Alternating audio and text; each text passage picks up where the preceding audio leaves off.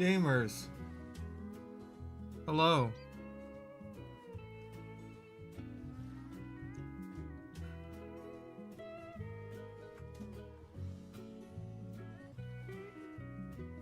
Oh my god, the favorite Fallout New Vegas content creator. I was actually getting some Fallout New Vegas footage earlier for Can I Beat Fallout New Vegas as the Spy?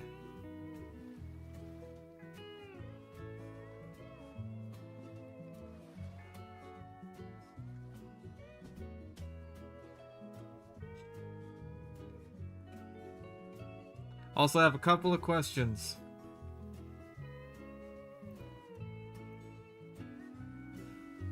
TF2 New Vegas.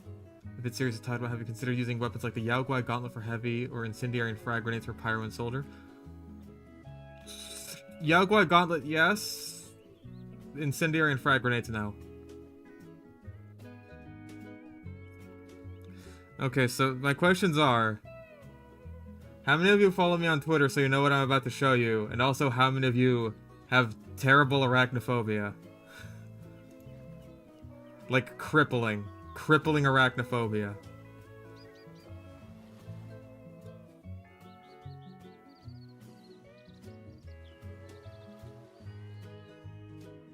No to both. Ready to get traumatized? Okay. Oh, hi there. You're okay. Ooh. Ooh, the spindly. You're okay. Okay, are you gonna hold on with your claws so I can show you? There he is. There's the boy.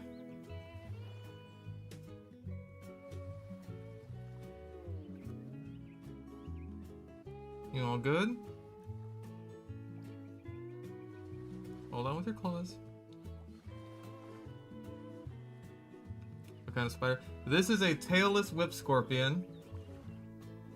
Also called a whip spider, I believe.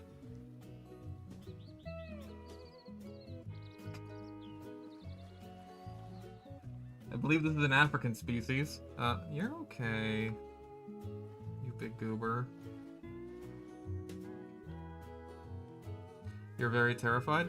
You shouldn't be. This is like the most harmless that arachnids get, at least of this size. No, it is not a spider or a scorpion. It's, Amplifygid or something like that? I don't know how to pronounce it. They're in their own family. They're, like, super old. Like, sea scorpion old. Also, I'm on Top Chat right now. Where'd I get it? Online. Not sure if I'd recommend it because it's really difficult to see because he has so many spindly little bits. But you can kind of see that one of his legs here, yeah, on this side, that leg there is broken, and he only has one of his little whip doodads. This right here. He's only got one of them, so like, he got messed up at some point. You're okay. You're okay. I believe he was a wild caught, so that might have happened in the wild. But, I don't know. I've heard mixed things about the place that I bought him from, but it's also just like, there's no expos near me going on anytime soon. So it's like, you get it online, wild caught, or I don't get one at all. And he's my birthday gift to me.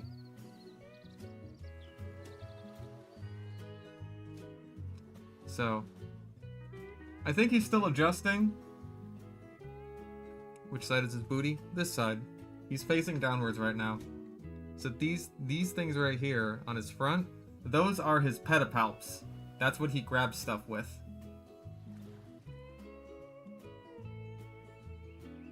Because that's how he hunts. He uses these, I believe that is his second pair of legs, as basically feelers to just like, well, feel around for food. And then he uses his pedipalps here to grab them and bring them into the mandibles. Yeah, he snippety snabs. So his name is Agrippa because he uses his pedipalps in order to grip things.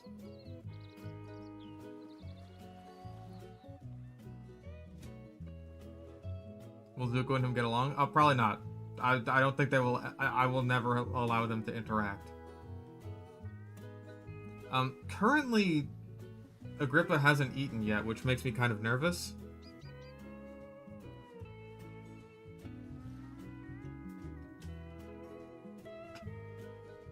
They're called raptorials. I mean, you want to boil it down, I guess they're pedipals, but like if raptorials is the proper term, then I won't dispute that. Yeah, like Agrippa. Exactly like that. It's being quite calm.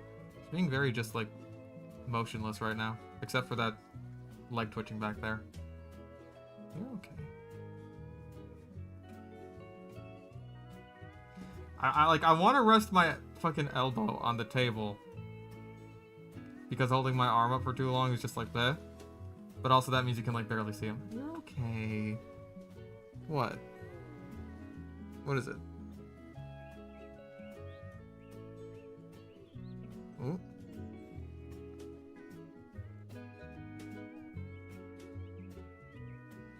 What does he feel like? Not really much, honestly. Like, you pretty much just feel his little claws, the tarsal claws on his legs, just kind of holding on to you. So it's kind of like... It's almost itchy. That's about it. Their natural habitat? Depends on the species, like, mostly caves, the sides of trees, stuff like that. Just like, they're... Obviously you can see that he's very flat, so just like, sort of small spaces he can squeeze himself into and hunt.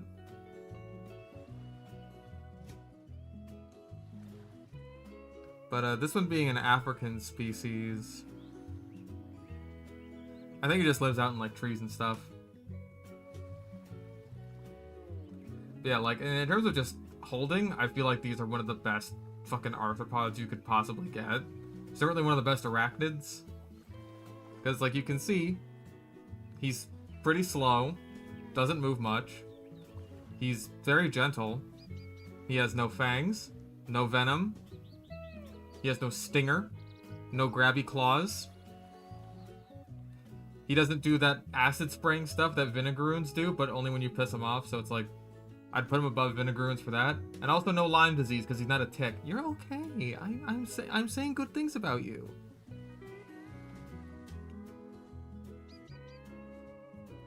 Why, I have a big bug on my arm? Wait, what do you mean? Why is he flat though? Because all evolution points you into being into a crab. This is the most crab-like of the arachnids. No claws. I mean, okay, those are claws. They're not like scorpion claws though. Like, he will not pinch you with those.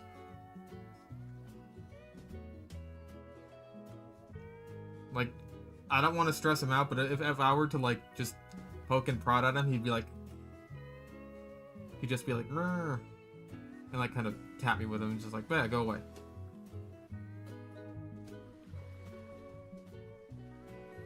Yeah, right now he's just chilling. He was a lot more active when I held him yesterday. He hasn't eaten. I'm thinking he may be about to molt. So, again, I don't want to stress him out too much.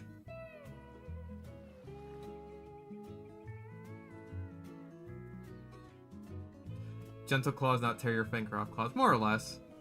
Like, he cannot hurt you if he tried. The worst thing about handling them, which you can probably guess by the fact that he's missing half of 2 of his legs, is that they are quite delicate.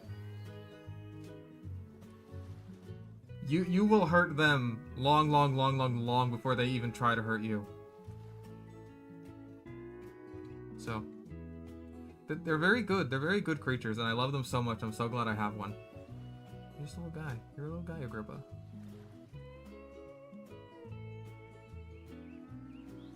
Do they regrow? I believe so. I did look this up, and some people were on like some arachnid forums are saying like, yeah, they'll regrow with future molts, which is the case for most arthropods, but it is a stressful process for them and takes a lot of energy, which might take a bit of time off their life. But the good news about tailless whip scorpions is these guys live a long fucking time. These guys can live like up to 15 years. depending on the species and also the gender. Kind of like tarantulas. They're very long-lived arachnids.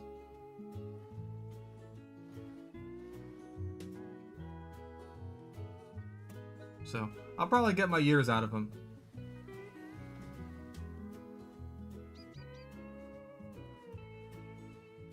Yeah. He's a sweet little guy. What the frick is that? That is my son, I'll have you know. Kiss it? No, I would probably hurt him. Like, again, that delicate. If I were to give him a little kissy, that would hurt him.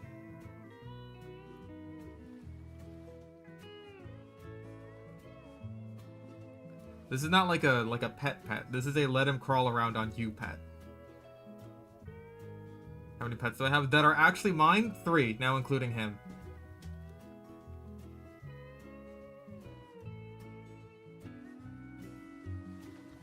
First you thought I got a tattoo. No, he's alive.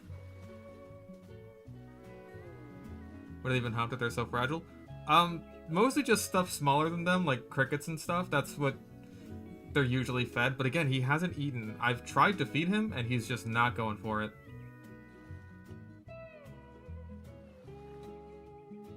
So, he might just still be adjusting to his new area. I've got like all the parameters set to just about where they should be.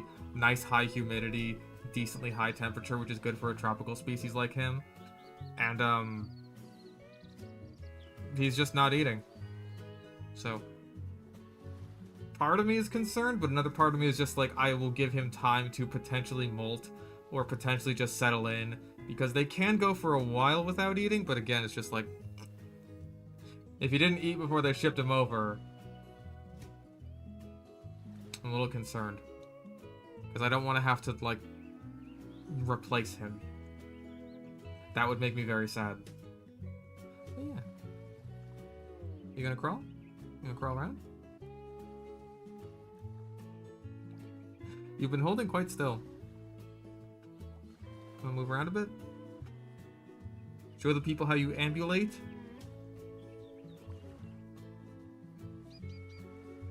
You wanna... You're having some trouble holding on.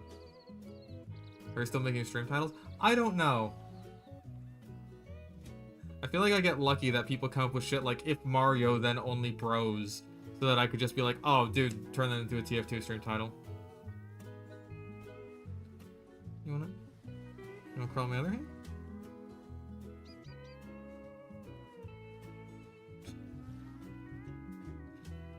He, like, can't hold on to my hand because the skin is too smooth.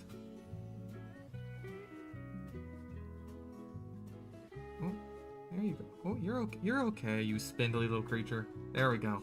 Ah. Yeah, it gets a little itchy.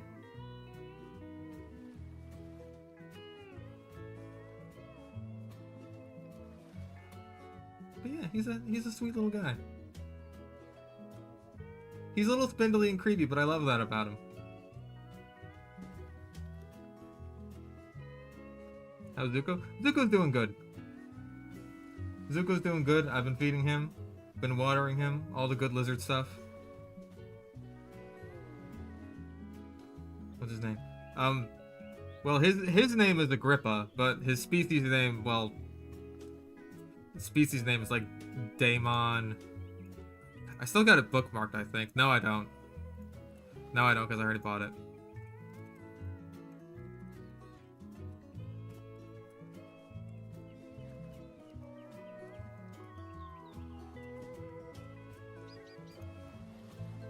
Yeah, he's a tailless whipscorpion. Okay, Daemon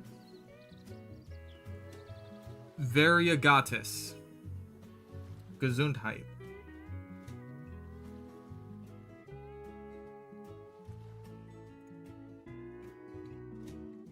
Yeah, he's a big boy. He'll get bigger. Coffin of Andy and Lele. No, I have not played it. I don't even know what the game is like in terms of gameplay. I just know that you fuck your sister in it. Agrippa de Rippa? Good name. Good name. Good name. Good name!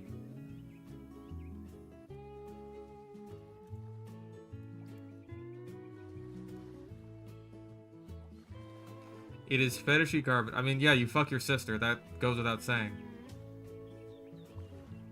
course it's fetishy garbage.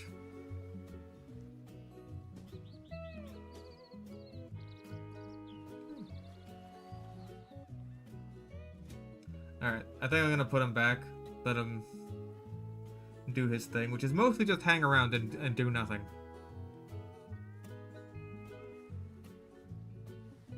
So, does he smell at all? No, not at all. I mean, unless you mean does he have a sense of smell, in which case, I don't know. Apparently their eyesight is pretty bad. Which is why they've got the feeler doodads. Am I Jewish? No. I thought that was my beard over here curling, but it's just my hair. I thought my beard had like a fucking curl to it. You don't care about eating people, but you care about incest. I think that both are reprehensible. Call me crazy.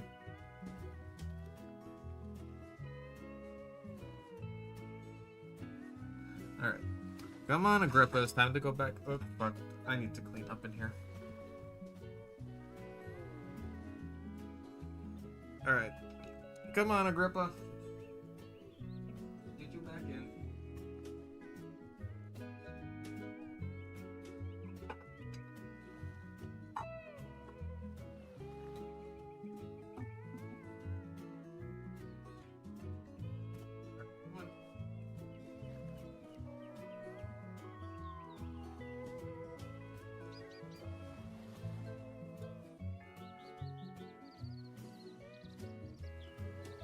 Hook your little leg in. Thank you.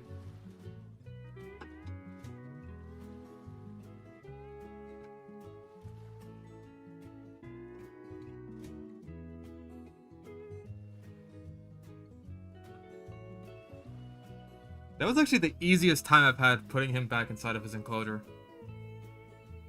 Usually he's more of a pain in the ass about it. Anyways.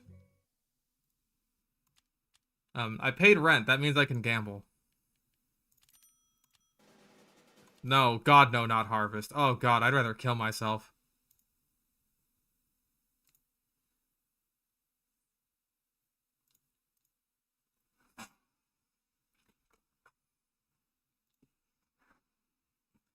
He is a tailless whip scorpion. I believe the giant Tanzanian tailless whip scorpion. The rehab changes that I helped test. I have not seen them yet. But I mean, like, I helped test them, so I have a good idea for what they are.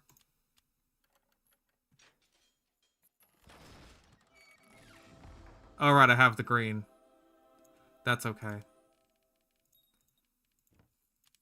What was I No, I wasn't testing anything. I was making new promo images for Sequoia Stained. Any risk with the cats eating Agrippa? No.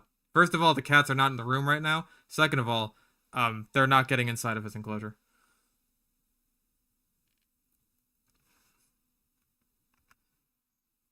Give me a moment while I get rid of the green.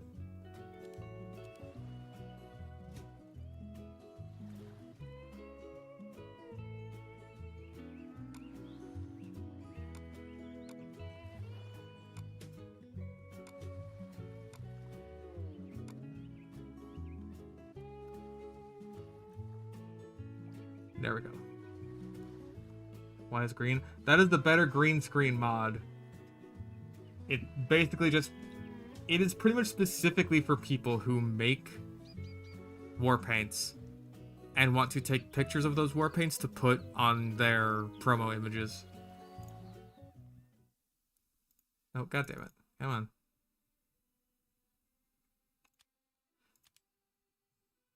Thank you. No, because, like, listen, if I were showing this screen, all of this would be green. Except for, like, the weapon itself. And, no. Because, I think I showed this off last time. Just, like, the changes I made to, Sequoia Stained. Yeah, because we got the new gold marble texture. We've bumped up the scaling on the... I say we. It was all me. I made all of this. Yeah, I bumped up the scaling on the engravings, smoothed out the wood a bit so it's less detailed and realistic. And I think it's improved. I think it's an improvement. Cheese quesadillas. I do like cheese quesadillas. They're kind of basic bitch, but I like them in general. Like you can't go wrong with cheese in a tortilla.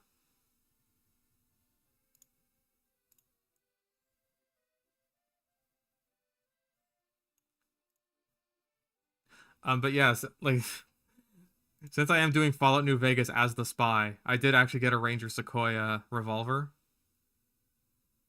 Oh my god, and the weirdest fucking thing happened. The weirdest fucking thing happened when I was getting like I don't know if I want to spoil it, but I also don't know if people are going to be like, "Oh yeah, that happens all the time."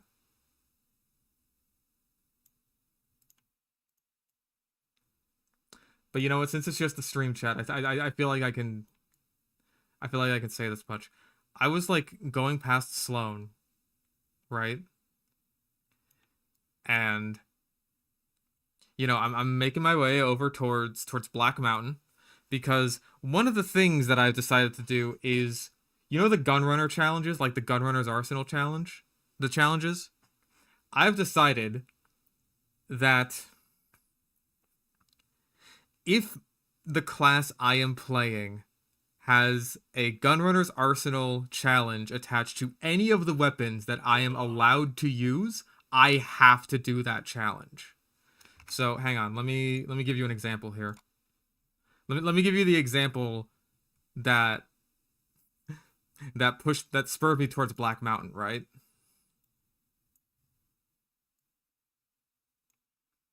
Okay, Vault 13's Revenge. I need to kill 15 super mutants with 5.56 millimeter. Not 5.56 as so many people in the fucking comments of the Bozar video pointed out. 5.56 millimeter pistols. Because those are technically revolvers. They have a revolving chamber. I will fight people on this. So I'm making my way over towards Black Mountain. And I see the fucking alpha male Deathclaw stuck inside a rock. Like right next to Hidden Valley. Completely stuck. He cannot move at all. He is not inside the quarry junction. He is stuck in a random rock between Sloan and Hidden Valley. But that's fantastic news for me, because on the list of challenges I have to complete is Deathclaw Pro Hunter, where I have to kill 5 adult Mojave Wasteland Deathclaws with a switchblade. So I just pumped him full of fucking Ranger Sequoia bullets and finished him off with the switchblade.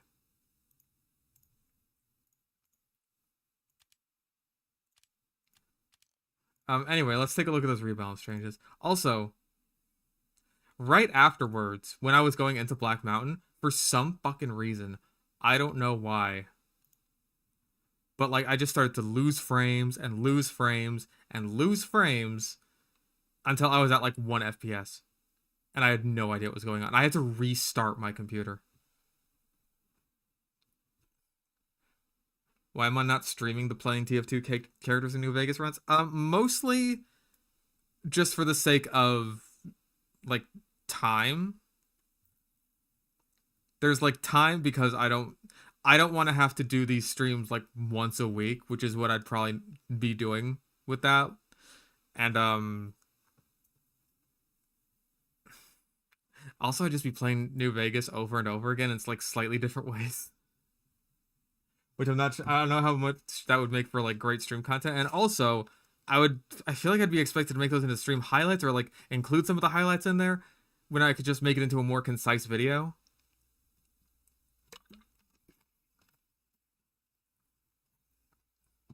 So it's like, that's the main reasoning. Okay. So we added the sniper ahead. I say we, it was all Shaker. I don't know why I say we when one person is involved. So we added the sniper ahead voice command. Did we also do the outline thing? Yeah, place MVM sniper call when available or custom voice otherwise and has a decal appear over the player's head. Yeah, highlight an enemy sniper when aiming at the sniper when making the command.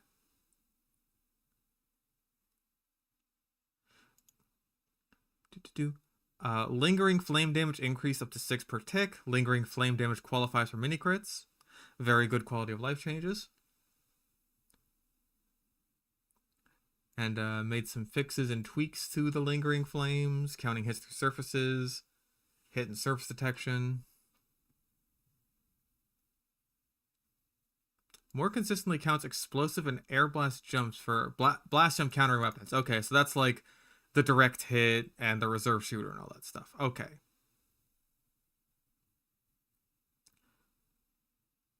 Girardi and Mad Milk can no longer exploit swapping loadout for a full jar.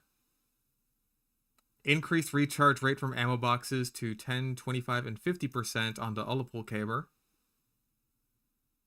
Persian Persuader fixed some ammo packs not properly refilling charges and reserves. Oh yeah, because there was the issue with that one on TR Walkway. On the Enforcer, decreased decloak. That is difficult to say. Decreased decloak speed penalty to 0.5 seconds slower, was 1 second slower. Phlogistinator added 66% longer lingering flame duration. They also leave a smoky trail, improved alt-fire visuals, and removed the damage bonus during the oomph charge. But like what I noticed like with the Phlogistinator while doing the testing is if you kind of go like woogity woogity up and down with your mouse, then it's like that really racks up some damage. I don't know if that's like that normally, but with the lingering flames especially, that does a lot. Sniper would be an easy New Vegas playthrough. See, with Sniper, I'm thinking I need to have a scope in order to use a rifle. And also my strength won't be very high.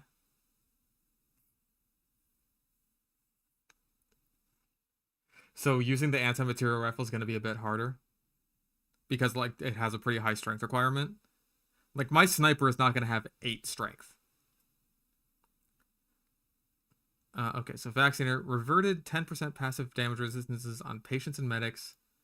And while Uber Charge, players regenerate up to 24 HP per second without additional heal beams. Added a cloak regen rate penalty to the kunai. Spycycle no longer recharges the ammo packs. And big changes to the cow mangler.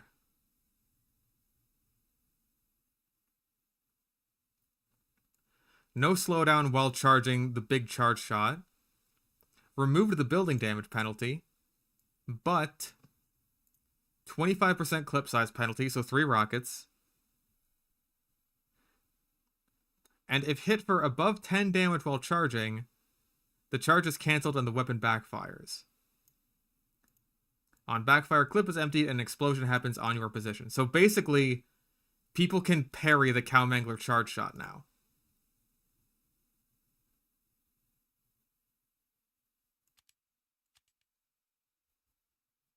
So yeah, big changes. Yeah,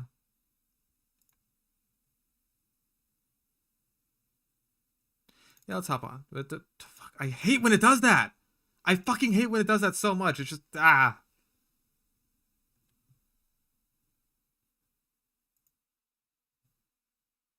Um. Whatever.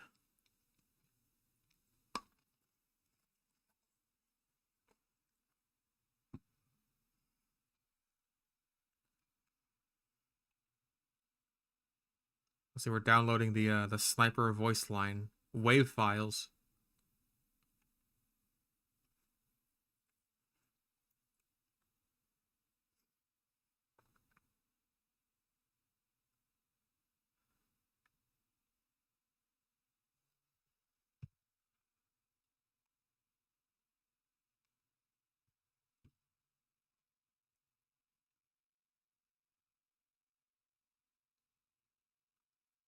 which is taking a while. But I think that's honestly just the sending client info thing waiting. Okay, unsubscribe. I don't fucking care.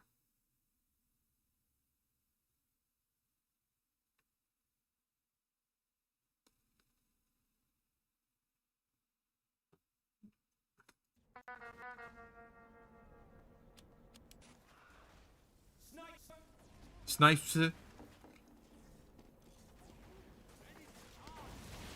Oh.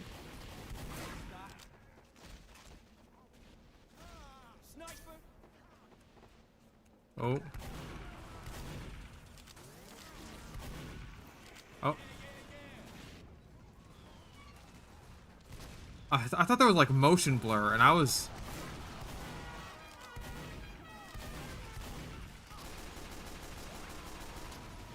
I didn't hit a single one of those. Wow, okay, Pistol, you are really letting me down here. Wait, is there motion blur? Am I going crazy?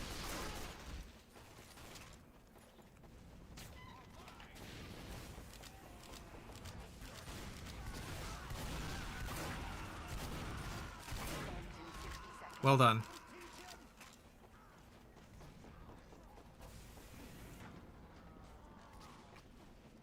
I think we're kind of crushing.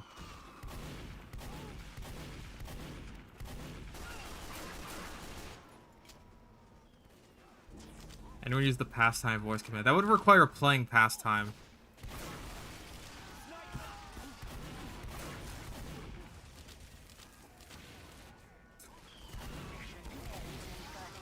I swear to God, I'm seeing motion blur on. It's like mini motion blur almost. Actually, I did. Hang on. No, that's not advanced settings. That is video settings. Video settings in advanced. Yeah, motion blur is enabled for some reason. What the fuck happened? Ew, disgusting. I hate it. Get it out of here.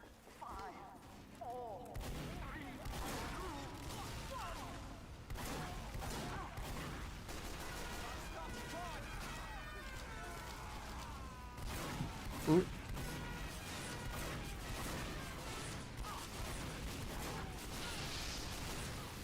Ah, I tried. That one gonna be on the Phantom War? Probably at some point. Or, I mean, definitely at some point. Why was I using the fan? I think I was playing MVM.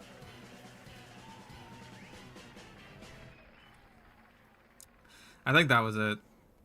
But, the Phantom War is something I've considered for, like, potentially the next TF2 Bad Weapon Academy. Which, I probably should do at some point. Or at some point soon. Because... What was the last Bad Weapon Academy I did for TF2? Was that the fucking Sydney Sleeper?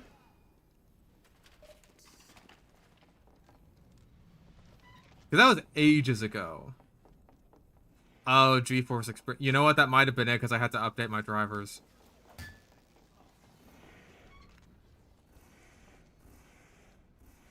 Oh, so I love how there's all these new changes and I'm playing basically stock Scout. But that's just...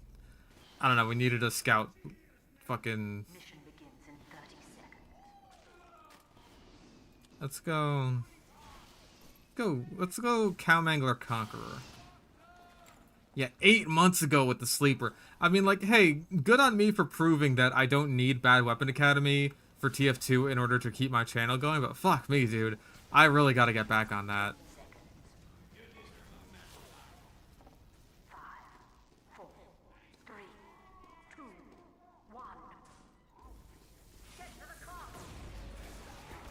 Nope, didn't work.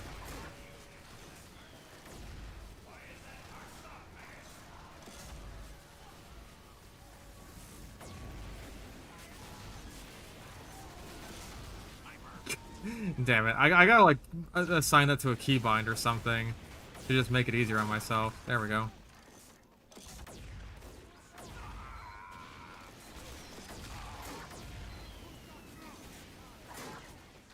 How alive are you? TF2's the livest player.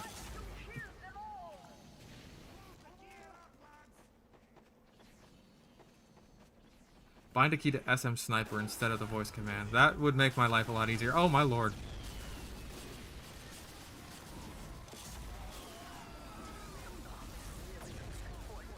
Oh, nope, didn't hit the sniper.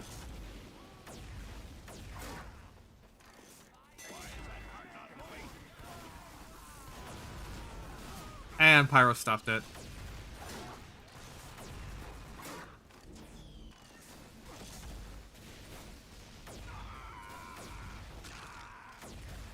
Oh.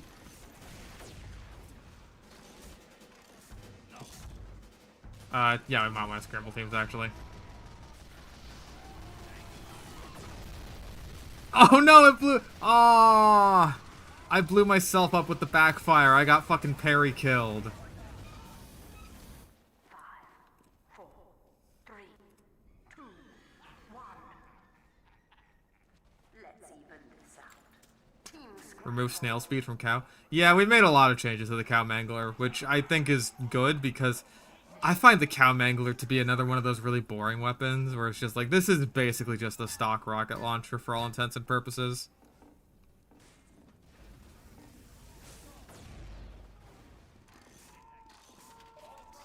Alright, I will high-five you. Death.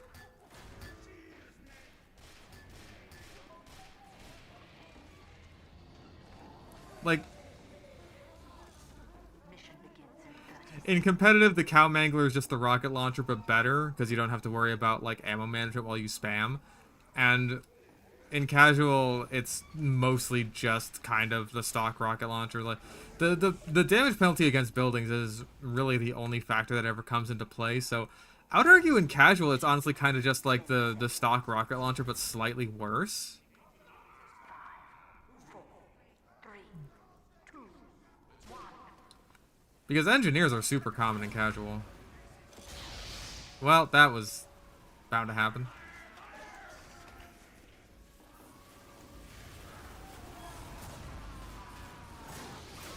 Ooh.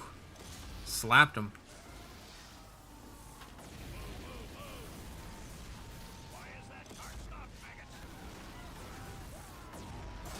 Oh!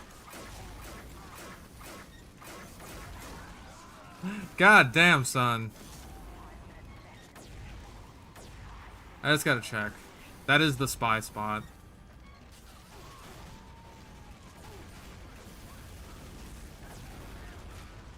Oh, please. Aww.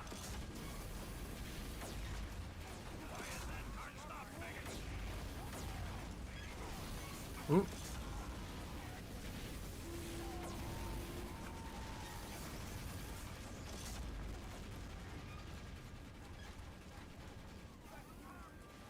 Have I been playing without game sounds this whole fucking time? No, wait, because you guys can hear the desktop capture for some reason. Why is that?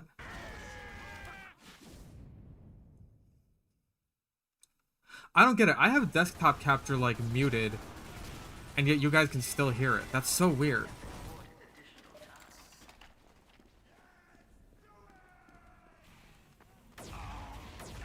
Whoa.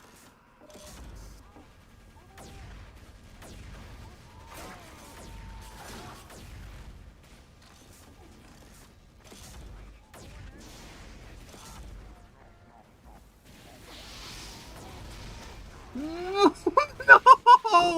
Oh, that made me so sad. I just wanted to get the heavy.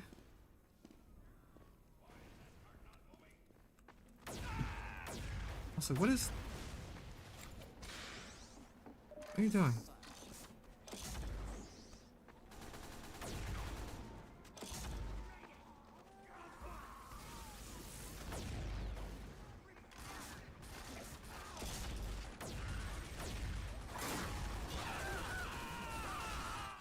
It's always the spy. Oh yeah, more rocket jump damage with the whip. I forgot about that.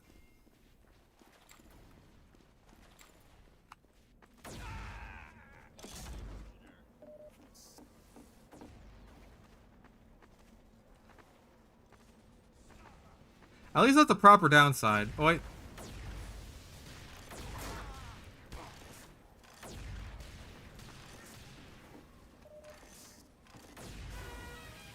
Yeah, fuck off. Okay, cool.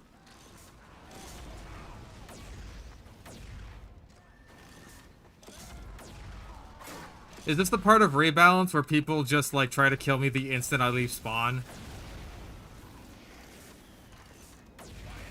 And then wonder why I never play on rebalance? Thank you. Thank you, adversary. Never thought I'd see the day.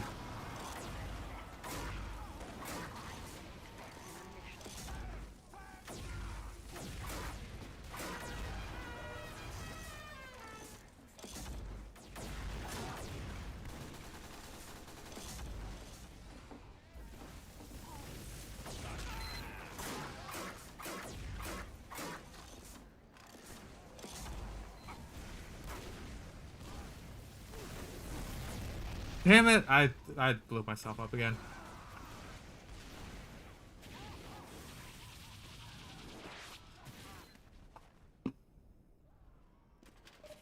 Yeah, at least that one charge shot where I got both of them. That was good. That was good. That felt nice. I felt something there. Have I even been able to get a conch boost off? Like a conch charge off? Conch? Conch? Conch? Conch? Conch?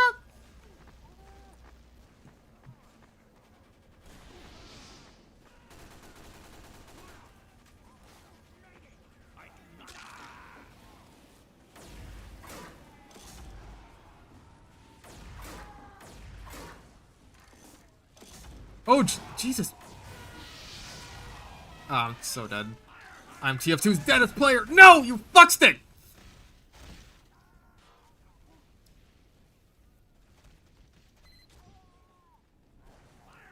Oh, right, that was the, was that Dictatorial Corellian's friend? I don't remember.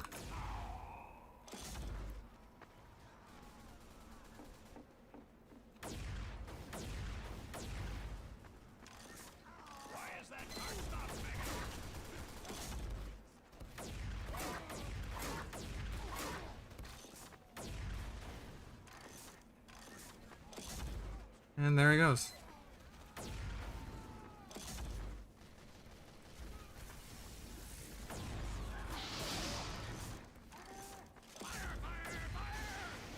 Jesus Christ.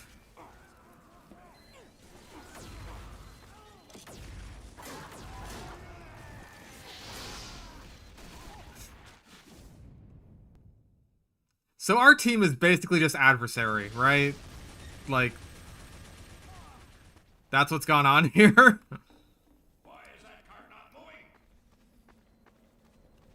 Because I'll be real, I barely even see my teammates.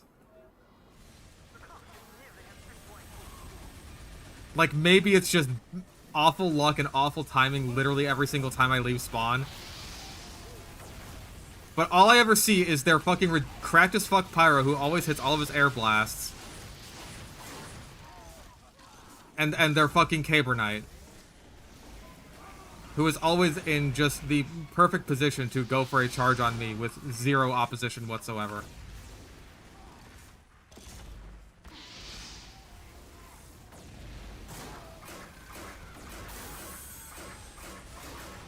And then, yeah, I got the people who can't turn around for a spy. Because that just doesn't compute.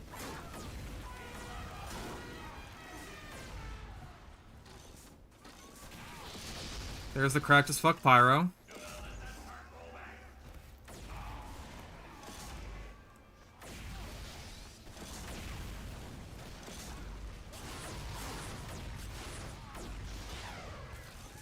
Man.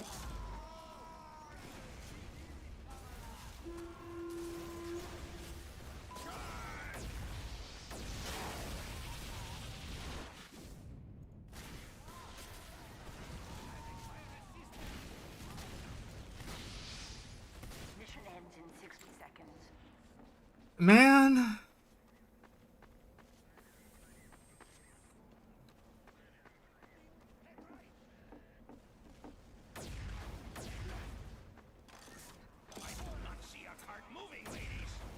I hate so badly when the fucking all the team balance does is just, oh, the roll's going the other way now. It's still a roll. Nothing's changed.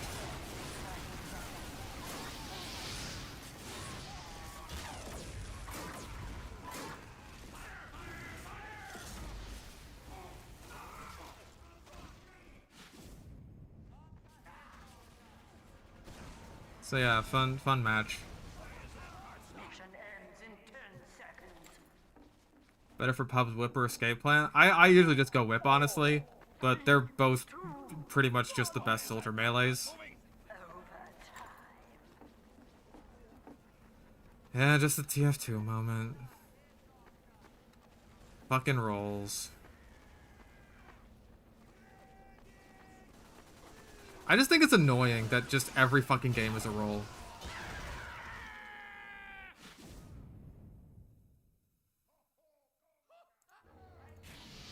Yeah, can we get a good one now? Thank you.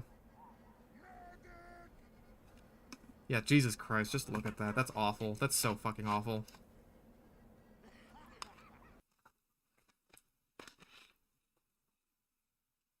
Like, if Adversary wasn't playing Spy, then he would have, like, 40 points.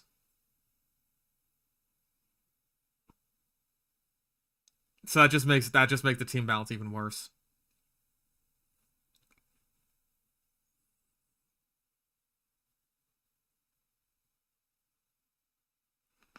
Ow.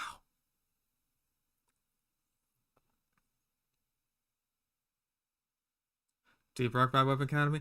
I haven't played Deep Rock Galactic yet. I don't know what the bad weapons are in it, or even if it even has bad weapons. That's kind of the thing. The criteria for Bad Weapon Academy is 1, I have to have played the game. That's an important one. 2, I have to know the game very well. Or at least well enough. 3, the game has to have bad weapons.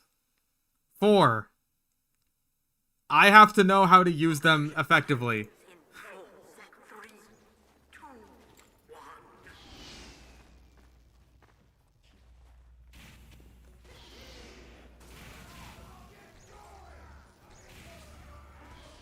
So, it's a bit of a process. There's a reason why I'm concerned about expanding it to other games. It's just like, I'm gonna have to learn the fuck out of other games. Especially when plenty of games that I play or want to play don't even really have weapons in them to begin with. Or like, they have weapons, but not like weapon variety. Like fucking Hi-Fi Rush, you have a guitar. That is your weapon. I'm not doing a fucking Bad Weapon Academy on like a combo move, because that's stupid. No, I have not played Ultra Kill in my spare time. I will probably get around to it, but it's just like I just haven't played it, or haven't played it in my spare time. Does Ratchet and Clank count? Ratchet and Clank totally counts, and it's like the first 2 games at least are games that I know well. The only problem is I can't emulate them.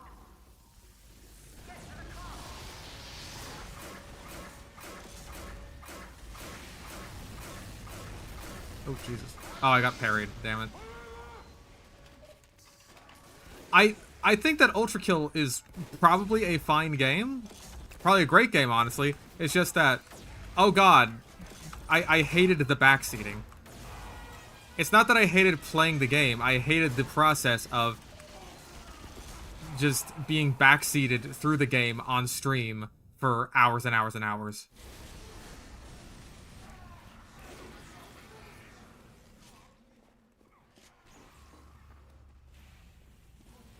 Do I have bad weapons in real life? I have the Bison replica. Okay, that's gone.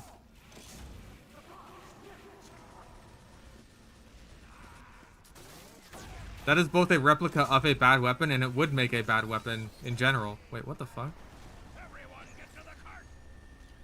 Oh, we stand on the point and that pushes the payload cart? Okay, that's unique.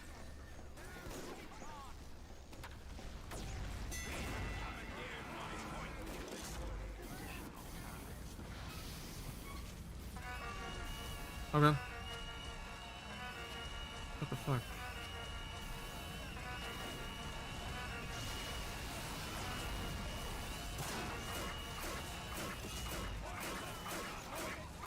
Okay.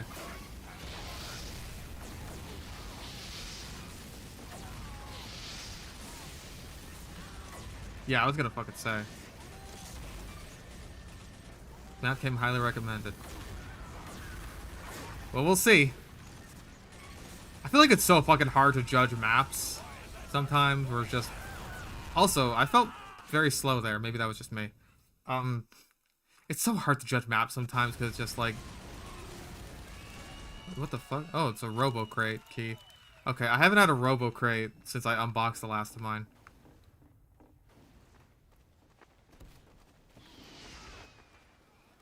Yeah, with how many matches end up being rolls, it's just like, was that a bad map?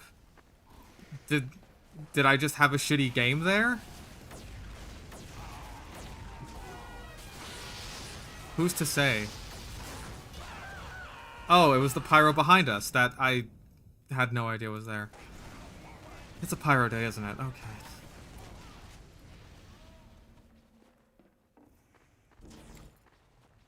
I know I'm not doing Bad Map Academy because that makes no fucking sense.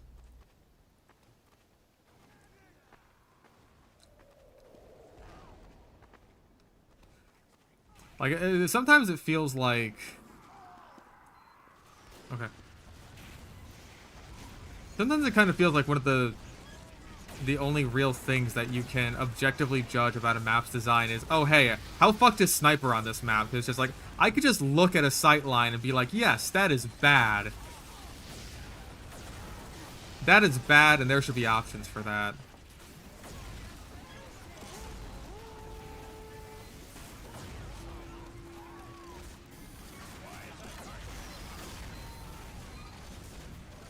No Bad Map Academy jokes. Oh, Shaker. You're so naive in thinking they're jokes.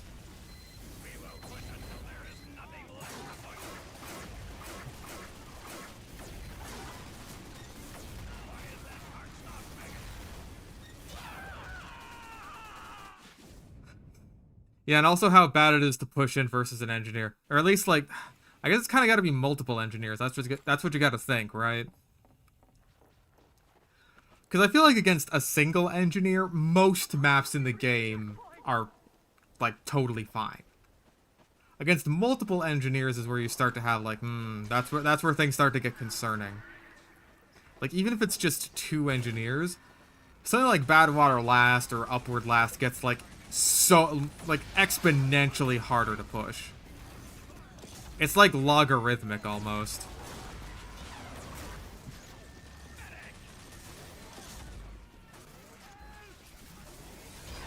God damn it!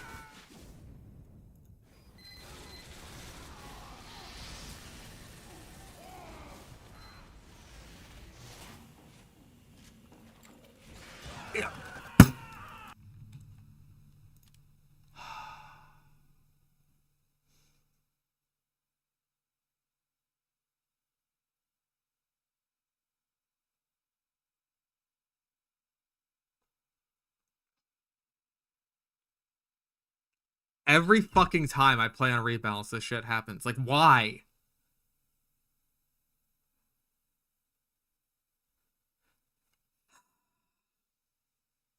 Every fucking time.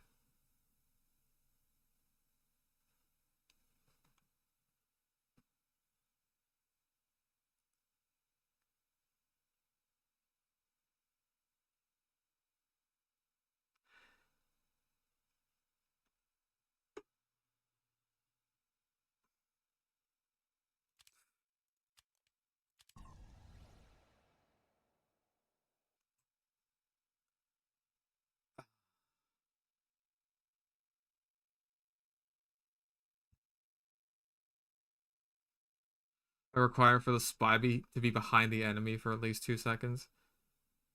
Or 0.2 seconds, like... I'm sorry, Jake. It's just, if all I can do is just walk to maybe the front lines if I'm lucky and then die over and fucking over and fucking over and fucking over, and then it's just like, oh, you can't even get out of spawn.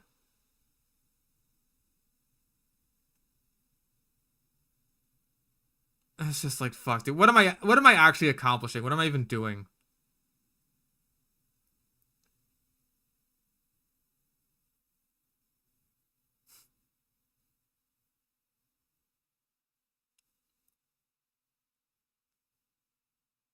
What am I even showcasing?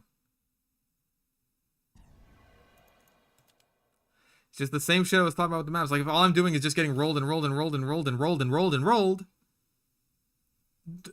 then that's all that's happening. I can't determine whether anything's even good or not. Yeah, it's unlucky. It's unlucky that this happens literally every time I go on rebalance. People are just like, well, fuck, I have to spawn camp. I simply have no other choice.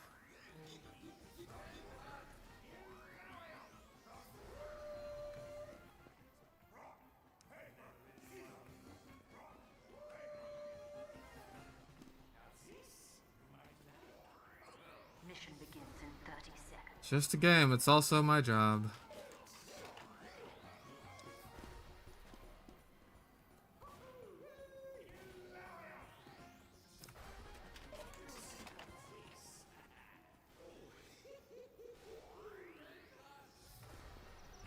Mission begins in 10 seconds.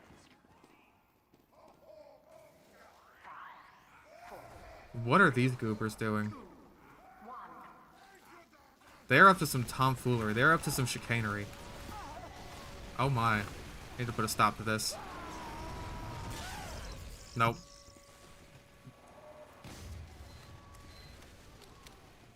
They've vanished.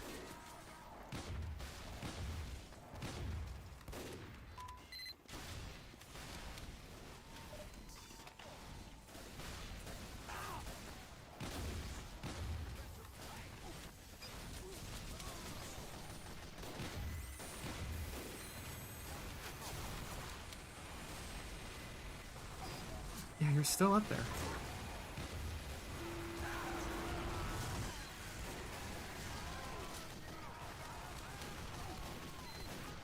Is that a headshot or a backstab? Okay, you're real. That's good. You're dead. That's also good.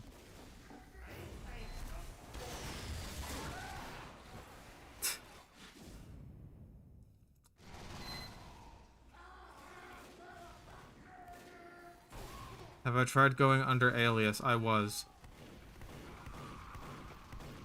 That, you have to understand how little that matters. That is a non-solution. That is a non-solution in casual, where it is like 99.9% the chance is, like, the people on the server don't even know who I am. I really wish I would have hit that.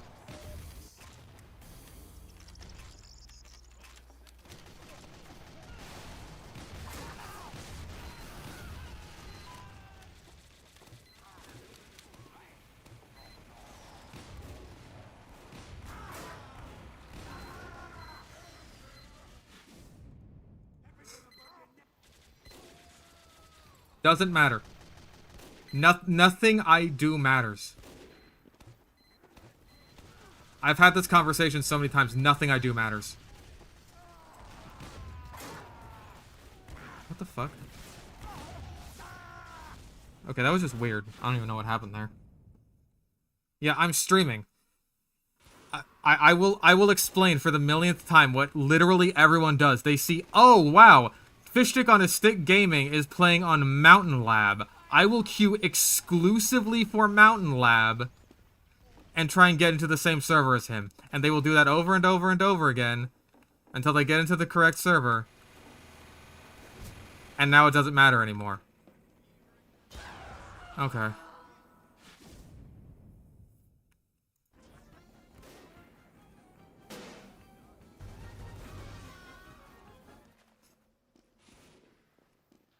Yeah, what's going on is I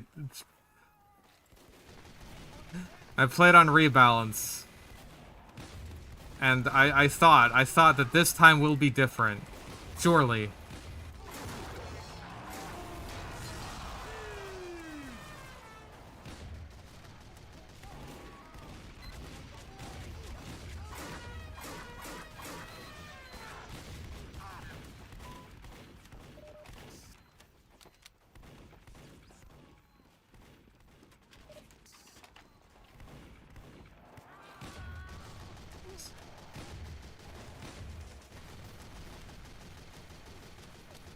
There goes obvious spy scout.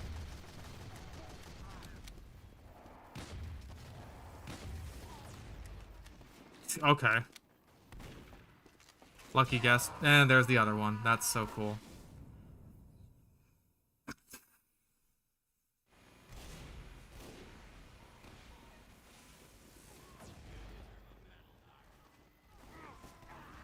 The arachnid pet is a tailless whip scorpion.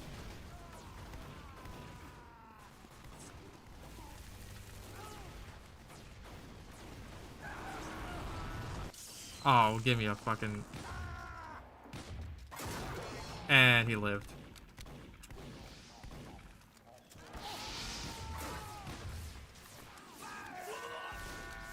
Thank you for the 5 gifted memberships. I appreciate that a lot.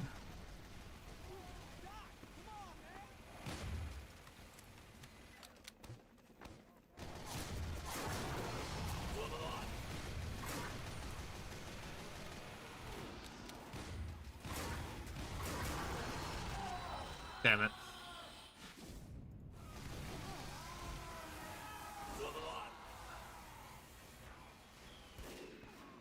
Use the Dynamax for eventually dropping it for being cheap. What would I say is the next best revolver? Latranger, easy. Like, the Latranger gives the Diamondback a serious run for its money. It's just that, like... It's so fucking cool. He can just get away with that. Because he's a fucking moron using the kunai. The reason I say that the Diamondback is the best revolver, even though I would say that the Latranger arguably has more use cases, is that, like, the Latranger has a downside, the Diamondback doesn't.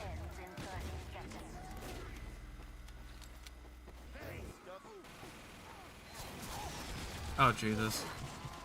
Where is it? Where is it? Yeah, that's cool. You could just get away with that. Oh, and this one's also using the Diamondback. That's so fucking sick, dog. Thanks.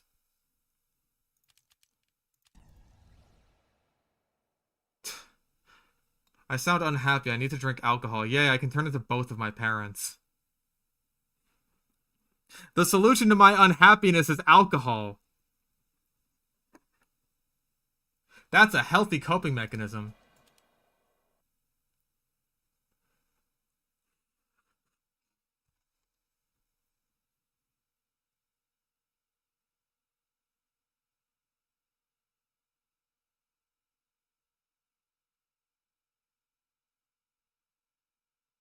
Mission ends in 30 seconds. Oh god, a match with 20 seconds left in it. The King's Quest games? No. I have not played those. My understanding is that a lot of point-and-click adventure games are extremely obtuse with a lot of their puzzles, and King's Quest is no different. Pinknocker, thank you for the continued membership. Oh, Jesus.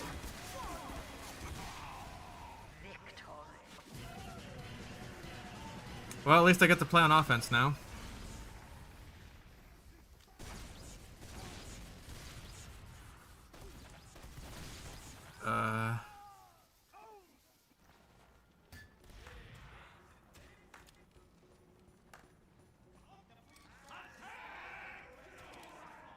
There you are. Mission begins in 60 seconds. Okay.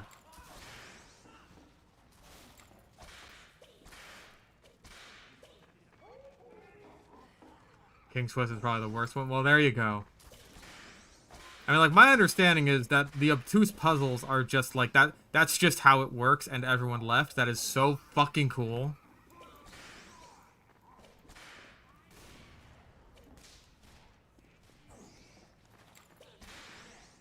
Mission begins in 30 seconds. Is anyone going to connect before the game starts, or are we just going to get so much momentum that we just effortlessly steamroll our way through?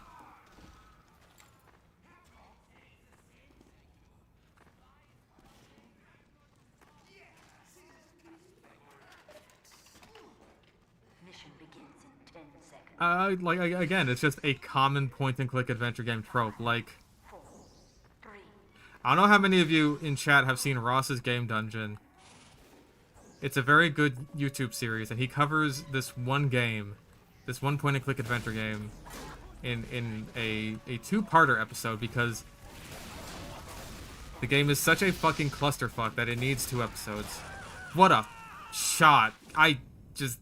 I respect it, but God, I hate pyros today.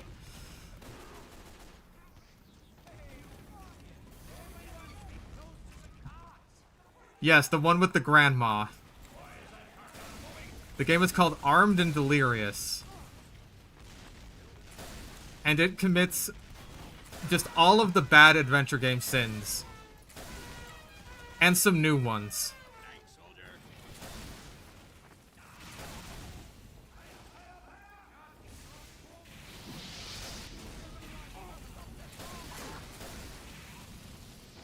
And Uber, and Spy.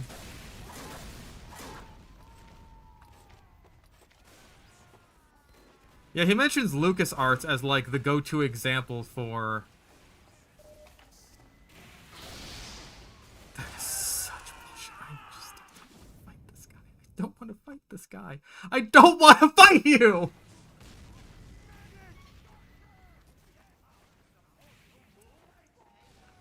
But he mentions LucasArts as being an example of the kinds of adventure games where it's like, we actually want you to be able to beat this in your lifetime.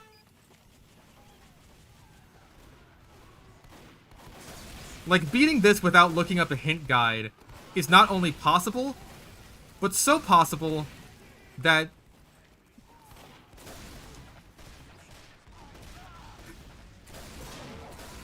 Oh! And finish them off. Like, certain adventure games, you could never beat without a hint guide, to the point where it's like, it would be equivalent to, if you murdered someone, your sentence is to stay in jail, not for the rest of your life, but until you can beat this game without any hints.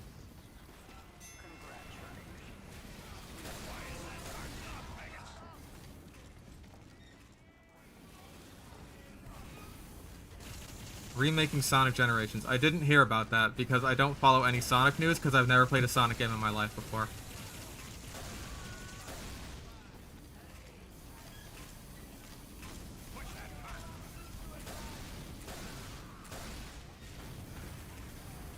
One of those situations, again, where the splash damage penalty, like, or the splash radius penalty really matters. Seeing something simple like spy checking is just made a lot harder without it.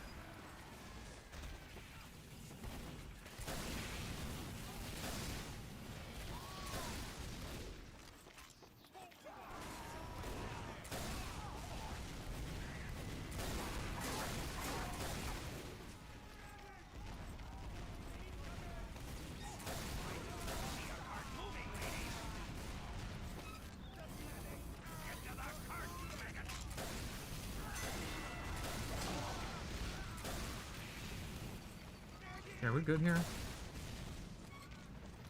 That heavy knew better. Now he didn't. Generations is one of the few good 3D Sonic games. That's nice, I've still never played a Sonic game.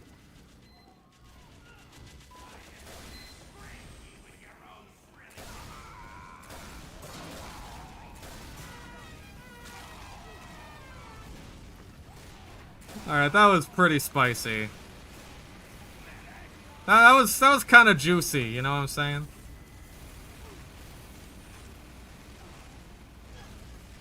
I've heard someone call a grilled cheese a cheese toasty. Apparently that's what they call it in the UK. And okay, you know how Gordon Ramsay doesn't know how to make a grilled cheese? I think that's why. Because in the UK they call grilled cheeses cheese toasties. And so he has no idea what people are talking about when they say it's a grilled cheese.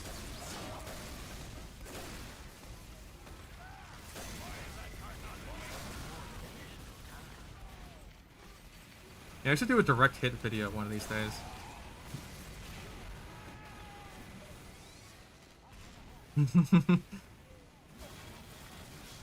Aww. Sad. Well, bro, whip me up a cheese toasty. But yeah, like, he tried to redeem himself recently by making another grilled cheese, but it's actually a grilled cheese. Like, no, he just made a melt.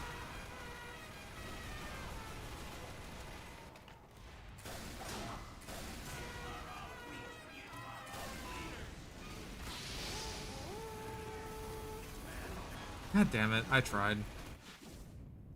I tried to get noticed by a medic.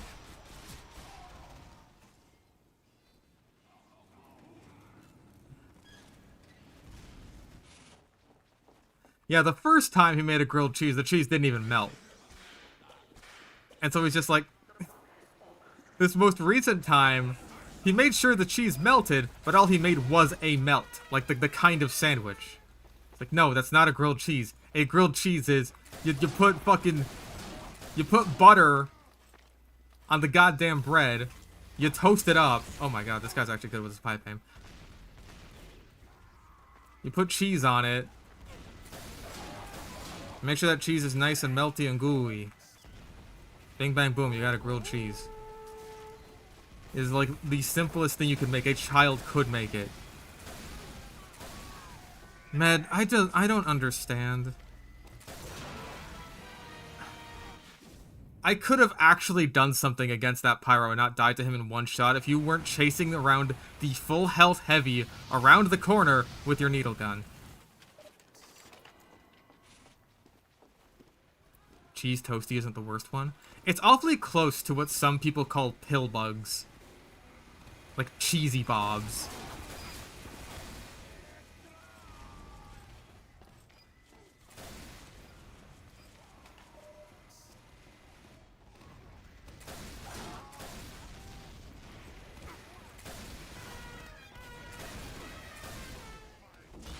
Ow.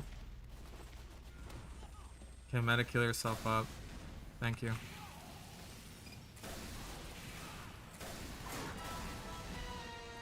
Thank God, I actually got revenge on that thing.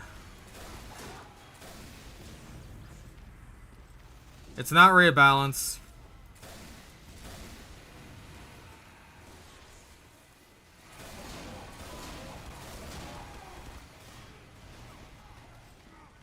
Fan of people calling McDonald's Macca's. That's a decent shortening. It's very Australian. You know, I can respect it.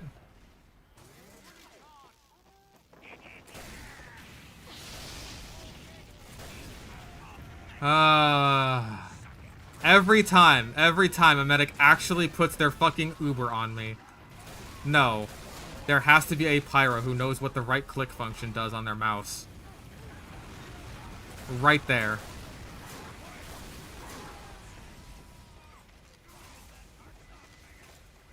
I think Macca's is honestly probably better than, like, Mickey D's.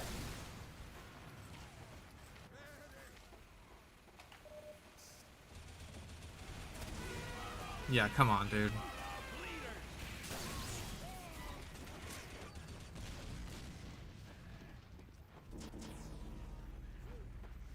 Okay, I feel much more comfortable.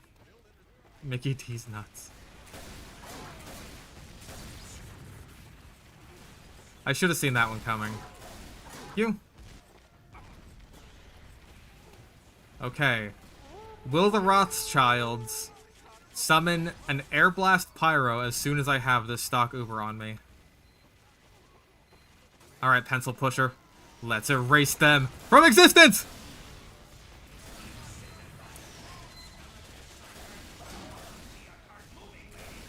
No, that's... Thank you, the Rothschilds.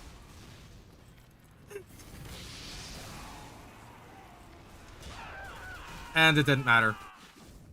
And he got away with it.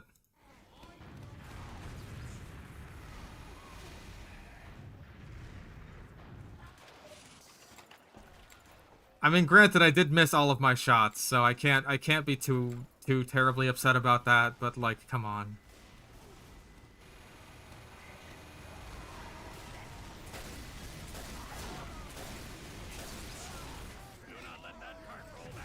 At least... I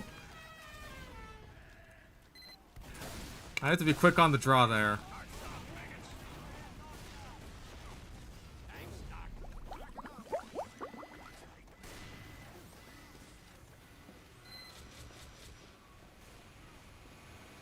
Okay.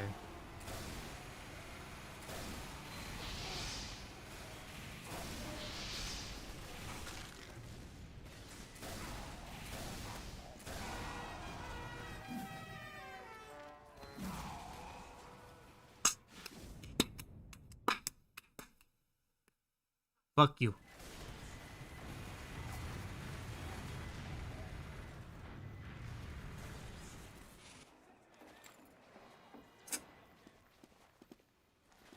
all I'm gonna say in chat.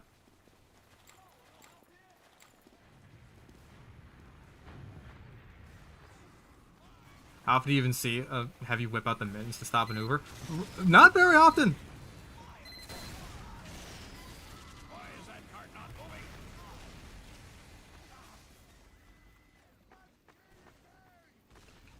It's a surprising rarity.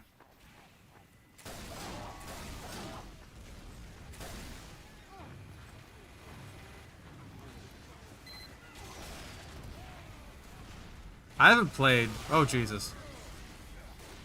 I haven't played any of the CS games yet. Like, I know there's a bit of a kerfuffle around CS2 and how it's just, like, effectively removed a lot of content from Counter-Strike, the CSGO, more or less.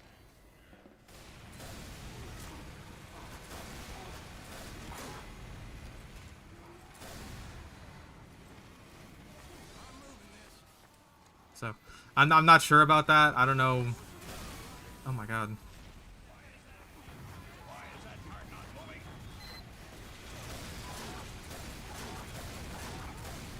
I don't know how to feel about a lot of this jiggery pokery.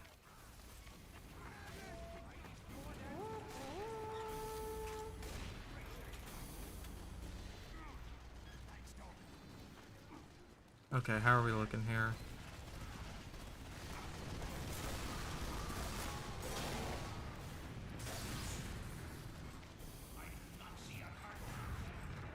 Like, I understand that the plan with CS2 is to, like, add the content back in over time, but I see that as so similar to just modern live service models where it's just like, yeah, we release a half-finished piece of fucking garbage, but we're gonna fix it with patches just over time, if you're lucky and we find the game profitable enough to continue doing that. And it's just like, I hate that so fucking much. I think that's so retarded and it's such a bad fucking model. Because the games industry has been doing pretty fucking good for a really long time without needing to release half-finished games that they just...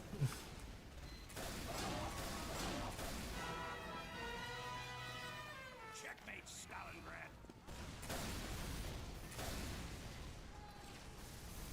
that they need to patch all the content and actual quality into. I just think it sets a bad standard.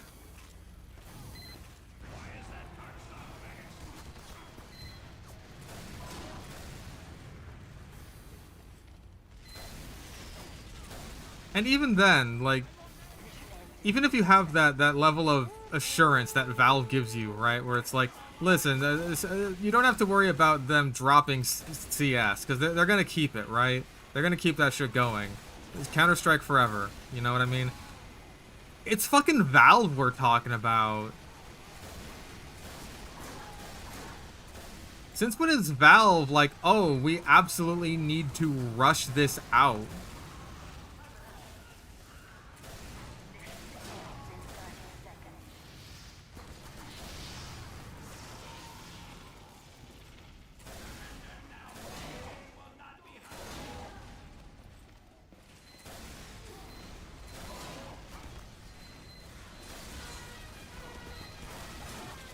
This team has a lot of guys with fancy hats on it.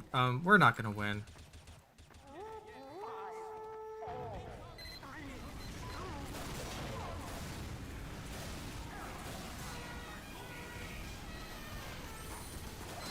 I tried, man. I don't know what the hell happened.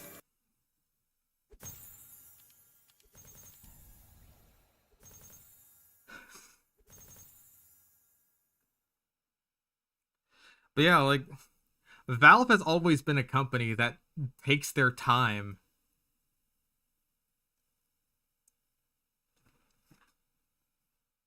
Like, if they didn't take their time with TF2, it wouldn't have been the game it is. It would have been some fucking boring schlock that would have been forgotten about in, like, a year or two, maybe. Because we already got stuff like Day of Defeat. We already got stuff like that sort of thing. There wasn't anything like TF2. I don't know. Yeah, Valve time is a thing for a reason. Because when you have Valve time, you actually assure quality, but I don't know, maybe Artifact just... Maybe Artifact just changed Valve. I know that TF2 started the live service model, but it's different.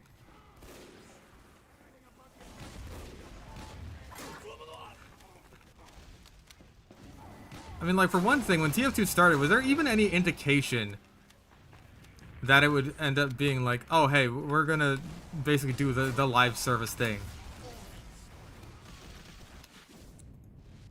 That guy was really intent on killing me. Thank you for the gifted membership. The name's Jonas. Greatly appreciated.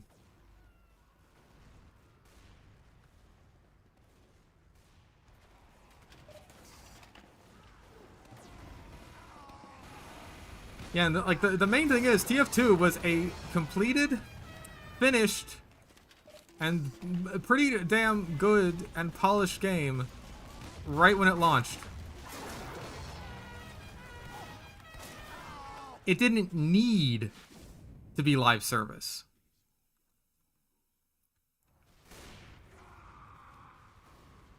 And there's plenty of people who would be happy if it wasn't.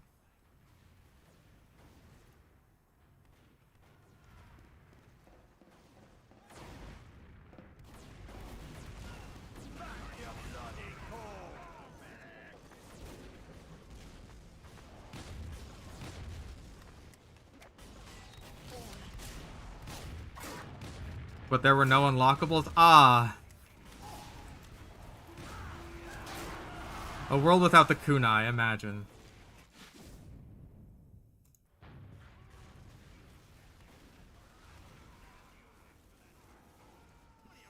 I think console TF2 would have lasted. I mean, it pretty much didn't.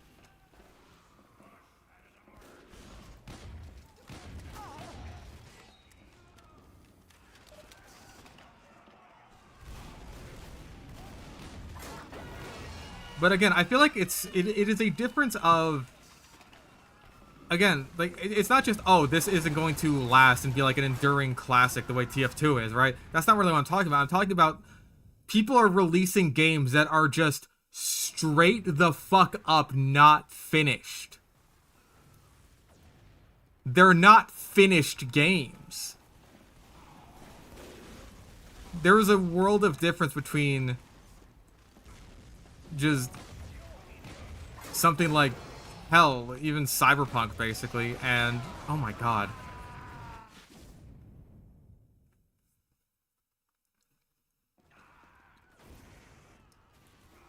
And hey, No Man's Sky, like, No Man's Sky at least had kind of an excuse because it was being worked on by like 7 people. Yeah, it has been a problem for years, and I fucking hate it. I hate that that's the standard now. It's stupid. It sucks.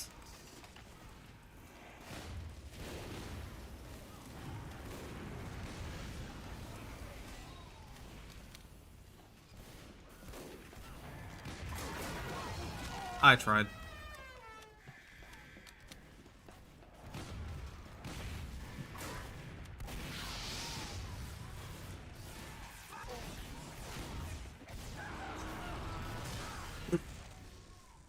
I bet I scared him at least.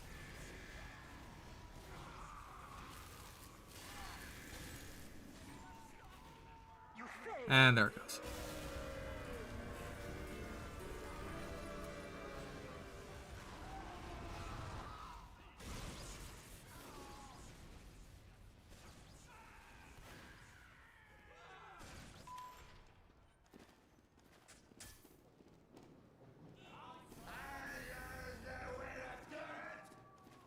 Mission begins in 60 seconds. I mean, never mind the fact that so many live service games are just like they're exclusively online only. You cannot play them offline, even when they are effectively single player games. Like, I'm pretty sure even Left 4 Dead, you could play offline. Even TF2, you can play offline. I mean, like, all you'll get is bots. All you'll get is fucking single player bots, but you can run the game offline. So many games are just tied to a central server, and once that goes down, the game's just gone forever.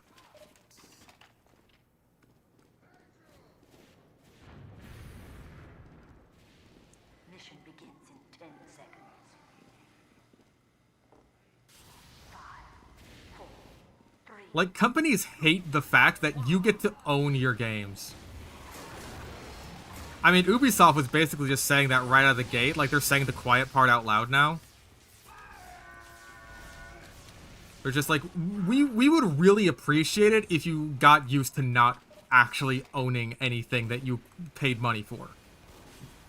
That would be extremely convenient for us.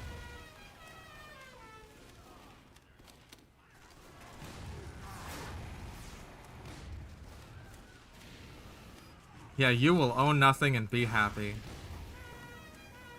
People are very, very grumpy. Between DMC, Bayonetta, and Hi-Fi Rush, which one was your favorite to play through the campaign of? Also, No Man's Sky was kind of the first game to do that.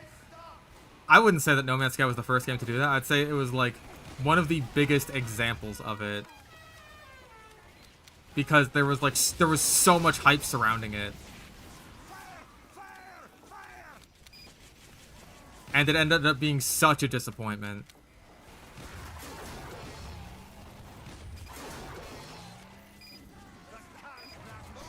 Oh.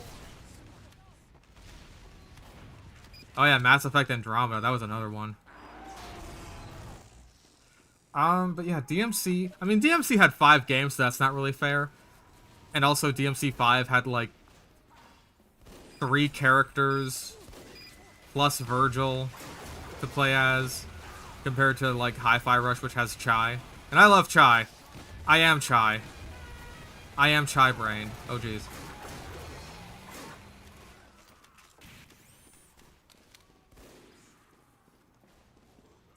Yeah, not to mention just early access in general has been... I mean, like... Again, early access I have mildly more respect for, because it's being upfront, right? It's being upfront that's like, you as the consumer are basically a beta tester, and there's no guarantee that this is going to succeed. I can respect that more than a company saying, this is our finished game, we made it. Here's all the microtransactions we really want all the whales to spend their money on. Because that's the whole reason we made this fucking game. Ah, no fall damage.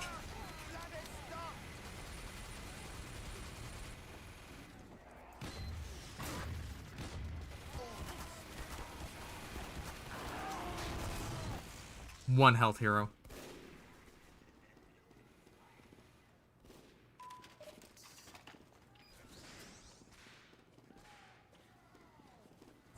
Well, they have patched Andromeda. I don't want to say recently, but they did patch out a lot of like the really bad stuff. Like the obviously bad stuff, but from what I understand, all that's left after that is just kind of a mediocre game.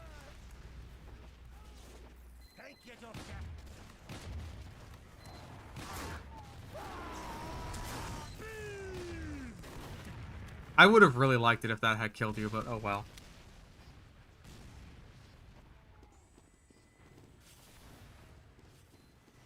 I don't think we're pushing out of this, by the way.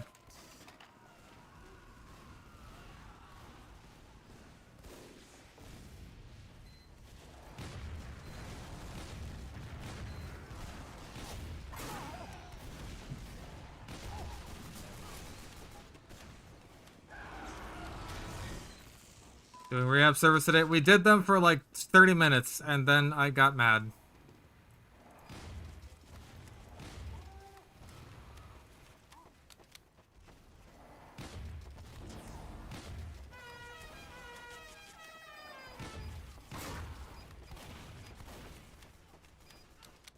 Listen, Medic, all I'm saying is if you end up Ubering me, you're going to be very, very sad.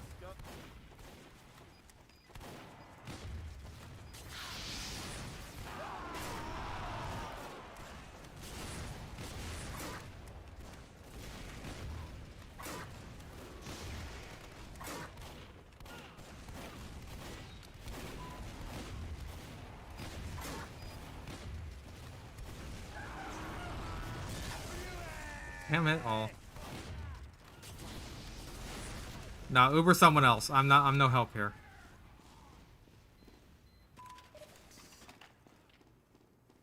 I'm getting incredibly unlucky with the stomps today. You fool, you utter imbecile. That's just TF2.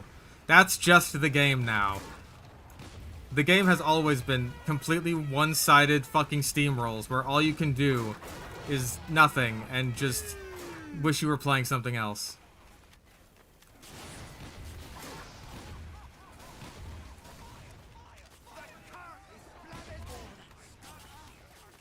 Oh yeah, the issue with Pokemon isn't that the games are, well, isn't entirely that the games are unfinished. They are In 30 seconds. technically complete.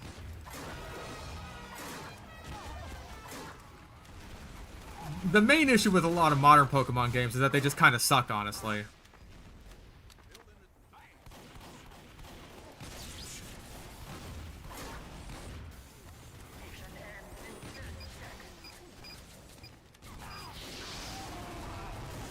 Oh, I wish I wish I didn't even hit the wall.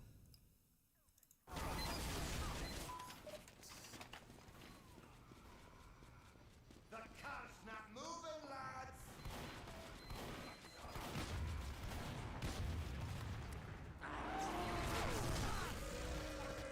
Another fun one.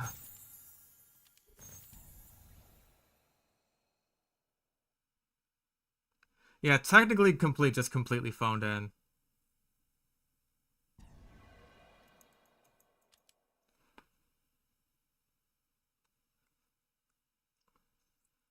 Like, Pokemon has, I would say, roughly as many issues. Like, I have about roughly as many issues with modern Pokemon as I do with modern Minecraft. Which is to say, I find both of them to be infinitely frustrating.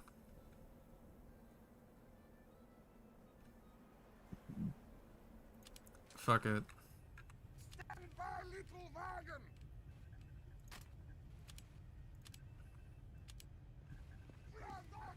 Oh, we have 3 heavies now. Okay, 4 heavies even. Okay.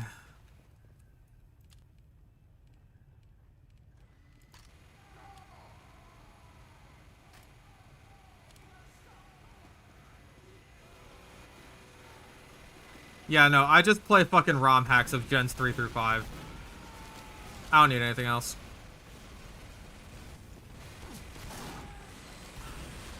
Damn.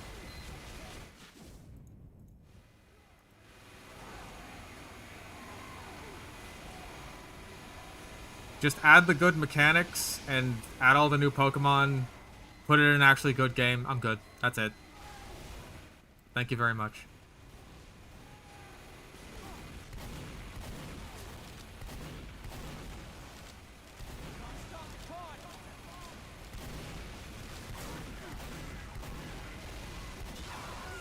Okay, there it is. That's unbelievable. I can't believe you have such a weapon.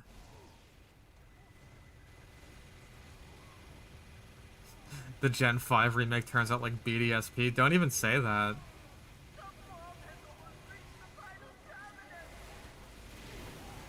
Wow, another one. Yay. Oh, and it's ending right the fuck now? That's so cool. Wow, that was really fun.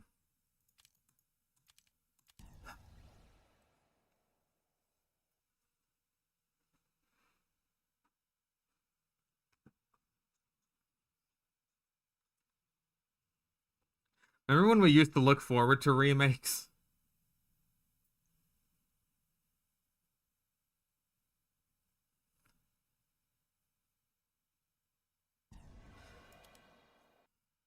And then ORAS happened, and it's just like, I don't know, maybe we should be a little hesitant. And then BDSP happened, it's just like, please don't ruin another one.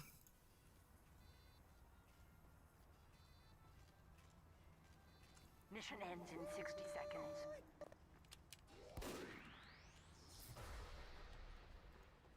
Dragon Share. Well, someone got an achievement. Where's my dentator? There it is. You've put me in this server that's about to end in like 30 seconds. Okay.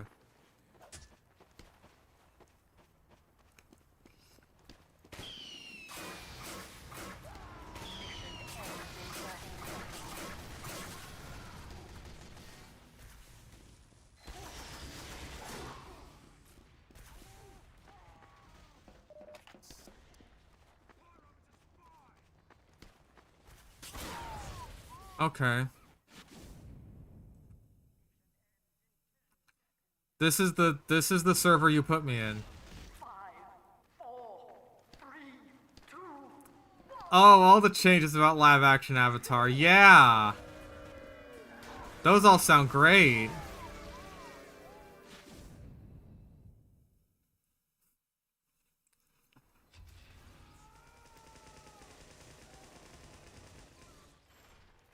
Yeah, cutting features to make each gen seem unique, or at least each region. I know that they cut out, like, trainer customization, like just playing dress up, which was just objectively a good thing. They cut it out of ORAS because it's just like, this is very unique to Les Calos region because, la France is very fancy. And then they just completely backtracked on that as soon as fucking Sun and Moon came out. It's just like, yeah. Trainer customization is just like a regular thing now. We just didn't feel like adding it to ORAS. We just didn't fucking feel like it.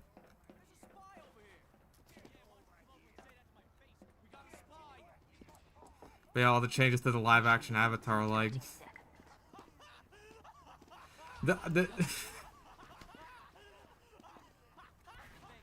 Urgh. So the thing is, right, until the Winter Solstice 2-parter, the Season 1 is kind of directionless, right? Like, we have the general idea that we're going to the North Pole to find a waterbending master, but there's no hurry.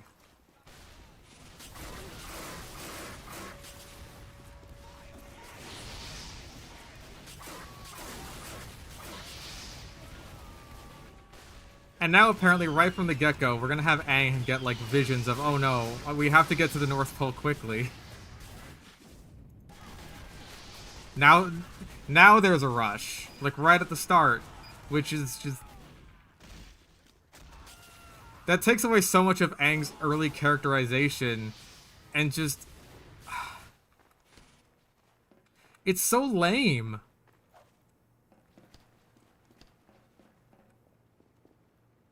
They want to take away all the character growth. Aang goes from being this goofy kid who just wants to fucking ride the giant fish. That's so fucking cool, by the way. He just wants to ride the giant fish. And he doesn't want to be the Avatar, to actually being able to do that shit. To actually being able to be that leader, to take accountability for his actions, and to work with some urgency. Some much needed urgency. Fuck's sake, it's another role. It's just another one. It's so fun. It's so fun. Every game is this now.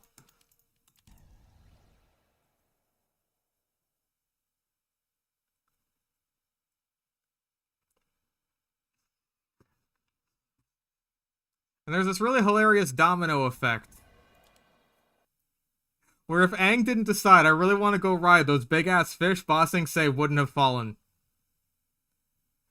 He wouldn't have gotten shot with lightning.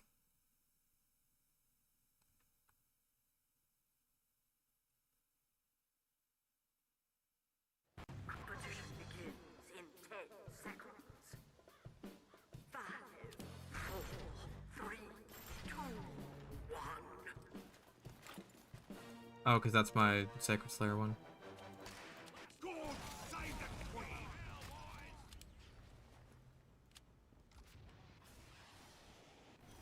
There's so many fucking objectors.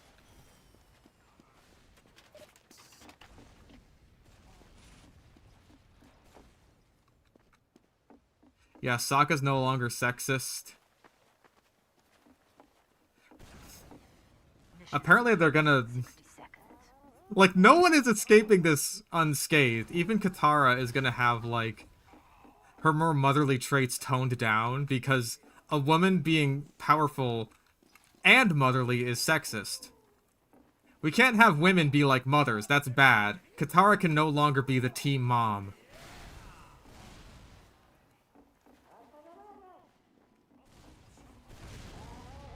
Sokka will not get to grow from being a sexist into someone who fights alongside dependable women in his life. that doesn't happen. So they're probably gonna have no conflict at the North Pole either. Like, Paku's probably not gonna be sexist either, if I had to guess.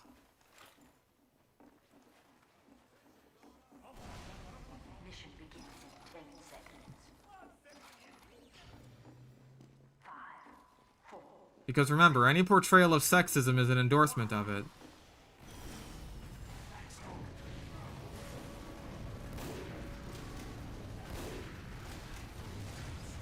If something makes you uncomfortable, you just shouldn't have to see it.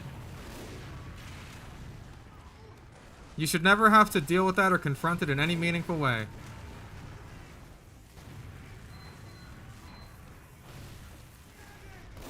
What's the point of Suki if Sokka can't be sexist towards her? Well, the showrunners have said that they wanted to they want Avatar, the new live-action Avatar series, to appeal to fans of like Game of Thrones. So Suki's purpose will be Suki's purpose will be to be featured in a completely necessary and definitely not uncomfortable on-screen sex scene with Sokka.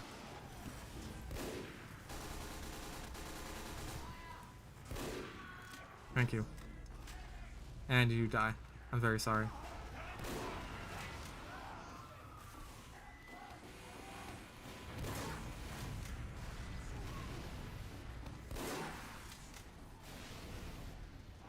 They have a lot of demos.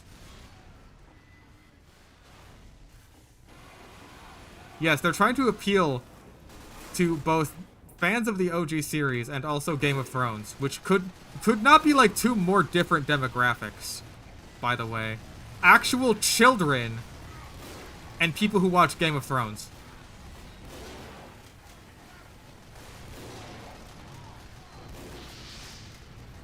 Is this another role? Could it possibly be?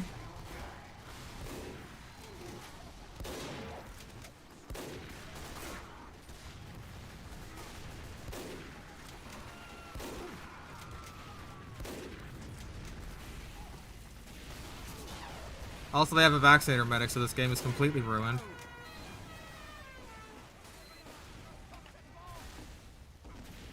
They're gonna lose their sausage. What,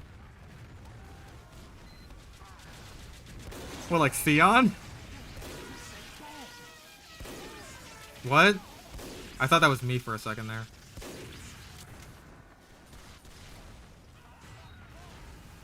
What? Is that lag? Am I lagging?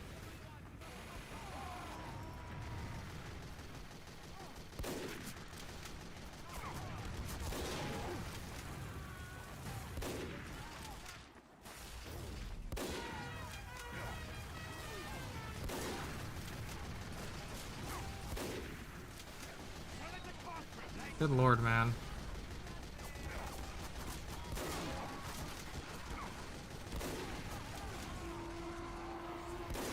Damn it all. And I actually ran out of ammo with Sniper. And Game of Thrones just rotted people's brains in general. Thinking that, like, dark fantasy needs to be like, oh, people say fuck a lot and get raped and shit. There needs to be a lot of rape and violent murder and swearing and, like... That's what makes dark fantasy, and that's what makes it good. Fuck face.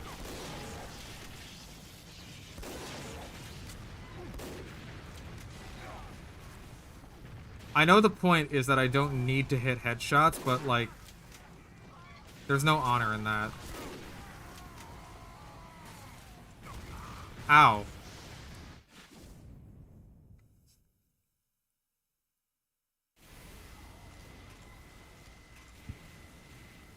I mean, like, I'm gonna be real. I think that they're just saying, oh, we want it to be like Game of Thrones as a marketing gimmick. Because people will see Game of Thrones being mentioned and be like, I like Game of Thrones. And then all the articles, like, the fucking shitty articles will just be like, new Avatar series aims to go for the Game of Thrones audience. And then people will connect the dots in their brain that are just like, oh my god, I like Avatar. Oh my god, I like Game of Thrones. And then they'll clap like fucking seals for it. Because they're just mindless buffoons who can't actually think for themselves. Outside of just like, I liked thing and therefore I will watch it. I will watch the new version of it that's coming out that they're fucking ruining. Ow, good headshot.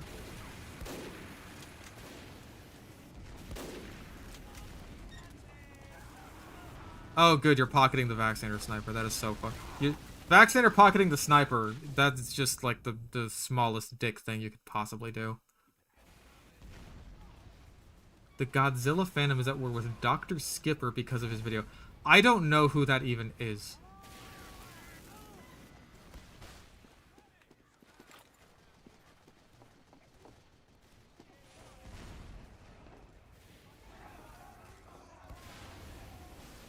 You're right, I'm sorry. They don't clap like seals. They clap like penguin seals.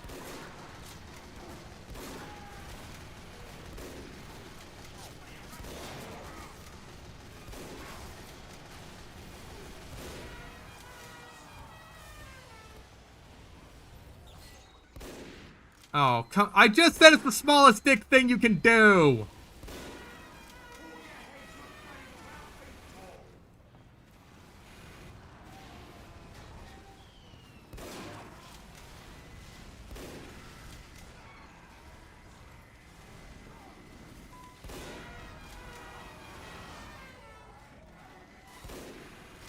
I see your ass.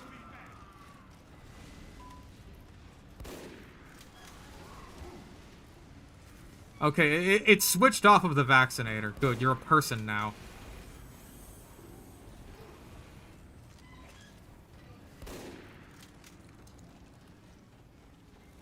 You have officially graduated from thing to person. Good fucking cleaver, goddamn. Also, I thought I had the whip for some reason. I've been playing too much direct hit soldier.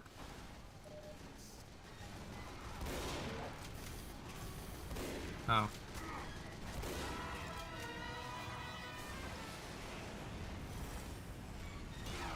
Ah, I should have seen that coming.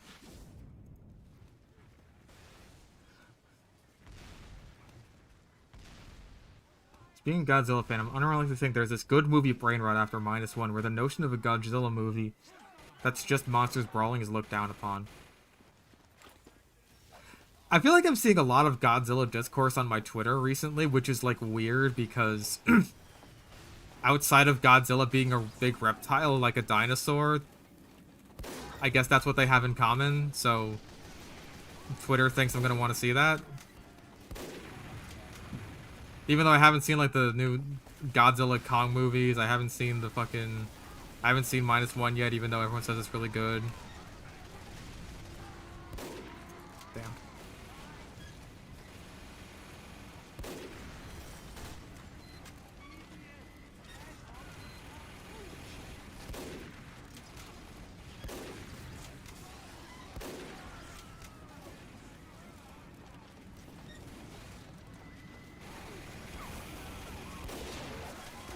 Yeah, I haven't like seen or I haven't interacted with a lot of Godzilla stuff, so I don't know why Twitter thinks I want to see a bunch of Godzilla stuff, but that's what it thinks.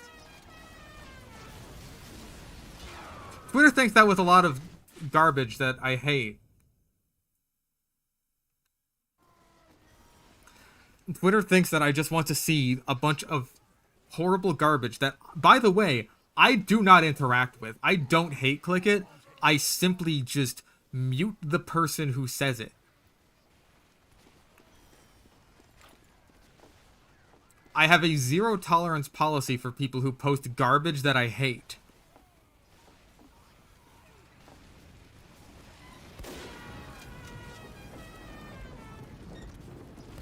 If what you post has no value aside from to try and get me mad about some stupid fucking bullshit, I'm just gonna mute you. I'm just gonna mute you. And that's all there is to it.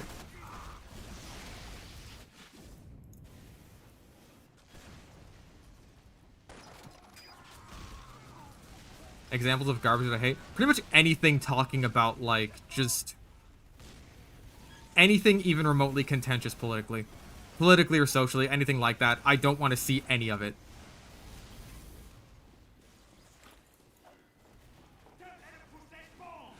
How do you get good at spy? I am the worst person to ask about that. I'm a terrible spy.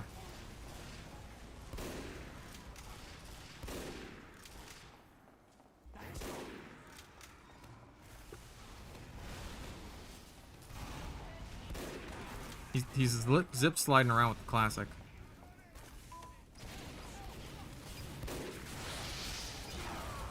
Oh man, sandwiched by both of the people following me. That's cool.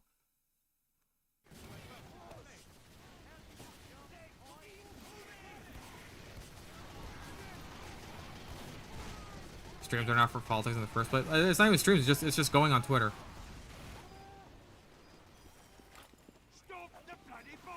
Like, I feel like outside of me saying just like what I find to be pretty non-contentious things, like, hey, bad things are bad, which,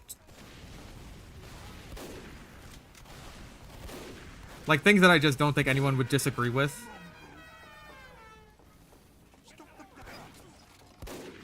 Like, I think it is bad when people are exploited and bad things happen to people.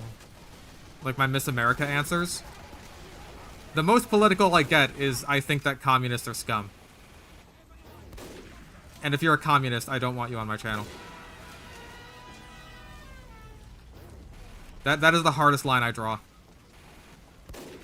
And that got, apparently that got me into some trouble on Discord. I say trouble. One person left. I don't care.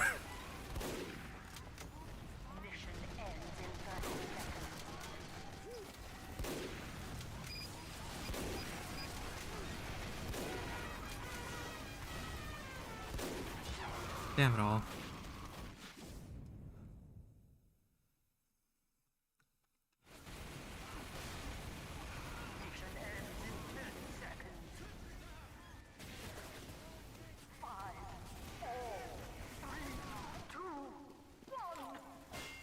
Why so harsh on communism? Because communism is the worst? That's worth a laugh, Taunt. What is communist to me? Someone who actively says they're a communist. They're like vegans. You don't have to ask.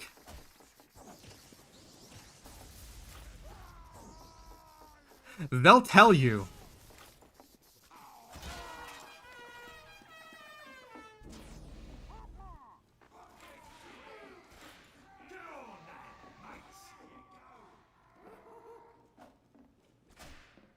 There may be a lot of overlap with communists and vegans. Because see, vegans, they're halfway there on the whole not eating thing.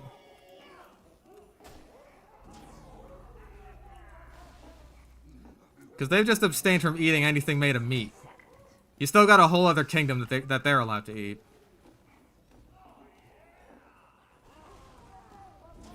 Oh no, it's also about the politics. Don't get me wrong, it's about the politics, but it's like... the people who, like, claim to be and want to be communists, it's just like, why? Like, why would you want that? Why would you want to be a fucking commie? Every single fucking attempt at this stupid fucking system of economics has completely backfired. But say it with me, everyone! Those magic words that just completely deflate all criticism. It wasn't real communism.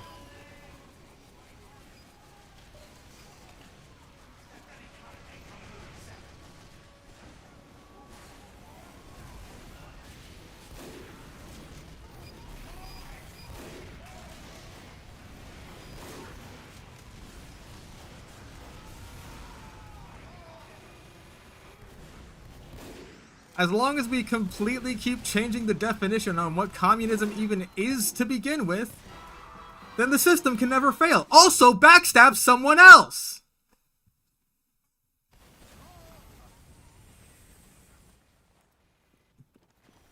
Weren't a large amount of communist and socialist attempts shut down by the USA and CIA, though? How about the ones that weren't and failed anyway?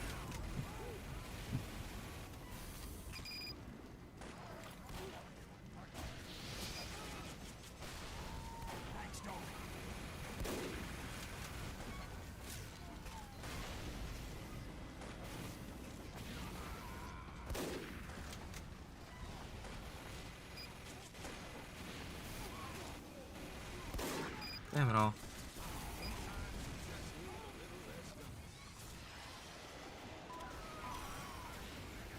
Okay, he backstabbed someone else. Good. That is all I wanted from him.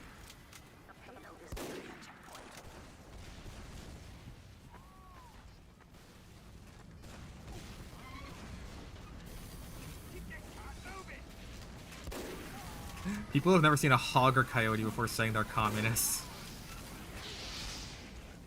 That is a weirdly specific but very good example for someone who has never lived a life.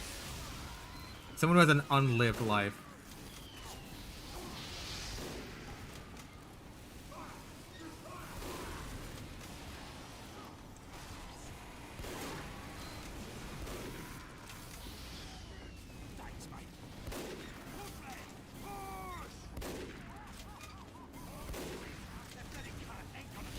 God damn it.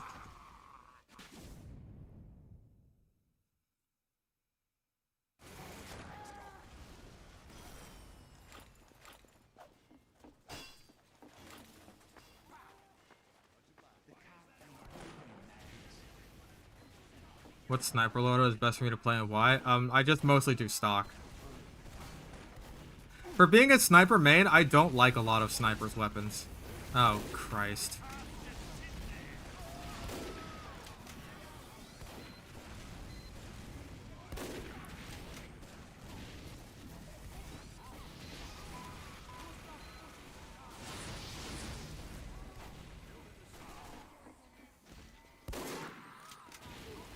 The Shansha, I think it's like the most boringly designed weapon in the entire game.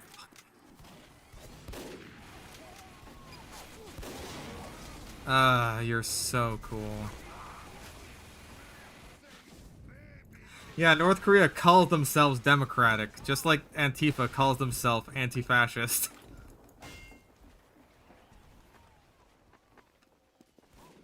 The cat's moving the wrong bloody way. Trade offer. I'll get right on that in a second.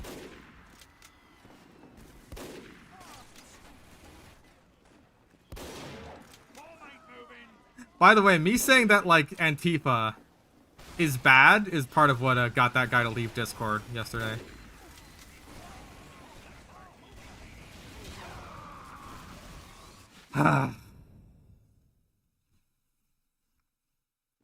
Huntsman? Huntsman I'm fine with. I'm fine with the Huntsman, I just don't use it often. What's Antifa? A bunch of thugs masquerading under the guise of actually fighting fascism instead of enforcing it.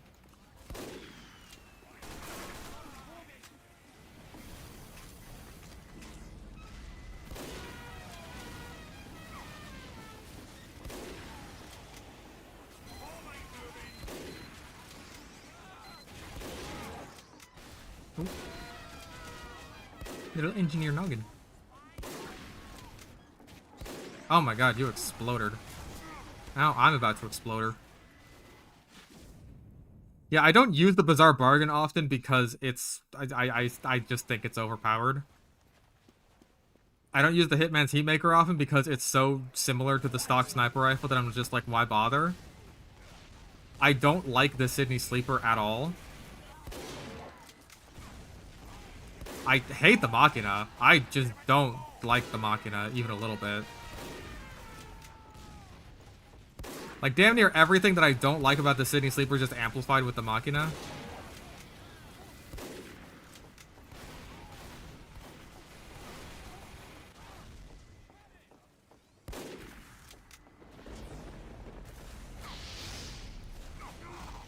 Where it's just like, hey, hard scope and body shot, but it's slower and less useful.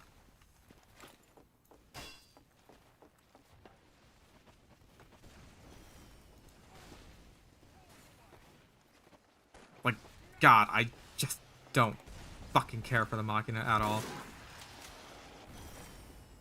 I play Machina if it only had the piercing. Yeah, like if the piercing gimmick was like the main thing behind the Machina, then it's like, okay, sure, yeah, I'm totally fine with that.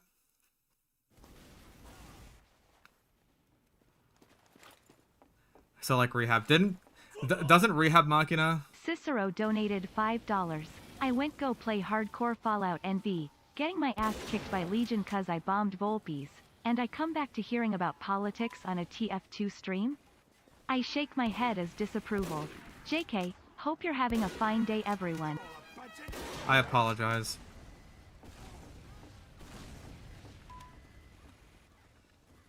Yeah, I know it pierces with no charge, but doesn't it still have the damage bonus? Takes longer to reach that. I'm mixed on the fact that the Machina even has the damage bonus because it's like... It is only useful on body shots. On headshots, it is 110% fucking worthless.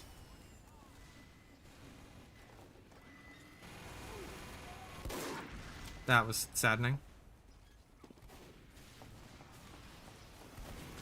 Anything non-political that I completely disregard? Not much. I mean, like, actually, yeah, a lot. Like, because there's some of it that's just, like, slop.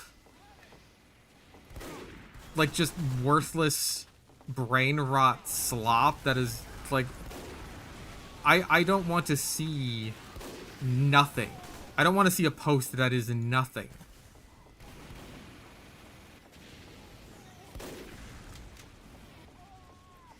Like, actual garbage that would make you wonder, why the fuck would I or anyone want to see... Like, just nothing. Just absolute nothing. I could probably go on Twitter right now and come up with an example. Because it's just the kind of thing that would be shown to me. Also, that was a very, very frustrating experience. Not like VTuber content. Shut the fuck up, Shaker.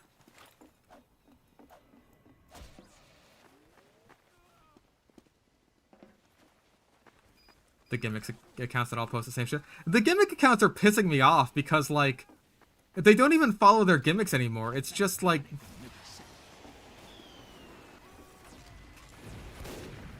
Like, some gimmick accounts are, like, so bad that it's almost funny. Like, creepy.org. That one sucks! That one is so bad.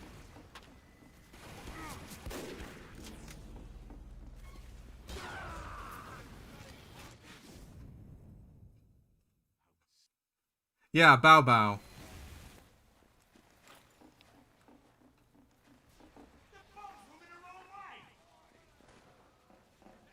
Not just the two women kissing in the 1910s, but like, I retweeted one of his, I quote tweeted one of his tweets rather, that was just like, it was a picture of fucking Bud Dwyer holding his revolver as he's about to kill himself, and it's the fucking Mr. Incredible meme of like, the fucking canny Mr. Incredible, people who don't know, and he's just smiling like, yeah, that's just a guy holding a revolver. Nothing sinister about this. Also, I surfed the fucking jetpack pushback. I wasn't even sure how possible that was. And it's just like, people who know. It's just like, he's holding a fucking gun! What good could come of this?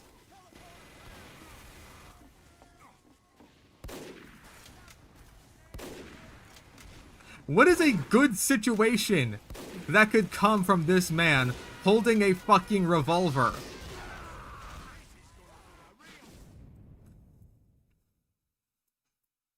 Yeah, what is this? And it's just a fucking horseshoe crab. I think that was the other thing I retweeted. Or quote tweeted, and it was just like... Because the community note for that was just like, that's a horseshoe crab. And I quote tweeted that saying, like, that the more blunt that a community note is and the fewer words it has, the more funny it is. And that got like 19,000 likes. That is my most liked tweet ever.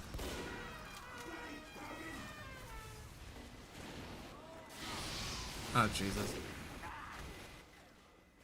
And the comments on just any post now are fucking worthless. It is nothing. While we have the title of this stream.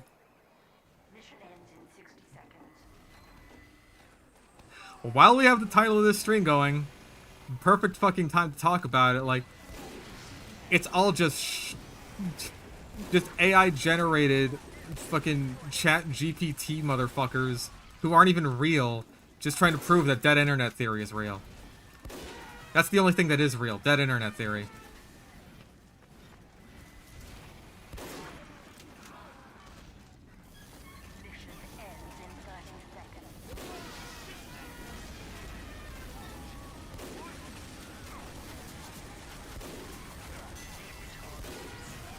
Ah.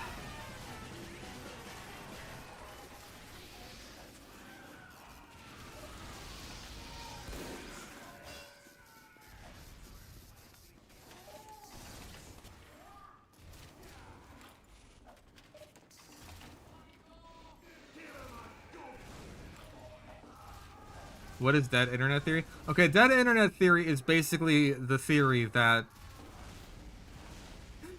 the internet is very rapidly being replaced by just bot accounts, and there are not nearly as many people on the internet as, like, real people on the internet as you would think. It's all just bots.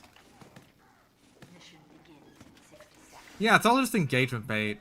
It's all engagement bait, and the only people it engages are more fucking bots who are just trying to engagement bait.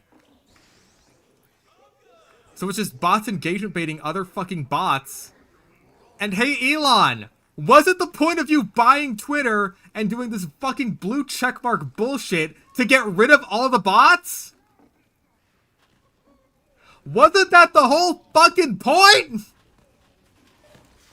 begins in 30 seconds.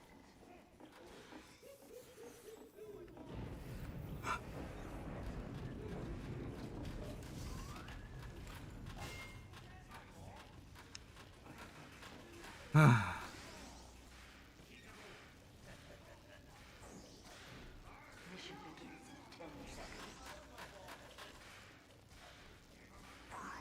It got so much worse. Twitter is so just... It's so bad now. It's such a worthless website.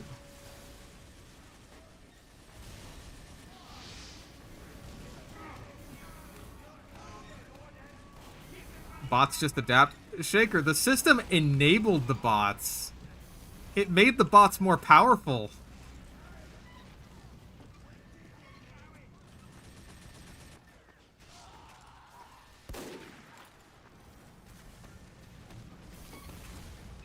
Like, it was the most obvious fucking thing that could have possibly happened that everyone said would happen, which is just like, hey, won't all the blue check marks? Won't all the blue check marks just be a bunch of fake ass bullshit that get pushed to the top because they paid like $7 a month? It's just like, no, that's not gonna happen. We're gonna filter out all the bots. And it's just like, no, we didn't.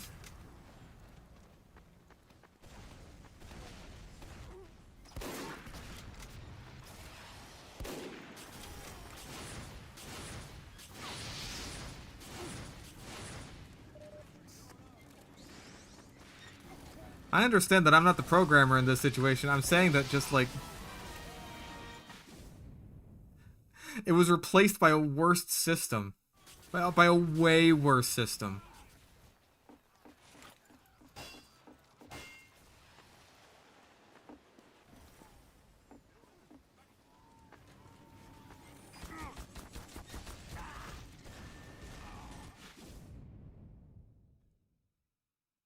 Shaker, it's a way worse system. Come on.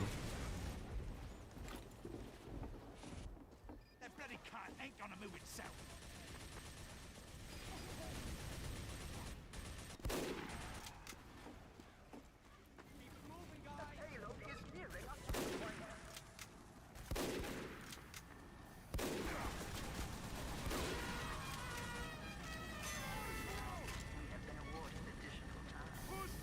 Blue checkmarks probably were just arbitrarily handpicked by who Twitter liked. I'm gonna say something controversial. That was better. That was better than what we have now.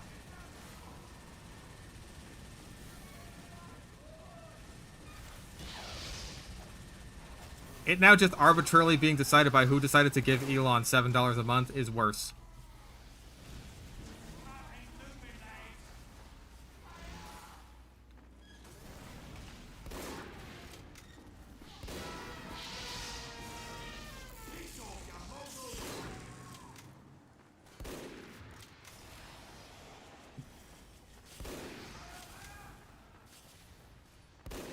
Like, there was a middle ground that no one considered, which is that verified accounts should verify that this is the person we're talking about, irrespective of political bias.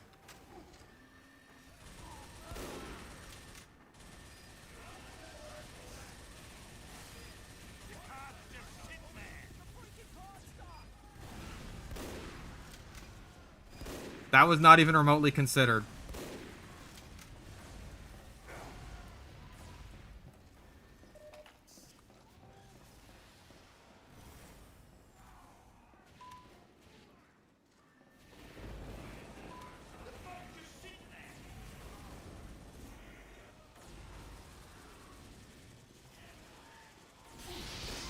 God damn it.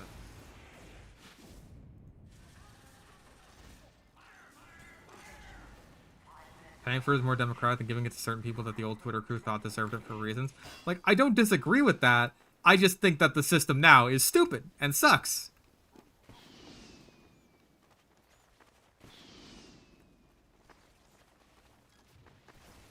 Because it didn't fix the problem. It didn't even address it.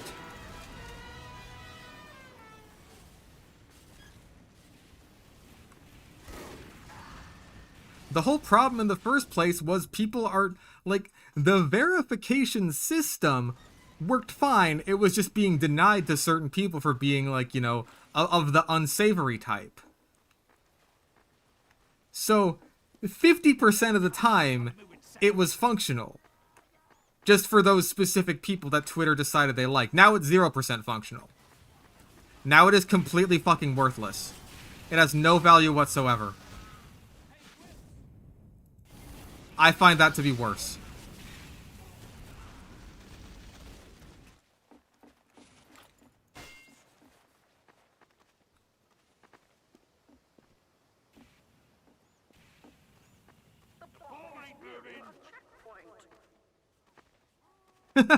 Yeah, it has value. $8 a month. Pay up. Oh, fuck off.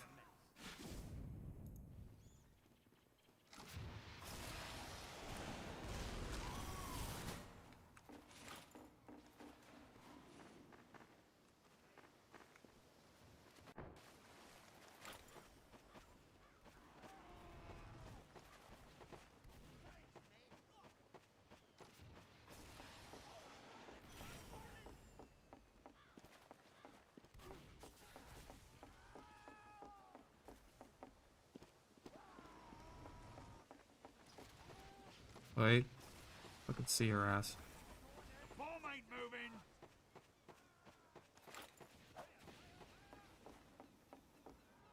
Do I have... Where's my teammates?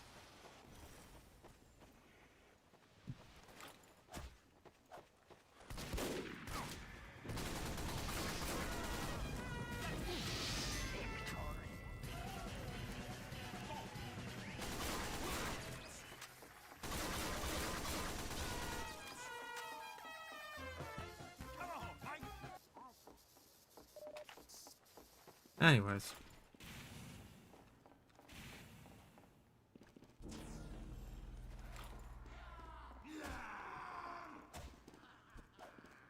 Like, the thing that was really stupid about the whole new verification process was, like, pushing all the verified people up to the top. Like, that's omega stupid. Like, that is mondo retarded. Because all that does is just encourage exactly what has already happened.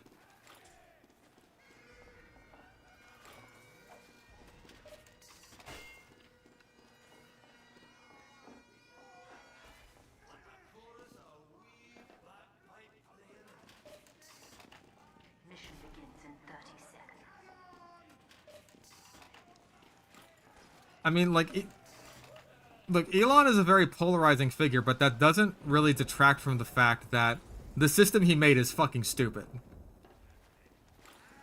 It is stupid and has extremely obvious problems that everyone recognizes immediately and hates, and nothing's being done about it.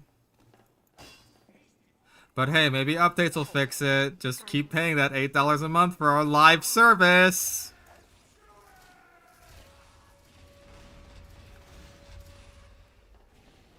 Doesn't this sound familiar?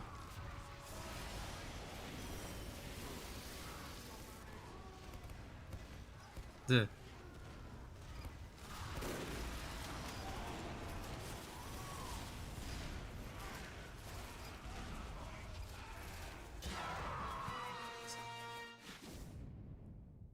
Would I be okay if Twitter just shut down? I'd be so happy with that.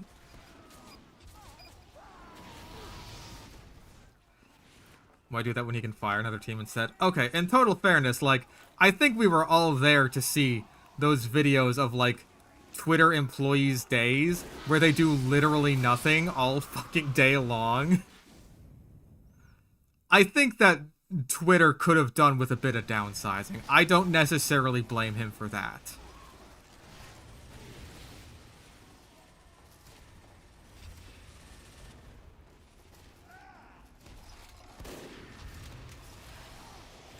Again, the primary problems come from the new system is stupid. It's pretty much objectively worse than the last one as far as I'm concerned, even if Shaker disagrees. And nothing is being done about it.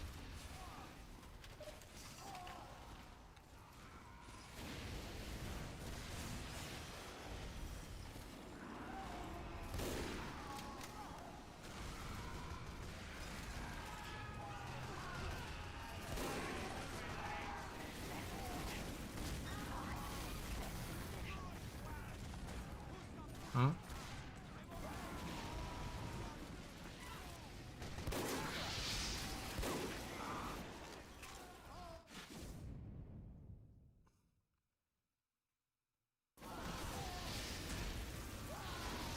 Oh, and also the rebrand was stupid.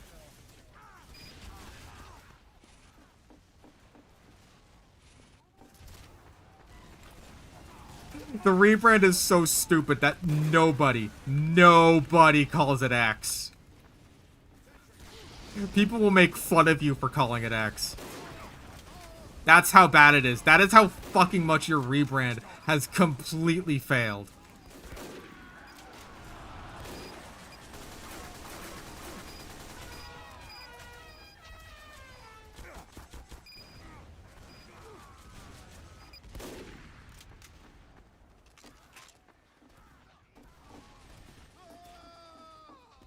Just call it the artist formerly known as Twitter.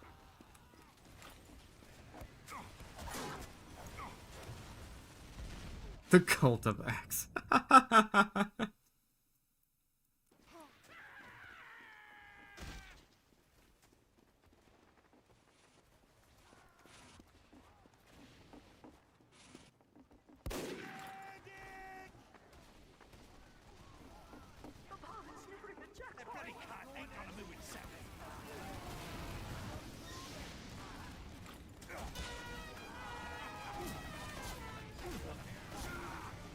Seriously backstab someone else.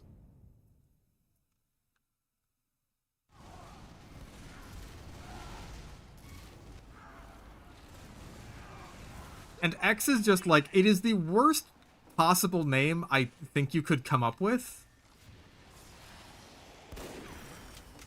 For starters, it's just, it has no catch. There's no catchiness to it.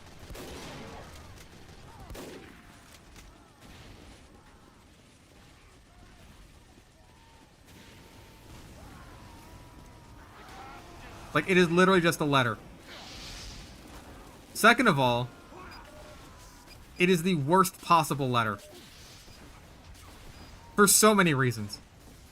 Number one, it is a letter commonly associated with pornography. Triple X movies. X videos.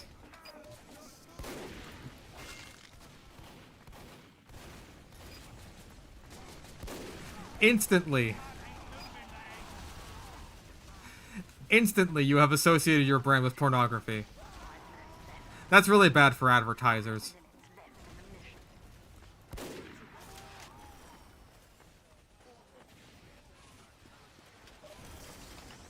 Third of all, even if you completely disassociate that from it, X is the placeholder of all placeholder letters.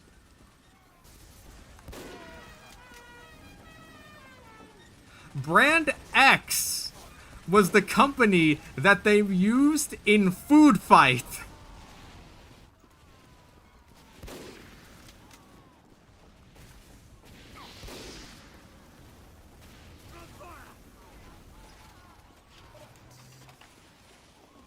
And that's just the brand that Elon wants to make. Because he heard that Futurama quote about how the X makes it sound cool and he made that his entire life.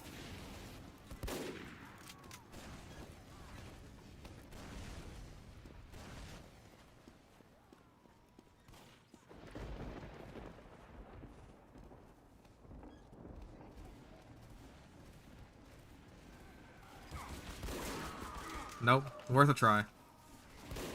Okay, you're real. That's good.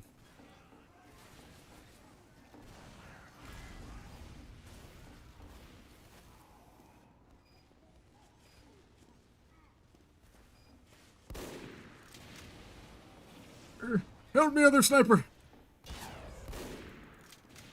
Use your 0.2 second quick scope, save me! It's okay, I used mine. Ah.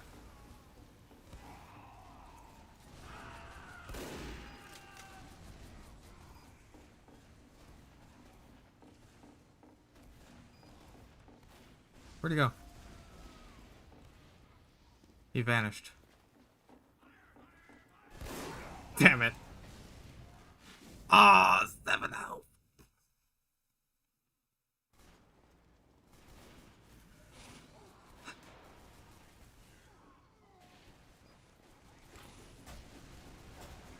Like, at a certain point, I think it's totally fair to clown on Elon as a person because all the company decisions he makes are really fucking stupid.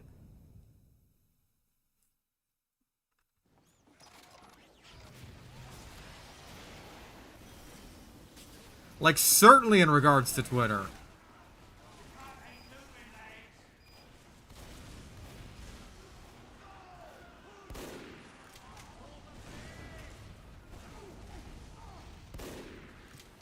I don't know why I did that.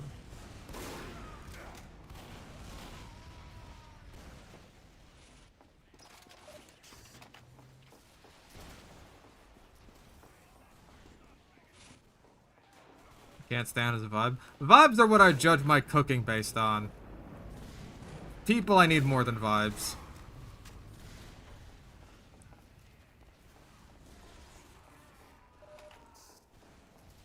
The ball just sitting there.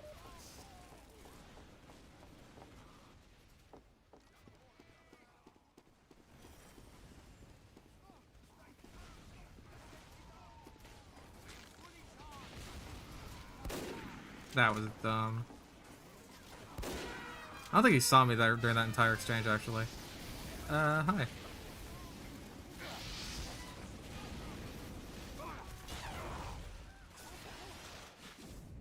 Three health. Ends in 60 seconds. Somehow everything someone does is stupid, but also very successful, and I hate him. I mean, like, his business decisions with Twitter have been really fucking stupid. But he's able to get away with it because Twitter is essentially a ubiquitous website, and... Oh my lord, that's a fucking joke. Mission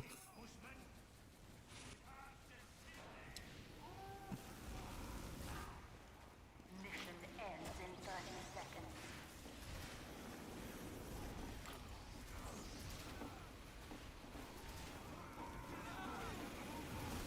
Like, everyone uses Twitter, or at least a fucking load of people use Twitter. Loads of people use Twitter, loads of companies use Twitter. So we can just get away with making stupid fucking decisions because it's like Disney. It's like Disney the past fucking decade who have been able to just be fucking absolute garbage but get away with it because, hey, they're Disney. They made all those movies you like. You failed.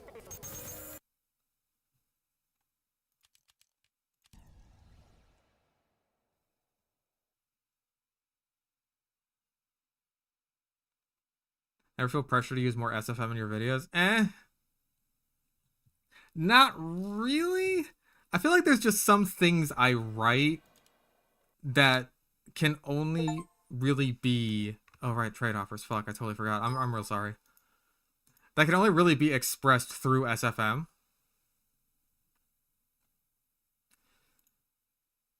And so that's less like me feeling pressured to use it and more just like, well, I've written myself into a corner here where I pretty much have to like do some kind of fucking basically animatic SFM bit.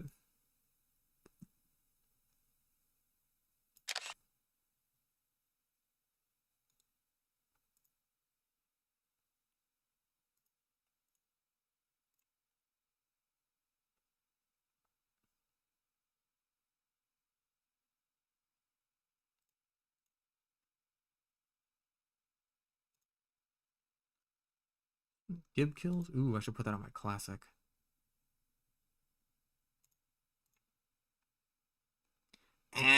I'm gonna pee my pants! I think that I just still think that's such a good line for Dr. Poindexter. It's a very Dr. Poindexter line.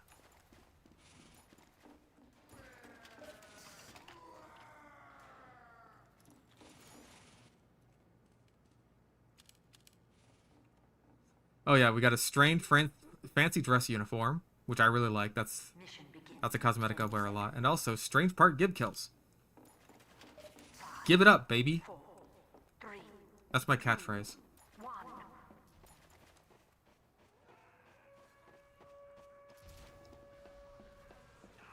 I think I'm Megamind. I like the first movie. The trailer for the new one looks like ass. But also I was hearing some people say that like, oh, this is just gonna be basically like the pilot movie. Oh Jesus, every fucking time. Like the pilot movie for the TV show coming out.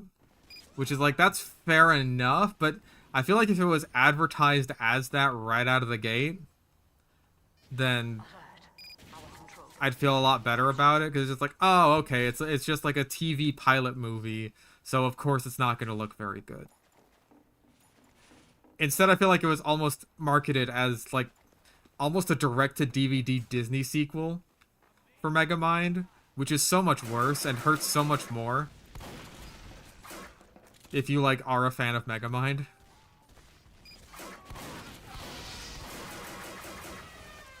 Oh Jesus. Yeah, it's like it's Return of Jafar more than it is like Hunchback of Notre Dame 2.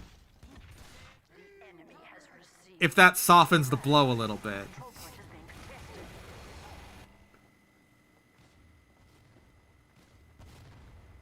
I don't know how much it will, if at all.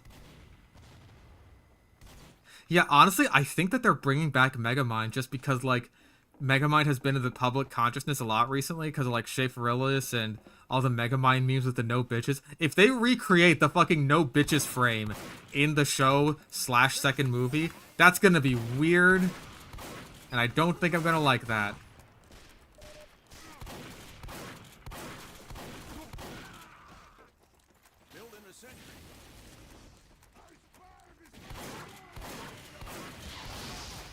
Also, I don't even know why I'm on this point. We already lost it. I'm just autopiloting at this point.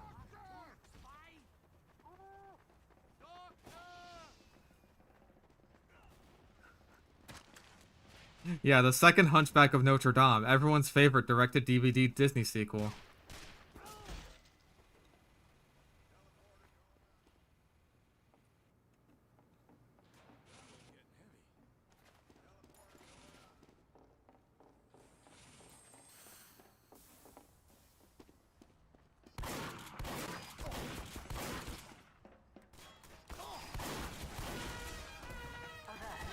Why are you... Why? Why? Can I please have one fucking server where people aren't just trying to spawn camp? Can I get one? No. You haven't even capped A yet, but you're at our spawn.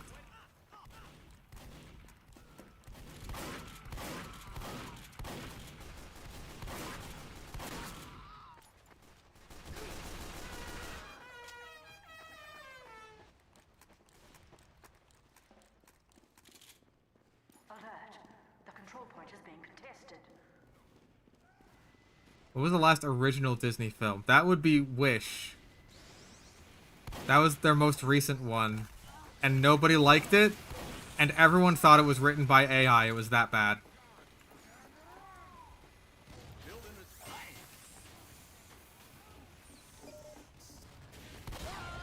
Damn it. Why are they... They're everywhere. Where's our team? Do we have one?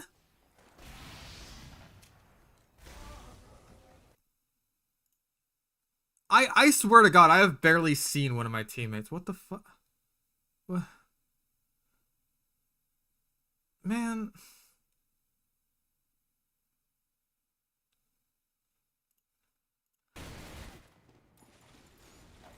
I don't know what to think about that trade. Fuck it. Give me another one. If it was just a bunch of stupid motherfuckers running at our spawn completely unopposed, then fuck it. Just give me another one. Was it written by AI? Everyone thinks so.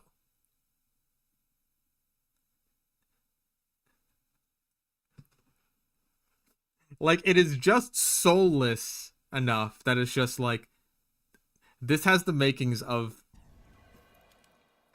going into ChatGPT and saying, hey, write me the script to a Disney animated princess movie.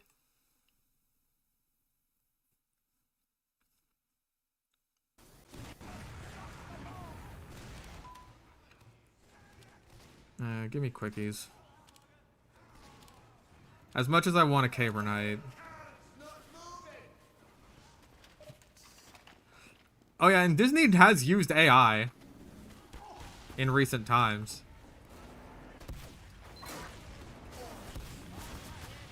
I thought that was their spy because he was doing the kunai thing.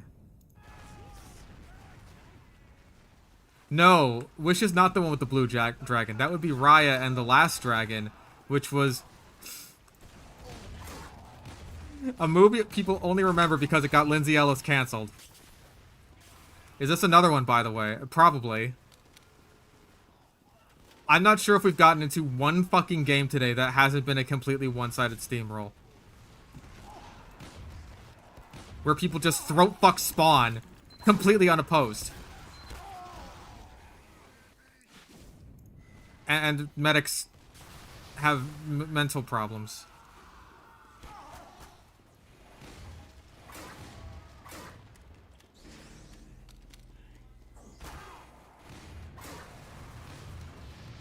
Also, apparently their heavy is cheating, so that's cool. Cheating with a vaccinator medic, that is so fucking cool! I want to kill myself!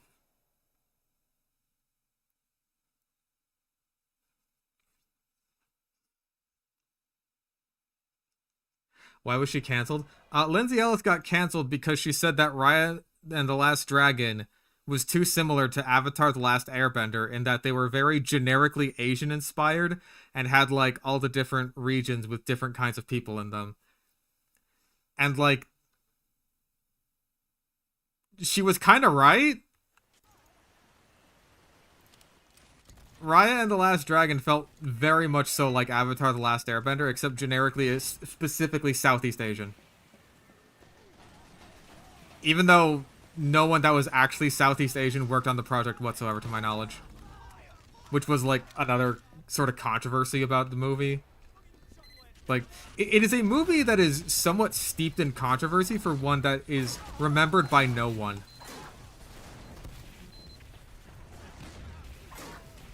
Like, there's the whole Lindsay Ellis shit.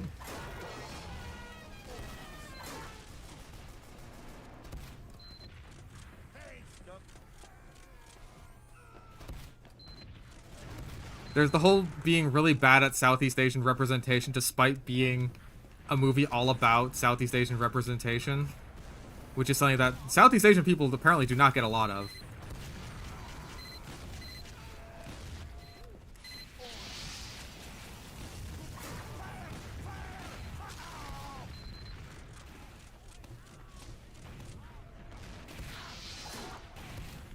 Now, I don't care much for just like, oh, this person looks like me and comes from the same country as me, therefore I feel represented properly. Yay, that makes me happy. I don't care much for that kind of representation. I don't give two fucks about that, but like, I'm a white guy, so ergo. What else? Oh yeah, there's also the theme of the movie being ham-fisted, really bad, and arguably downright harmful.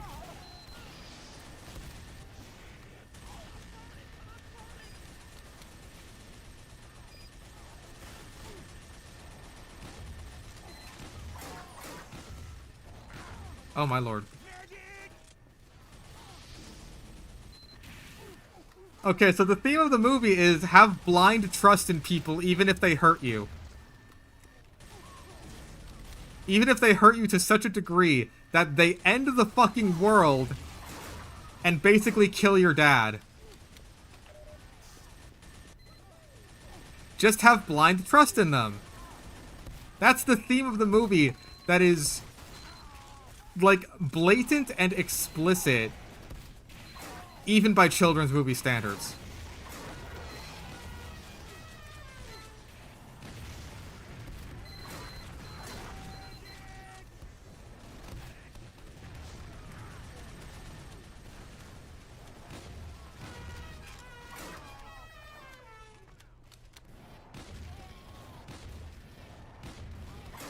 Because basically what happens is our protagonist, Raya, is at this big sort of celebratory event, right? Where it's like, we're gonna make contact with all the other different tribes across generic Southeast Asia land. And we're gonna have basically like a peace meeting. And so another girl her age, from one of the other tribes, is just like, hey, you seem really cool. And she's like, yeah, thanks, I am really cool. You're cool too. Hey, Raya, can you show me the cool dragon thing? The magic dragon stone that if it is disturbed in any way will bring forth the apocalypse? Sure, I trust you, we're friends. And then other girl tries to steal it. She tries to steal it for her tribe. And it's just like, oh no, I trusted you, but you have broken my trust. And then everyone starts fighting over the magic dragon gem, and the apocalypse begins because it gets broked. Fucking Rothschilds! Every time!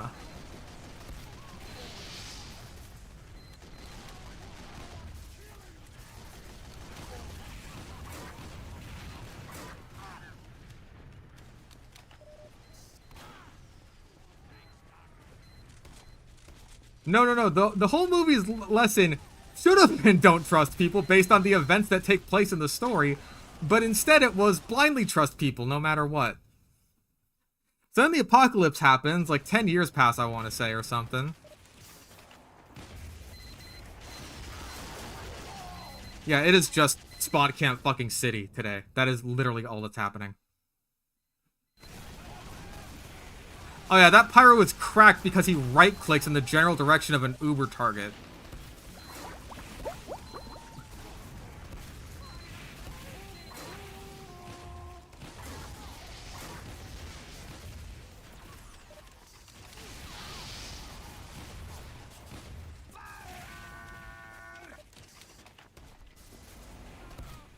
Apparently I just have really bad luck with TF2 in general.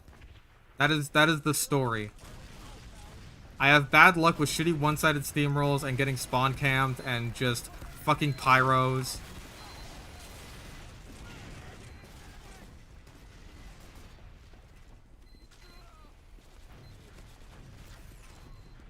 Anyway, so the apocalypse happens, right?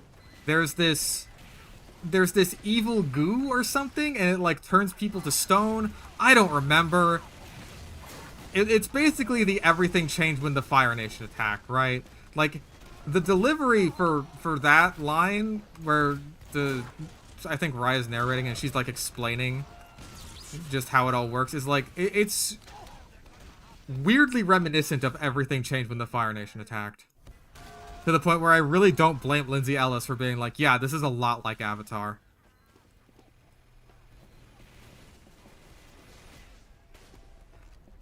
But all the little chunks of the magic dragon stone are just like, oh, these protect nearby from the evil goo. Everywhere else is at risk of getting gooified, and all the people turn to stone. And so the world is basically just a hellscape.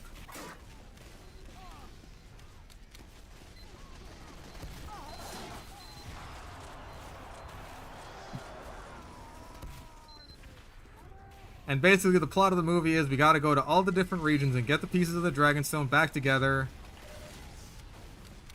And master all 4 elements and save the world.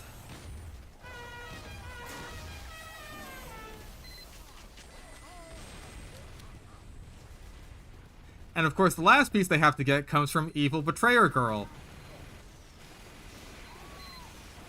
And the super funny and totally not annoying talking dragon, played by Water Bottle, is just like, hey, I know what we should do in order to get the last piece of the Dragonstone back. Let's just ask nicely. And Raya very correctly is like, that's a horrible fucking idea, and you're an invalid.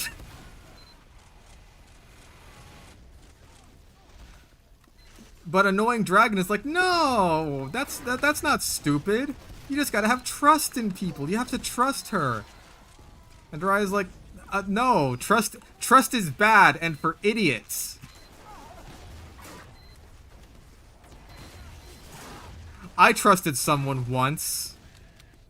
Once.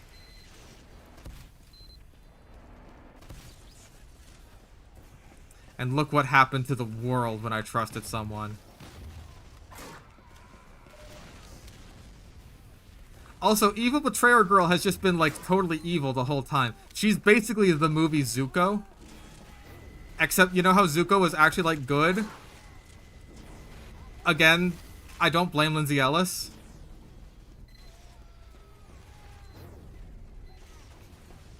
Shaker, that is the last... That is, like, the second time this stream that you have had the, like, exact same joke as someone else in chat. Like the exact same joke at the exact same time. It's, like, scary.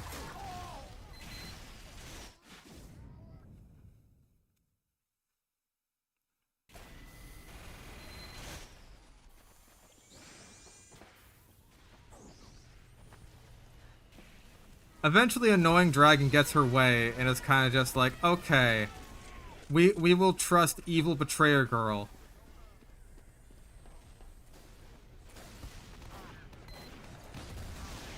And then the dragon gets shot with an arrow and fucking dies. By Evil Betrayer Girl, because she's evil.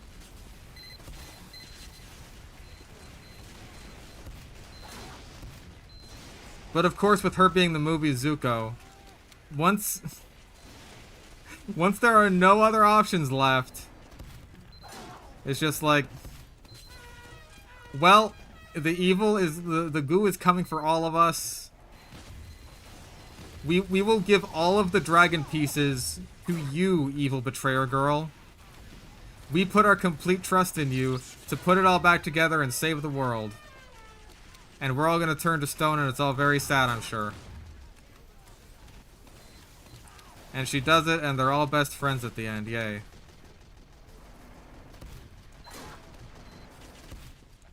The world is saved. No one's stone anymore.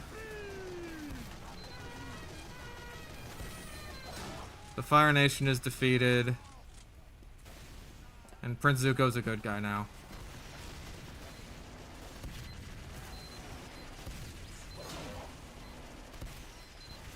What?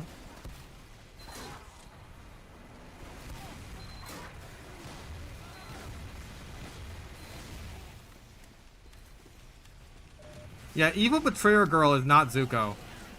I feel like my description made that pretty obvious, but in case it wasn't, Evil Betrayer Girl is no Zuko. Mission begins in 60 seconds. Like, as early as Season 1 for Avatar, we get indications that there's a lot more to Zuko than just being, like, an evil dick.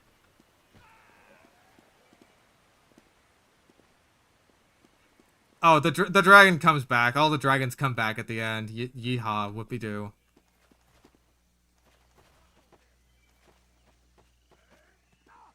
Mission begins. Evil Betrayer Girl also had no reason, like, not to put all the dragon pieces back together, because the alternative is the world ends. Wow, congratulations, you chose not to end the world. What a good guy you are. Fucking...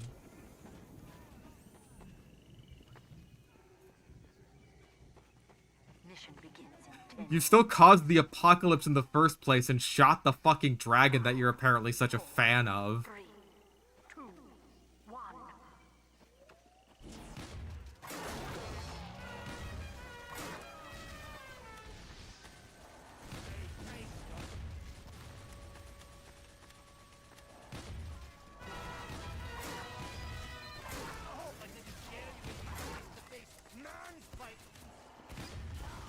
Oh my god, he is dead.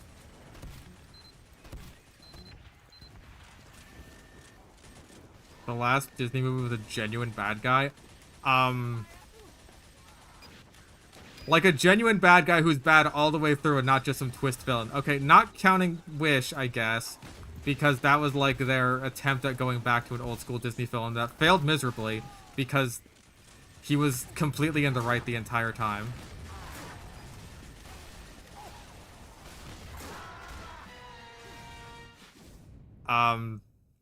I want to say Tangled. Hold the fuck up. Disney Animation Studios movies.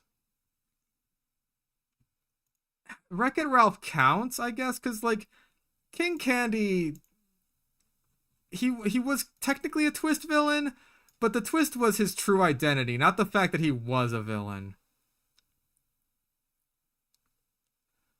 Okay, not that. No, no, no, no, no, no, no. Yeah, Wreck-It Ralph. Wreck-It Ralph in 2012. That was 12 years ago.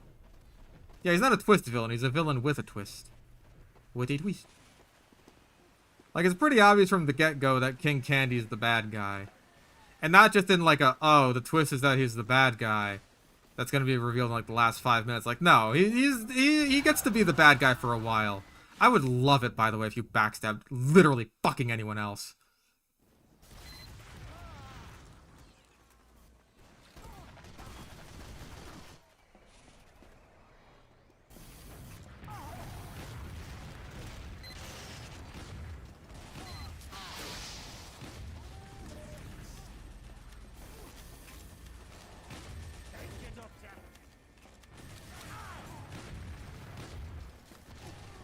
No, Wreck-It Ralph is a good movie. I like Wreck-It Ralph.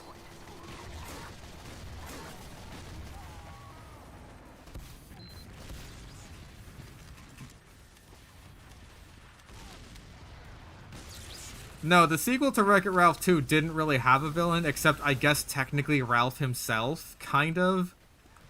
Because the villain of Wreck-It Ralph 2 is Ralph's own insecurities.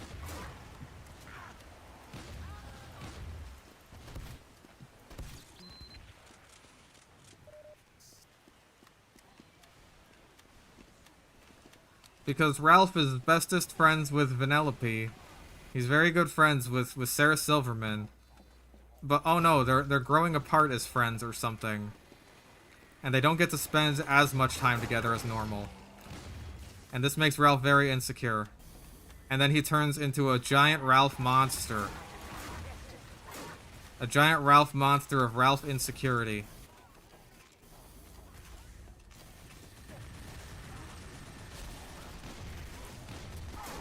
Because unless he spends every waking moment of his day with this basically little girl, he's fucking helpless. Thank you for Chalky Bar.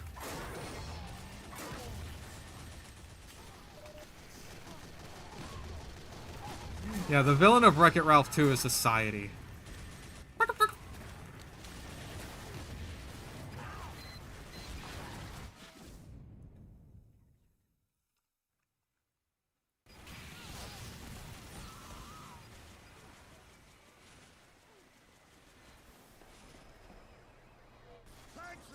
Oh yeah, like I want to say the writing process, just the whole process of, oh hey, should we make a sequel to Wreck-It Ralph, started and ended at, oh hey, we can have there be like a Disney website that they go to that shows off all the shit we bought.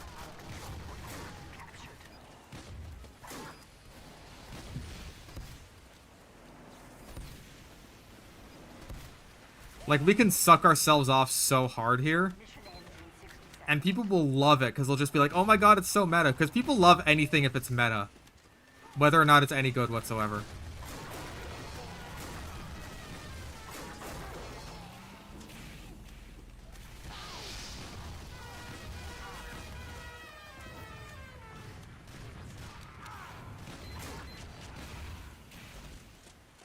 Face stabbed.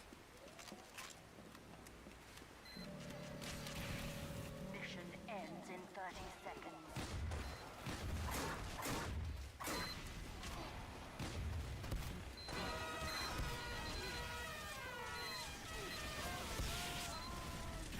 Damn, I almost fucking critted that guy. Mission ends in 10 seconds. I'm dead.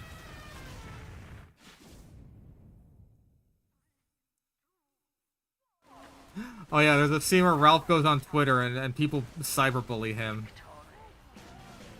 And that's supposed to be like, oh man, maybe there's a downside to making viral videos from like 2007. Yeah, that was also technically a roll, which... I mean, like, the first round wasn't really a roll. It wasn't exactly fun either, because they were still spawn camping a lot, which blew. But then the second round, that was just a straight-up roll on our end. But hey, at least it was a roll on our end. That's... variety, I guess. Wreck-It Ralph, how is cyberbullying even real? Just turn off the computer. Turn away from the screen. Just close your eyes.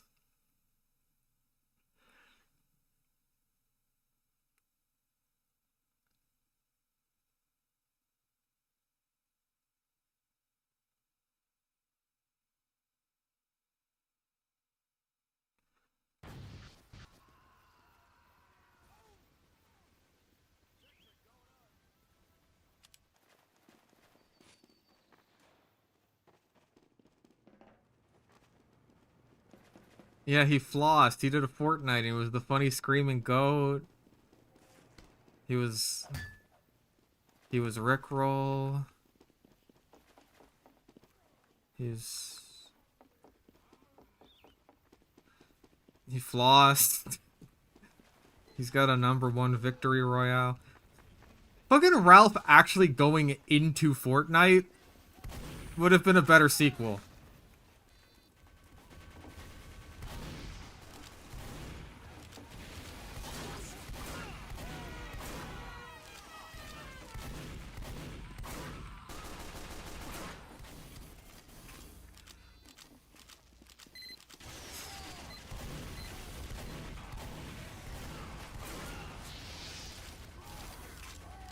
Like, unironically, you could actually make a really good Wreck-It Ralph movie where Ralph goes into like online-only games, and you could have commentary on the state, like the current state of video games.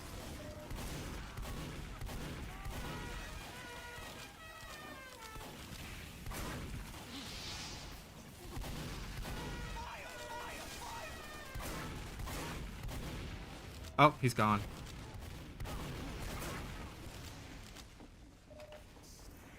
Why am I a Lime Scout? Someone gifted these cosmetics, and I haven't taken them off, mostly because I think it's kind of funny. I'm like the 2011 Scout that everyone hates.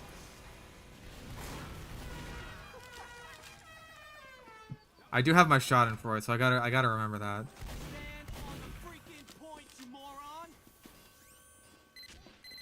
Imagine there being some like commentary from good old Ralph about, like, oh no, an online-only game is being shut down now. Like, where are all these guys gonna go? Like, Ralph knows about this sort of thing, because of when his arcade cabinet almost got shut down. It's like the same thing, but even worse. Like, you can't just plug the arcade cabinet back in.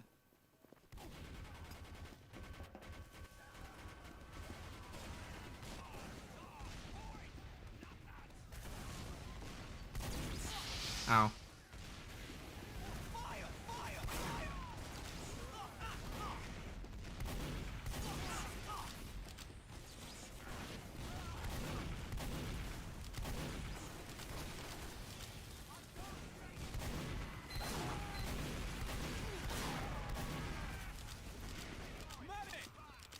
Yeah, do we have knock door?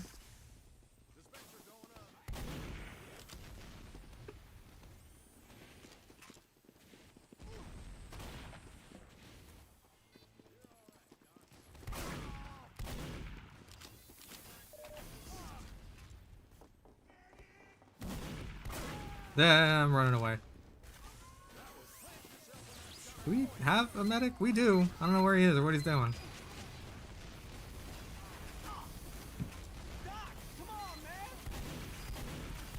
There.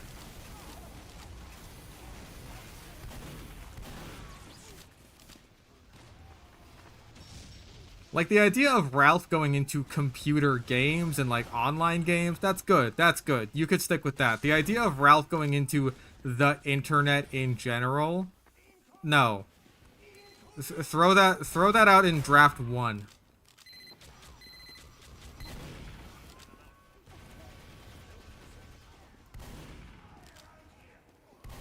Because all it does is lead to fucking cringy garbage where it's just like, oh, hey. Oh my god, is that the Twitter bird? And he's like tweeting? That is so true. That's so true. The Twitter bird does tweet. Because people tweet on Twitter. It just leads to garbage like that, and that's what the whole fucking movie was.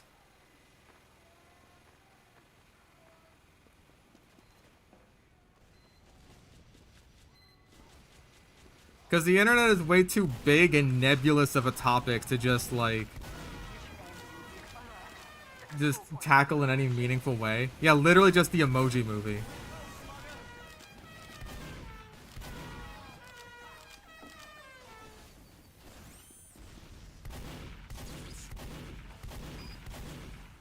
Is it the medic? Go back to?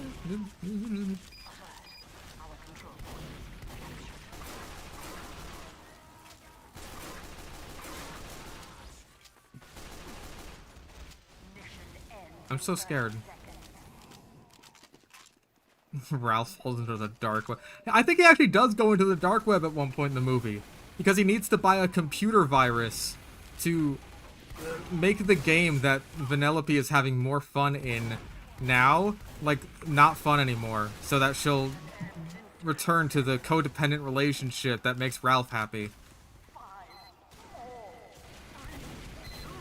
Because remember, the villain of the movie is Ralph's insecurity.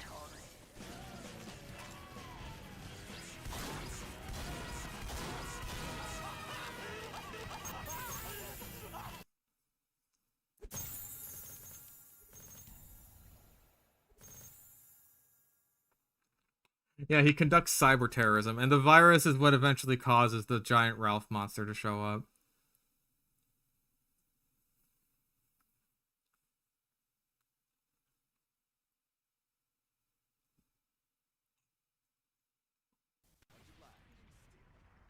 It's all very stupid.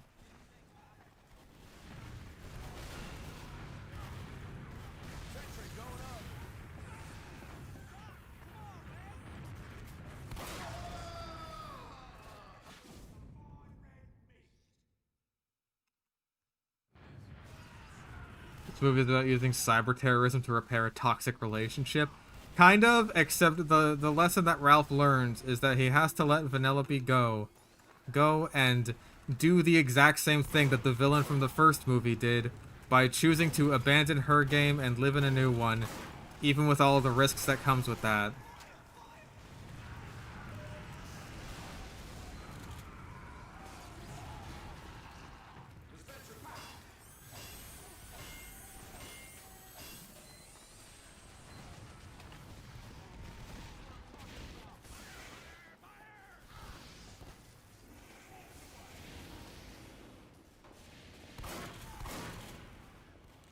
Okay, my mini sentry's doing absolutely nothing down here.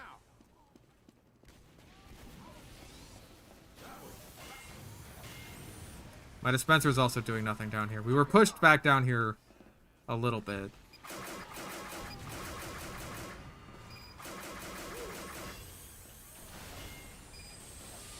And yep. Here come the Rothschilds to summon an Ubered Pyro right in my face. Right as I get my shit set up. And he has 21 health left.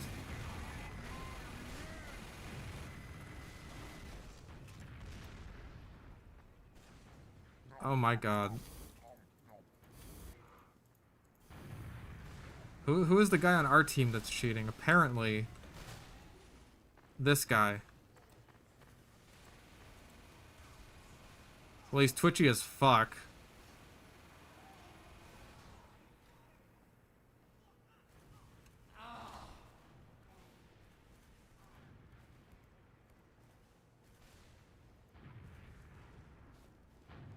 perfectly still crosshair.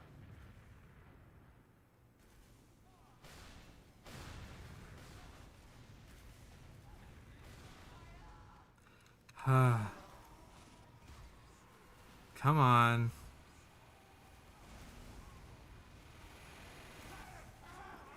Just give me a clip of him actually shooting someone. What? Okay, kid. He only kills people when I'm alive. Thank you, Christ. What the fuck?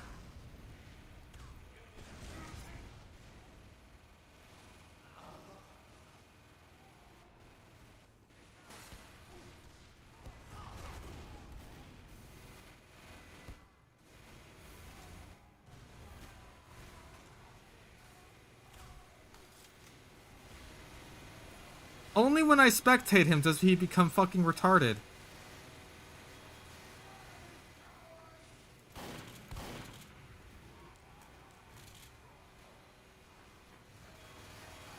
What are you doing?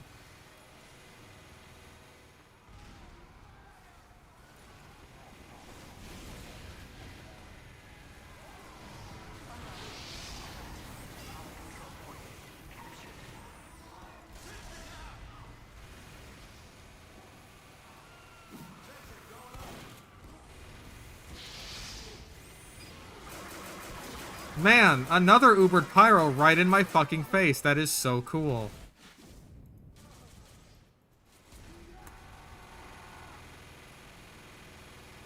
Yep, there he goes.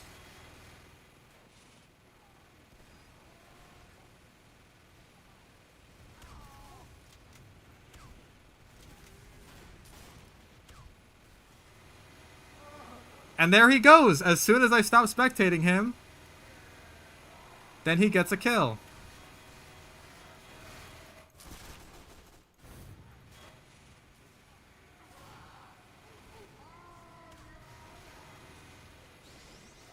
Alert. Our control point has been captured.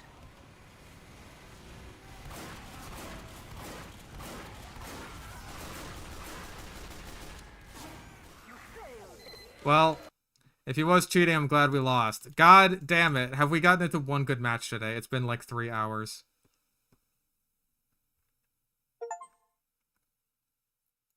Another trade offer. Got you something special. Please record your reaction because you will love it. Doesn't have to be live. Well, it's gonna be live now. Thunder Mountain wasn't a roll. Yeah. That's 1 out of like 20.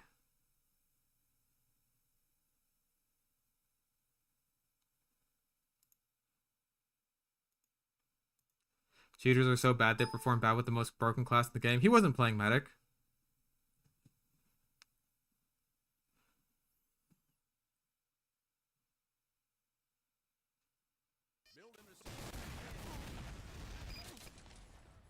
Alright, first things first. New items. Description tag, carefully wrapped gift, and name tag. Let us see what is in this rapid gift.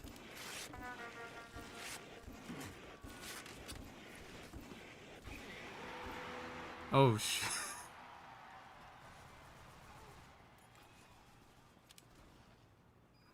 damn.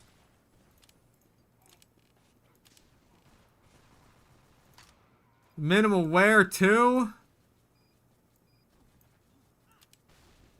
Enjoy. Thank you for that and also the 10 Canadian dollar dues. What the fuck?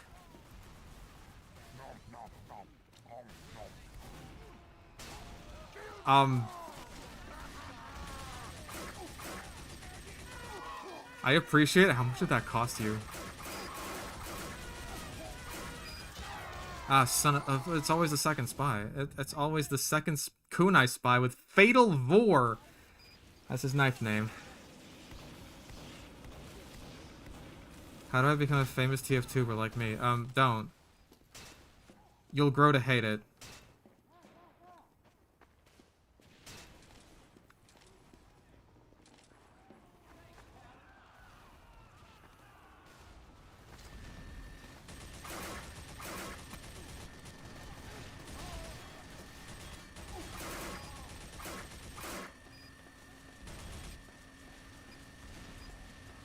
What the fuck am I gonna put that on? Cause I gotta put it on. I gotta put that on something. Oh jeez.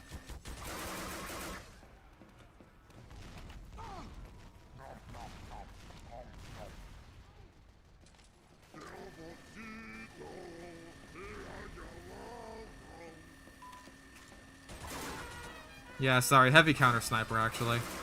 Little known fact.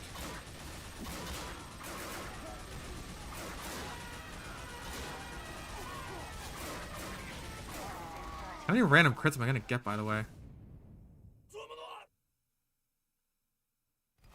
Ever been to Phoenix? Arizona? Yeah, a couple times. I actually went to go in Pokemon VGC tournaments, which I did not perform well in. Mission ends in 10 seconds. I think the most people I ever beat was like 1 or 2.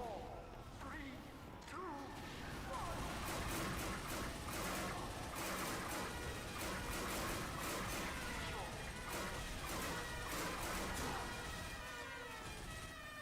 Ah, when the Brass Beast works, it works so good, dog.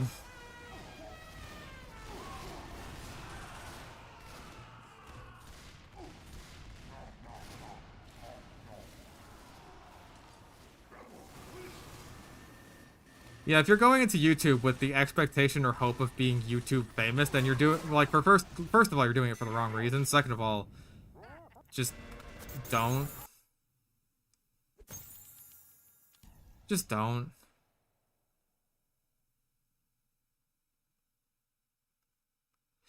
Yeah, that game lasted like 2 seconds.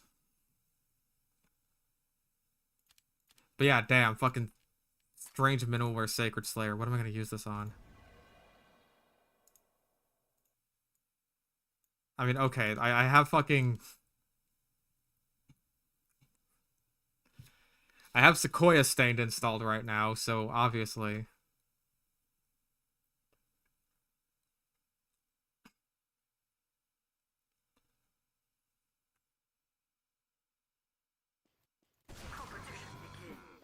Okay. Let's actually play a bit of heavy. Do I get recognized in public? Like what, in real life? No. Never. I have never once been recognized as FishStickOnAStick. I honestly sincerely doubt that I ever will be. Unless I go to like a convention or something. Where people are actively expecting to see me there. And even then, like, I probably just wouldn't go, honestly.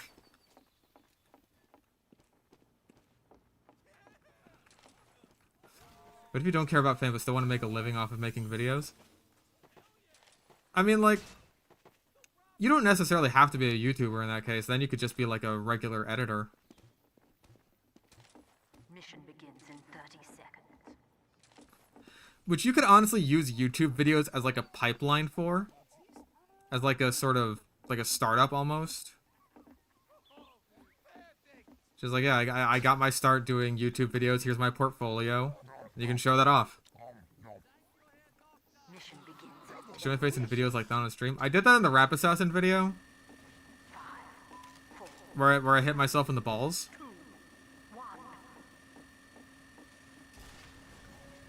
1. As far as, like, other scripted videos, I don't think so. Oh.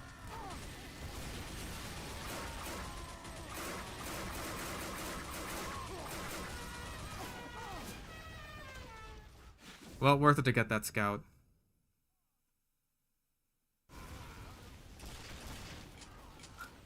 Hey, you're that fish guy, right? Do it, say the line. Ah, I'm gonna pee my pants! You're okay with it, can you keep the gift from? Yeah, I'll keep this fucking Sacred Slayer, man. Like, I'm keeping this. I'm not gonna, like, sell it off.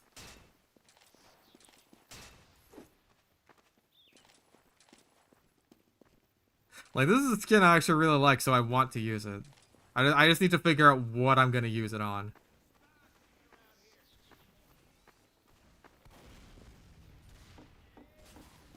I don't want to sell my old sniper rifle, though. I like my old sniper rifle.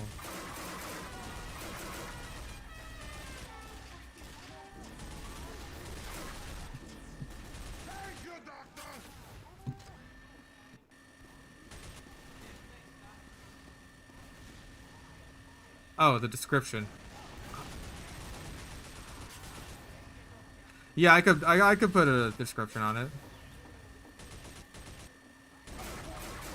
Oh wait, no, the gift description. Yeah, I'll keep that on. Like my sniper rifle has a gift description on it from someone I've never even met, so yeah, I have no issues with keeping those on.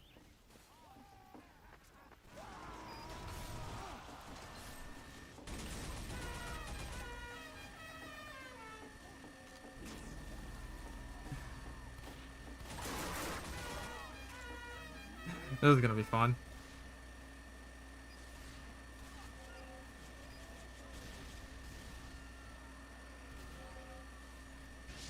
Aww. No fun allowed, crew. At least these guys have fun allowed.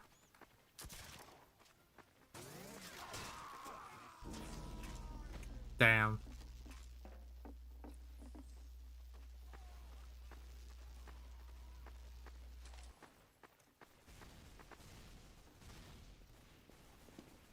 But yeah, like video editing, like if what you want to do is make videos for just a living, then yeah, I'd say that's a pretty viable career path.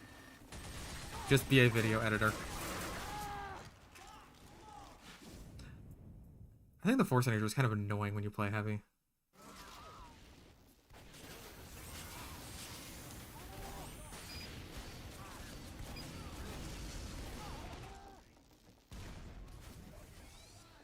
I was kind of brain completely fucked that up there. I was kind of autopiloting there, thinking that my medic was still on me, but he was not. Like, he stuck with me for the fucking teleport camping. I figured he'd stuck with me when I'm actually trying to hold something. Mission ends in 60 seconds.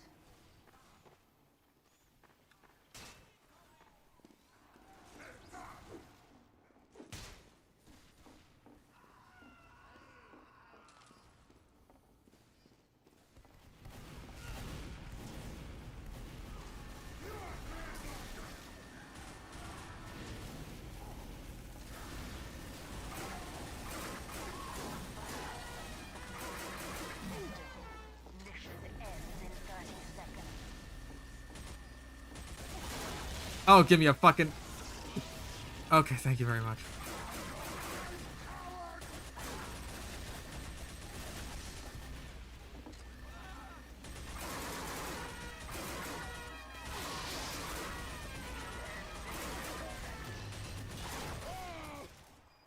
I don't like this scout at all. I hate him, actually.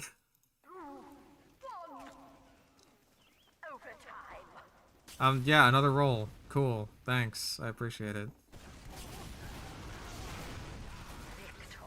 Yay. That was so much fun.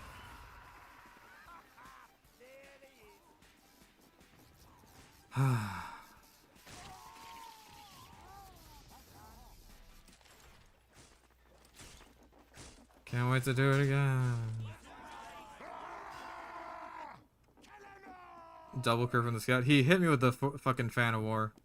So he fanned me and then he fanned me. Mission begins in 60 seconds.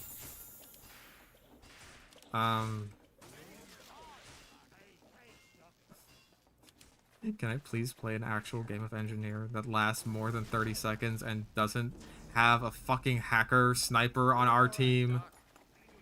Please.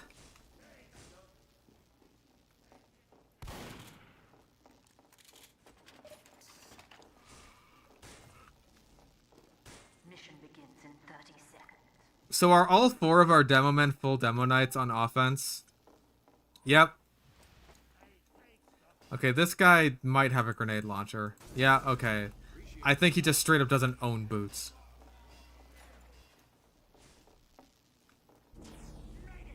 Mission begins in 10 seconds. Can I be real? Demo Knight's just less fun than regular Demo Man. Why do people insist on playing it so much?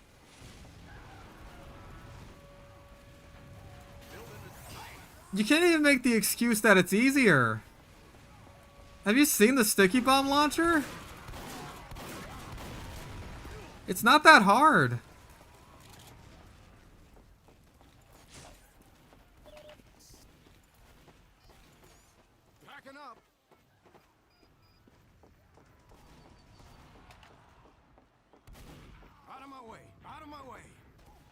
Projectiles scary? Yeah, I guess so, huh?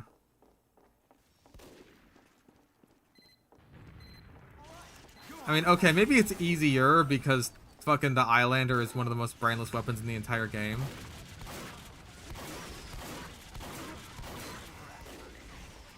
We have been awarded additional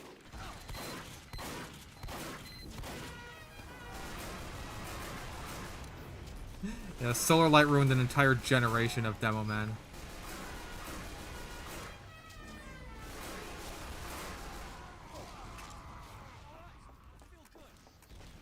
I'm moving this.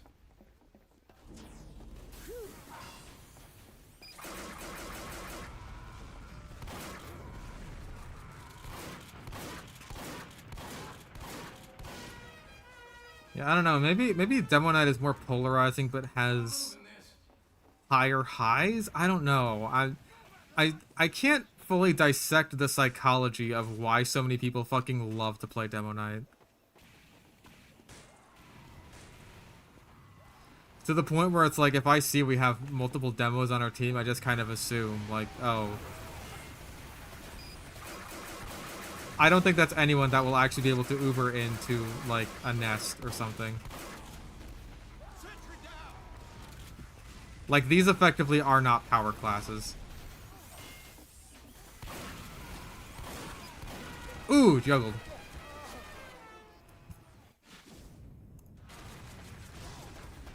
Demo is the hardest class to get not terrible at. I completely disagree. For starters, sticky spam is really fucking easy. For seconds, spy.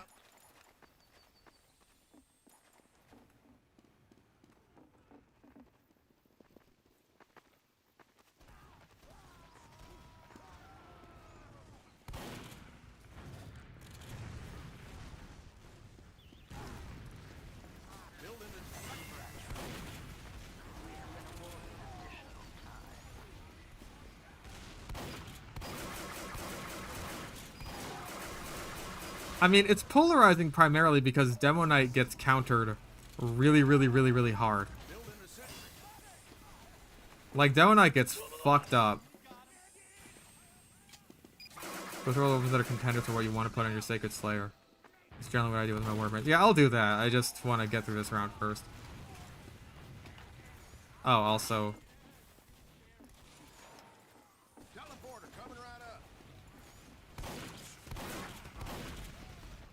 Oog.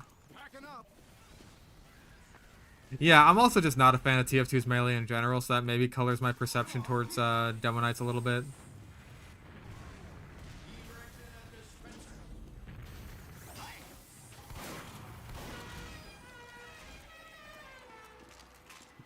He really needed a medic.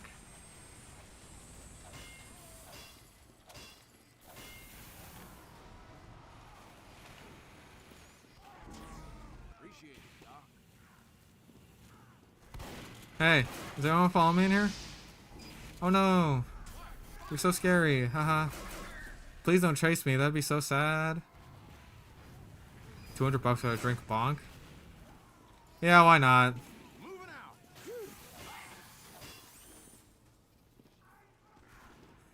How bad can radiation poisoning be?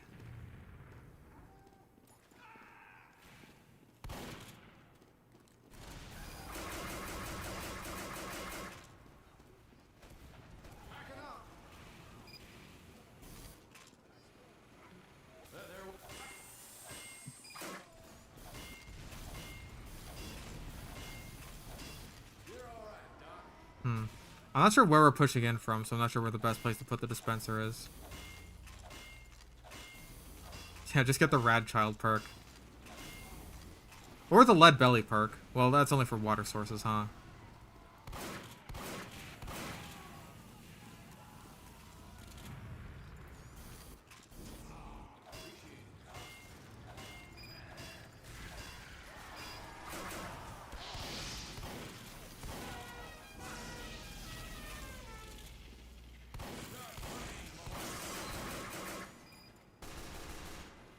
Where are you going?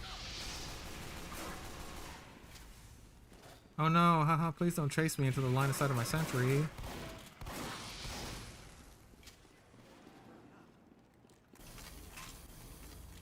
Looking through zoo photos, not bad stuff. Hell yeah. I remember one time I took a really nice shot of like a mama hippo and her baby. Just kind of floating, sleeping in the water, chilling out next to each other and cuddling. I thought it was like really nice and cute, and it's just like, damn, if this wasn't taken on my shitty fucking iPhone, I could like sell this to the zoo to use in fucking promo photos, like that good.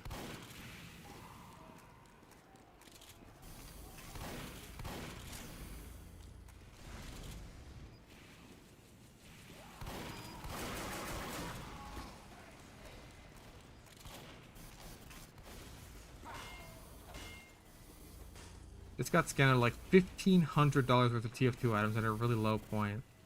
So I can keep saying watching my first stream of yours. Damn. That is rough.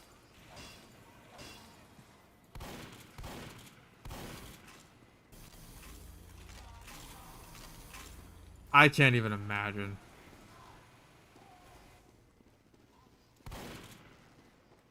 That's gotta be like a hacked account, right?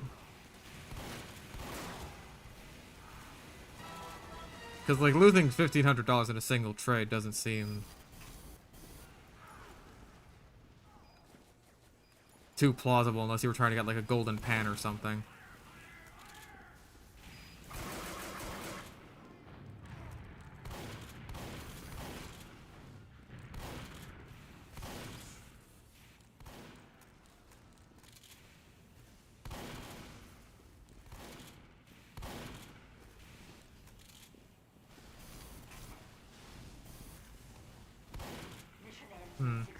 We are really not pushing.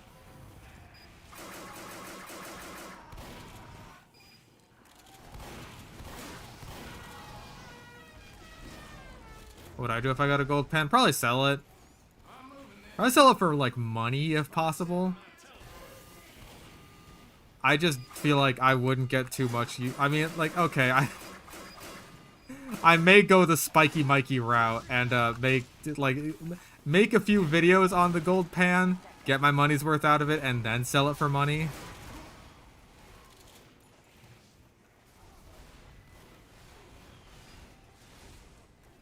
But yeah, I probably just wouldn't have too much interest in keeping it.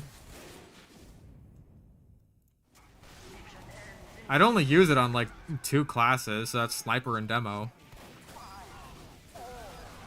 Maybe spy. Now that I think about it. Yeah, I tried. An NSC gold pan? What, like a gift? Then I might keep it because that's like a really nice gift. But I also would feel bad because just like don't spend money on me to that degree. Like, maybe it sounds shitty, right? I would much prefer to have a golden pan's worth of money than the golden pan itself.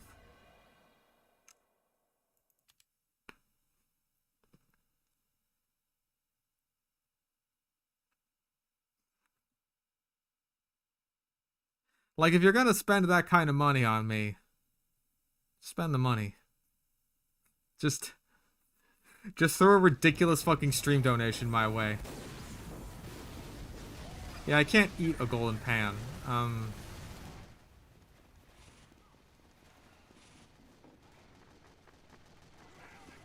don't know how much I particularly trust you. No, I trust you. Uh-oh.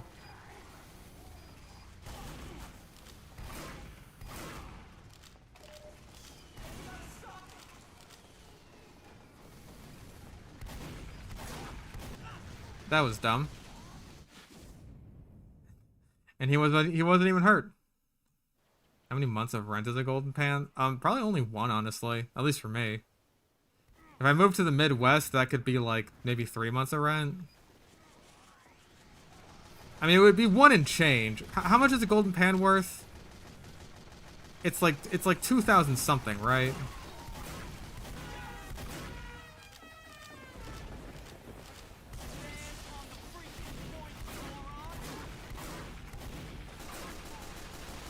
Thank you.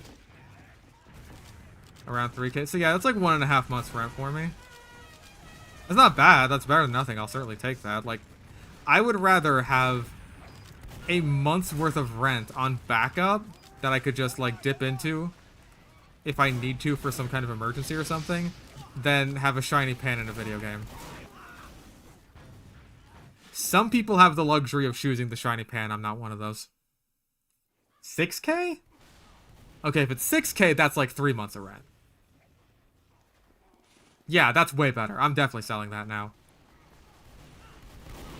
Okay, unless it's a gift. If it's a gift, then I will sell it in an emergency. And I will tell the person who gifted me beforehand.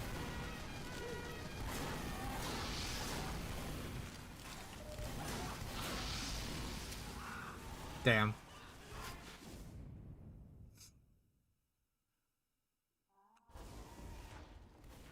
I paid $2,000 a month in rent. Yes, but I'm paying for a 2-bedroom. So that kind of factors into it at least a little bit.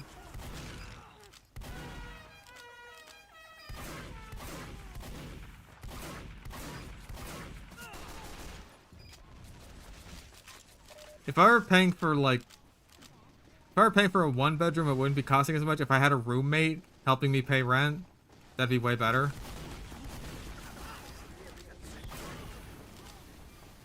But I can't really get a roommate until like all of the crap that's in here is gone, and that like all the crap in here that isn't mine, and also all the pets in here that aren't mine.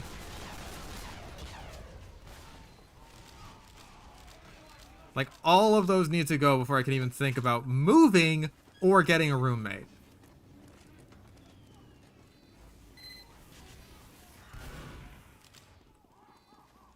Because I can't move while I have a bunch of other people's pets and garbage that isn't mine.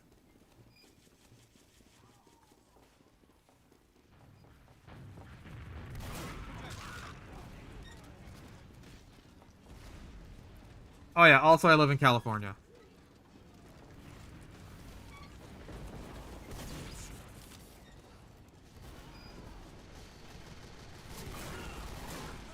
Still a crazy amount. Would you believe this is like one of the cheaper places to live in San Diego still? Even with all that context?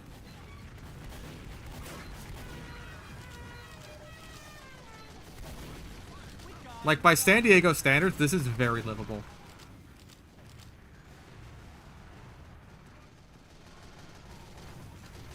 Nah, I wanted to get a fucking...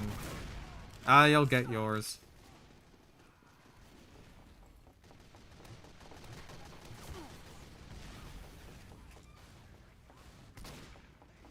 See, now they're expecting me to come from behind.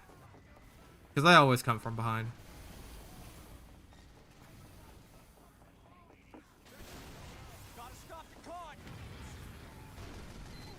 He's not expecting this. However, I wasn't expecting the furry pyro, so fair's fair.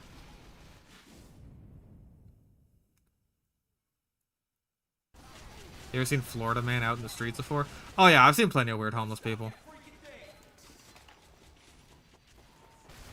Back in El Cajon, we had Suit Guy, who was this homeless dude. He had his shopping cart going around all over the place, and for some reason, he always wore like the same old kind of dirty suit. And we'd just see him walking around. That was his thing. He was the suit guy. Mostly it's just drug addicts. It's just drug addicts standing on the side of the street kind of rambling about nothing and screaming to themselves. It's not fun. It's not fun.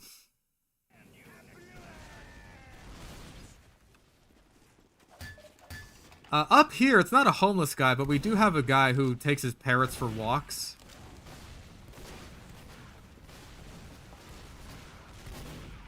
There's actually, like, not very many homeless people here at all.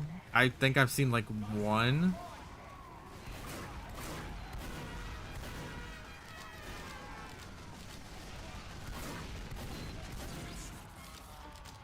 One, maybe two. So... I find that to be decently worth the property values.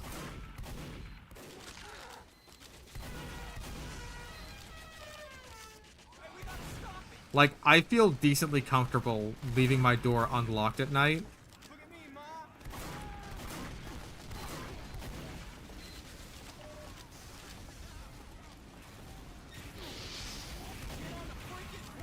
Panhandlers around here. See, I can't complain too much about those because I used to be one.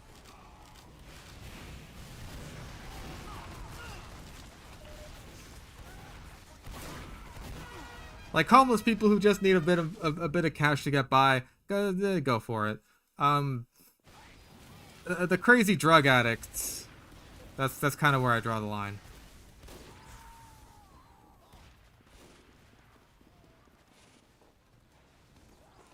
My panhandling story. There's not much of a story to tell.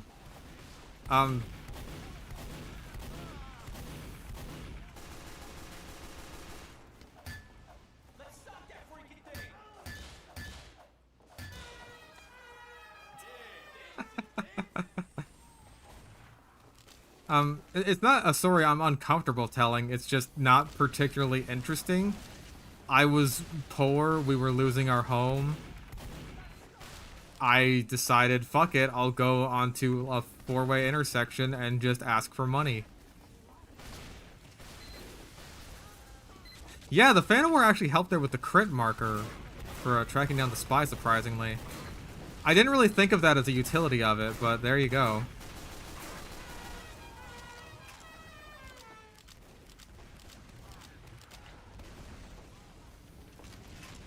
Yeah, I've been homeless a few times. It sucks. Oh, I'm burning! I'm burning! There have been times when I've had to live in just like other people's houses, which is not fun. There's been times where it's just like I'm living in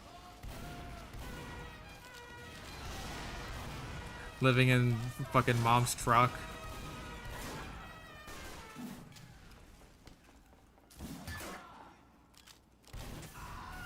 Yeah, I figured that was gonna happen, but 18 health. Okay, I helped at least. Maybe. It would have been more helpful if I just shot him. Yeah, why don't homeless people just buy a house? Are they stupid?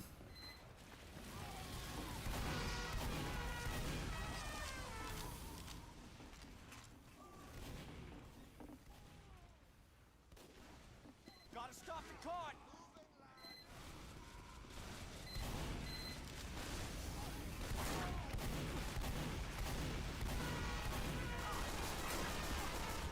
And I leave.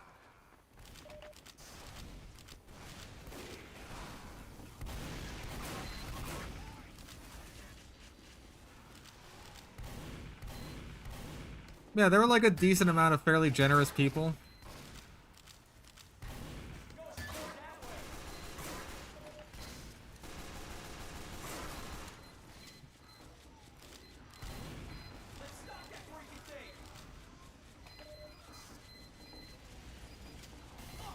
The best thing that came out of me being a panhandler was my second job that I got, because when I was a panhandler, like the main time, I guess, I did it on and off a couple of times after that, but the main time, there was this guy.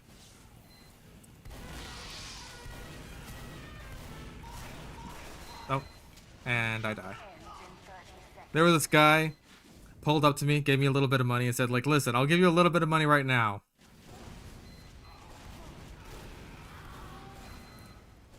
But what I can also give you is a job.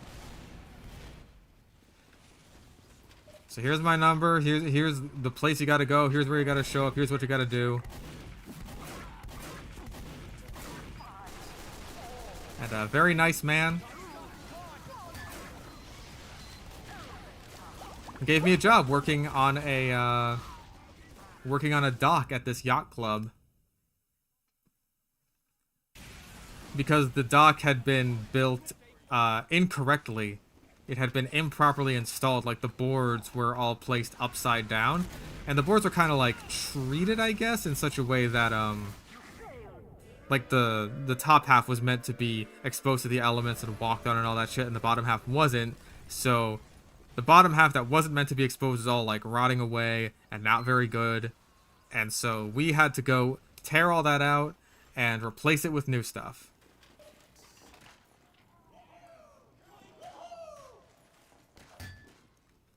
And, yeah, it was a good job. Like, it was a hard-working job. Like, my second job was essentially just being a construction worker. But I honestly enjoyed it.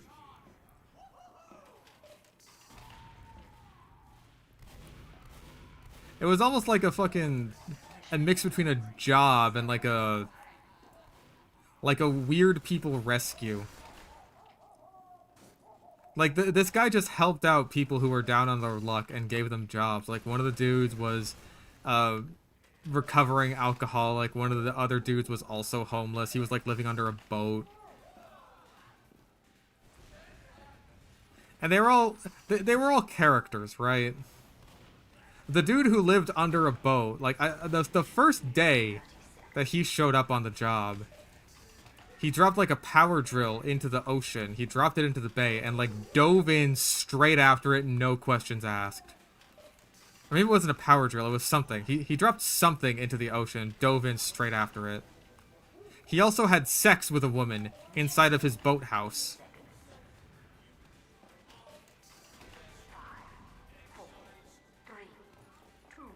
Why am I playing Scout on offense?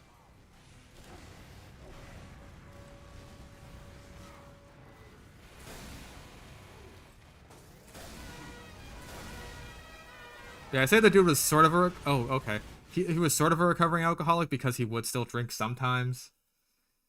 And it would honestly cause problems at work. How'd you come to know that? Was I the woman? He told us. Wasn't shy about it.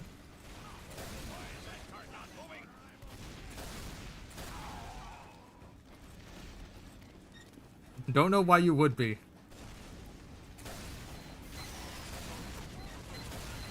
If you're as good as homeless, living under a boat, and you still manage to pull some, you fucking deserve it. Like, you've earned your bragging rights.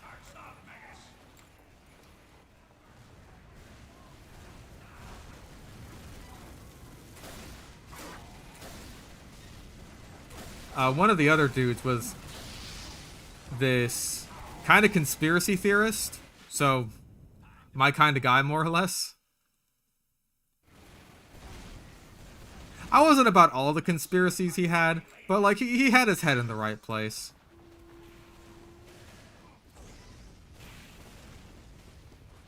He had his head and heart in the right place, and that's what matters.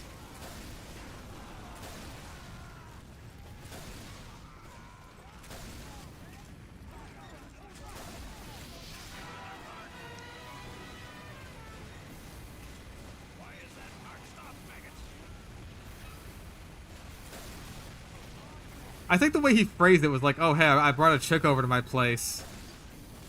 And, like, you know, we did the deed. And it's just like, I had to kind of put the two and two together there of like, what, you replaced the boat that you're living under? And he's just like, yeah.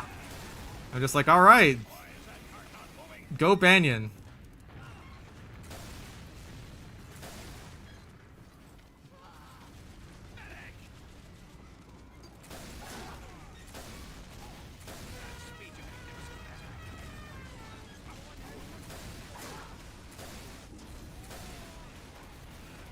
And yeah, the conspiracy theory guy, he was like this.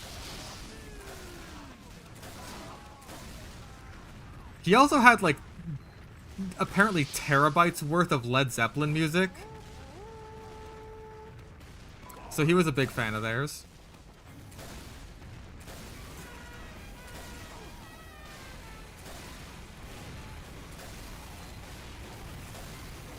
I am surprised those guys are alive in any capacity. Hello. I expected that. And yeah, it's a well-earned taunt. I have terabytes of that. I think I asked him that because it's just like, I don't think they made that much music. But apparently he had like a bunch of live performances and stuff like that and like weird obscure recordings. So it's like, fair enough. I don't think he was using Led Zeppelin as like a metaphor for something else. Cart flip.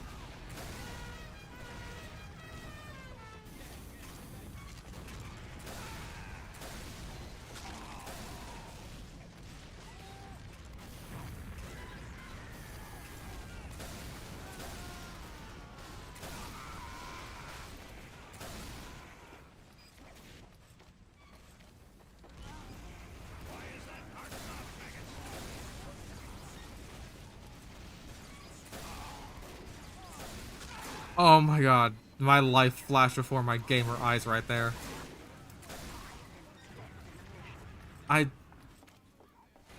This guy, he embodies the Cabernite lifestyle.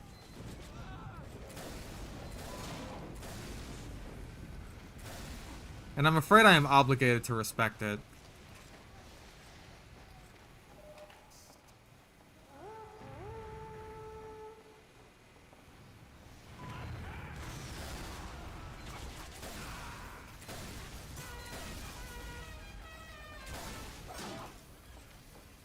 Okay, sentry is down.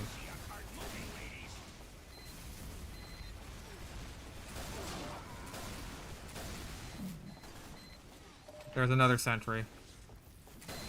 Mr. President, a second sentry has hit the Thunder Mountain.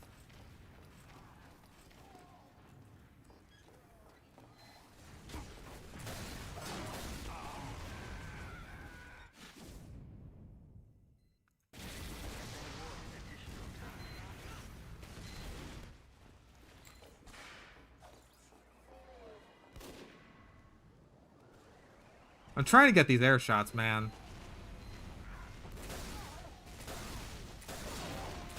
But I'm also kind of tired and feeling a little autopilot-y. Which is nothing new for my streams.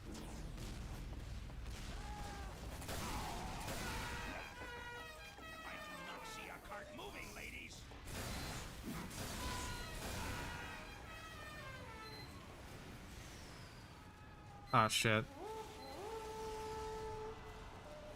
How the conspiracy theory guy feel about 9/11? I don't know, I feel like I didn't ask. I think that was before I became a truther. I think at that point I was like kind of not so much into the conspiracies. Okay, you're just doing it for being a dick now. The first shot you got was cool. That one wasn't impressive. You're just being a dick now.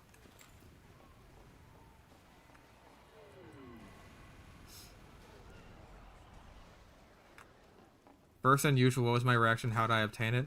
My first unusual was a molten mallard. This hat actually, the one that goes to the disciplinary action and the man treads. It was molten mallard, the flaming duck effect from the end of the line crates, and I won it in a raffle. And I was so happy because I thought, damn, I finally got an unusual. And then I got scammed out of it.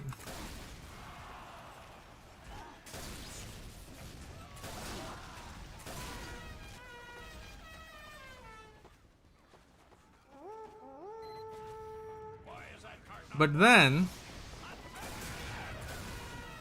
the guy who made the raffle in the first place saw that I got scammed and was like, alright, I'll give you another unusual. Don't be a fucking idiot and get this one stolen like the last one. And I was very appreciative. But not appreciative enough because I ended up selling it to get the keys to buy the sniper unusual that I have now.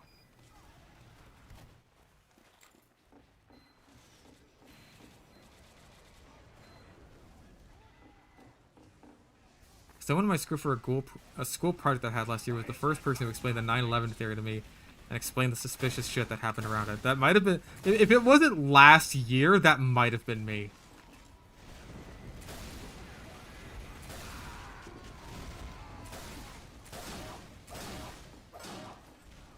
Because I did a presentation on that too for my public speaking class.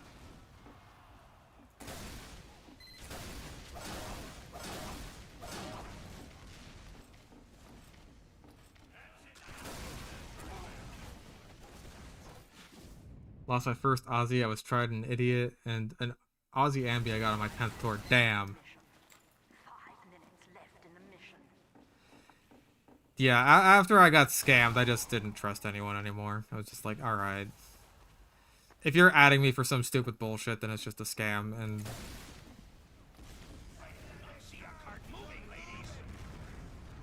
just more Jewish and better than at math. Like, listen, that...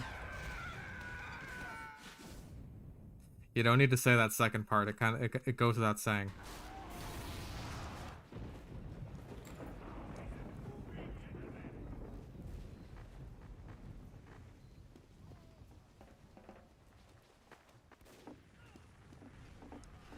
There's loads of suspicious shit around 9/11. Like, whatever you believe, whoever you believe was responsible for it, the point is, we were absolutely lied to about it. Like, whatever conclusions you want to draw from that are your own, but pretty much impossible to deny that the official story is a load of bullshit.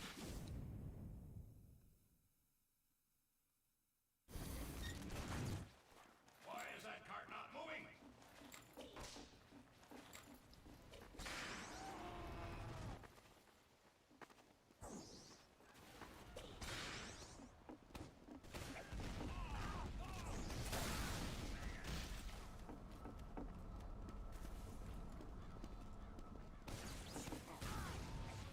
Well, thank you for taking that for me.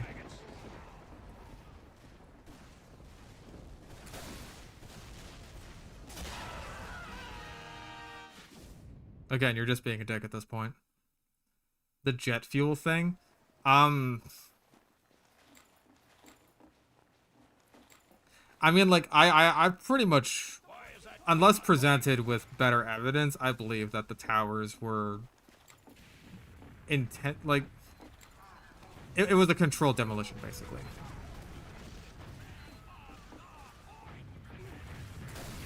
Especially when it comes to WTC 7. Like, that was 110% a controlled demolition.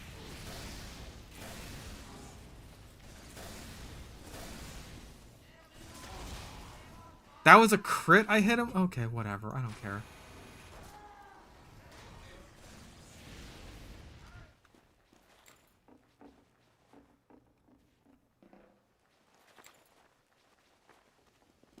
The cart needs to go forward.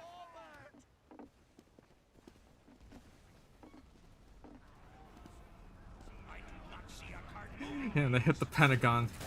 Turn on the TV, it doesn't matter what channel.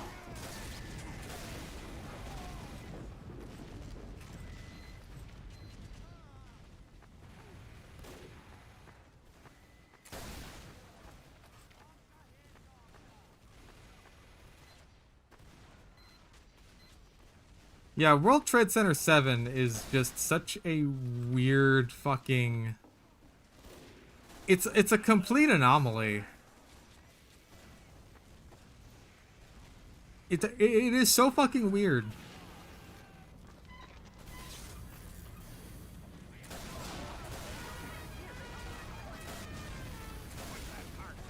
Weird little goober building that just died for no reason.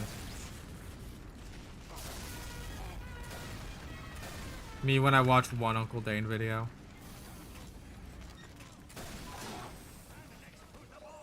Thank you for the health pack.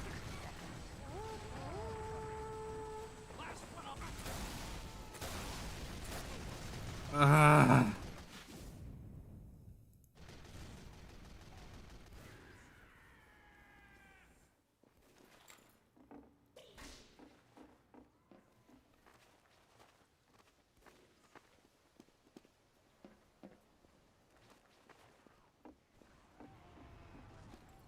do not see a cart moving, lady. Oh dear God. Yeah, this is not fun anymore. Oh Christ. Yeah, how about...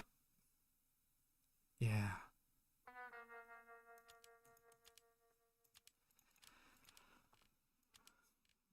Okay, well... Fuck.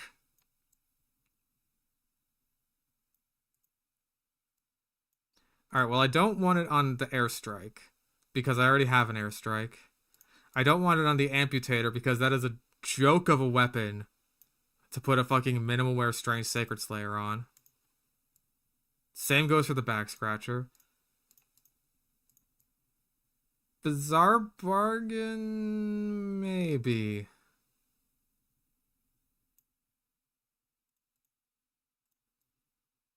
I don't really use the black box.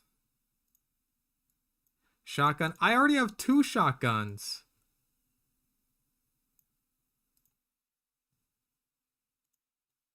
Crossbow, I got my festive one. Degrease, I already got. Detonator, I already got.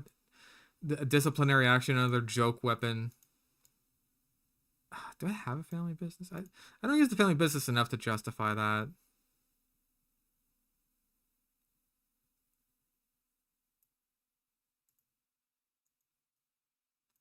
I have a grenade launcher. I have an iron bomber. I have a knife. I don't think I have a jag, but I don't think I'd put it on a jag either. Have a lock and load. I have 2 loose cannons. Oh, I made this war paint. I have a panic attack. Okay, mine at least looks usable on the Persian Persuader on minimal wear. I have a pistol. I do indeed have a strange Sacred Slayer pistol. Have a Rescue Ranger. I don't really have a reserve shooter. So I'm kind of considering it. Have a revolver. I have my Geometrical Team's minigun. And I have my Australian scattergun. I got the Raving Dead Skull Cutter. I'm not putting it on the shot. It's like soda popper, maybe. Sticky. Do I want the sticky? Do I want a sticky bomb launcher with a cool skin on it? I barely ever use the sticky launcher though.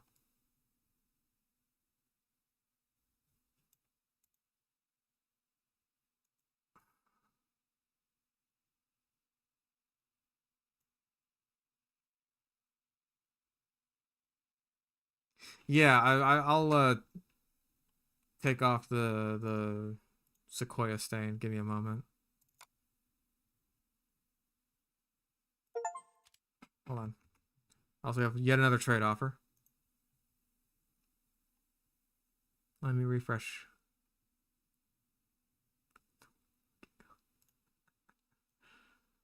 Wow.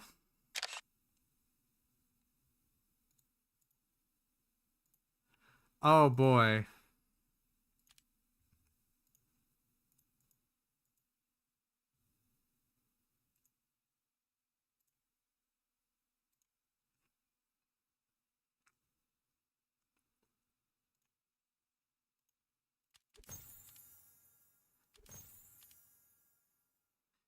Strange Factory New Sunriser.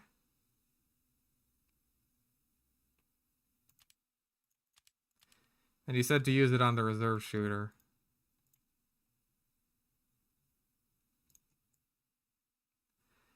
Yeah, that looks really good. Yeah.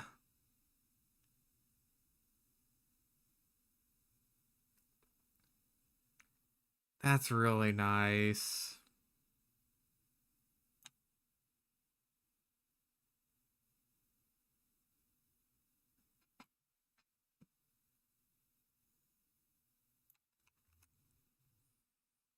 All right, well, let me take off fucking damn it. Sequoia stained.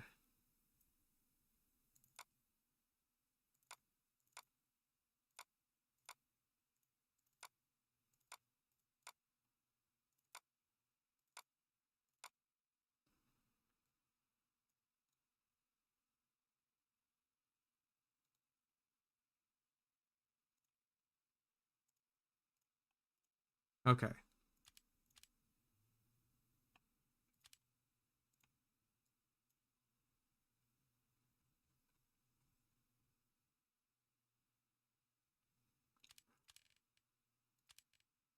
There we go.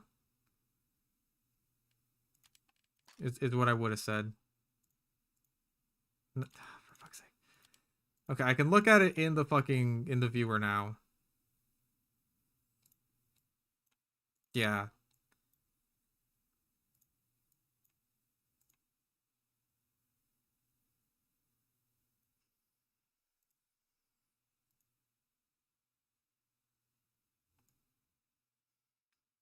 Do I put another strange sacred slayer on another pistol? It would be really funny. I don't think I will, though.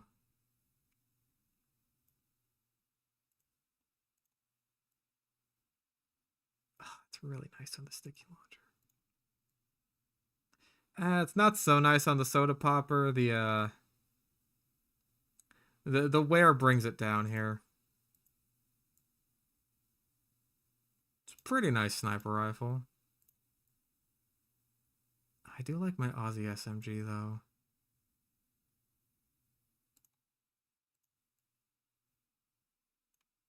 Yeah, and the wear on the shotgun's not great either. No, if I could have a fucking war paint on the direct hit, I would. It's not an option, though.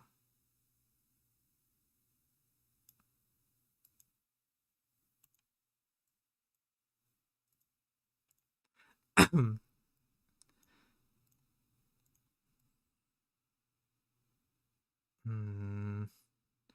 Do I like this more than my Shell Shocker?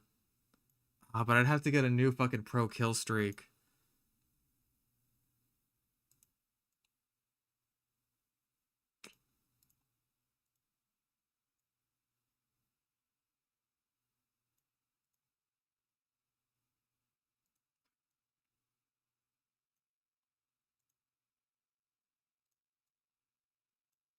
Hmm. Shell Shocker is mid? How fucking dare you?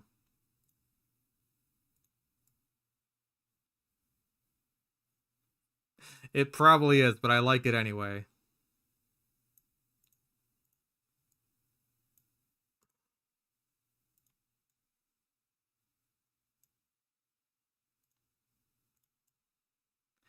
There is the holy mackerel.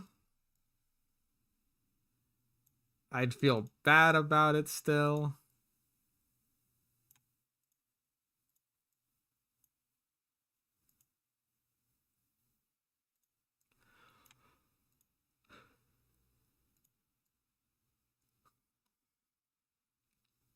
It looks kind of dumb.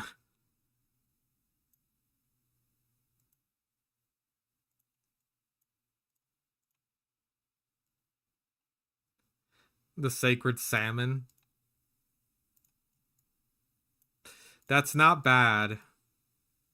Oh my god. Okay, the whip actually looks kind of good though. I can't. I couldn't possibly justify that.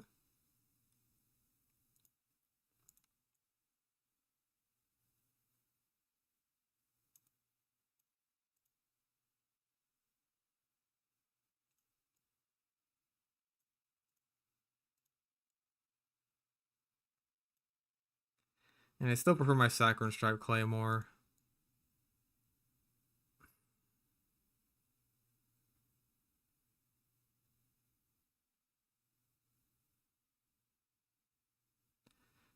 Okay, I kind of like the Brass Beast.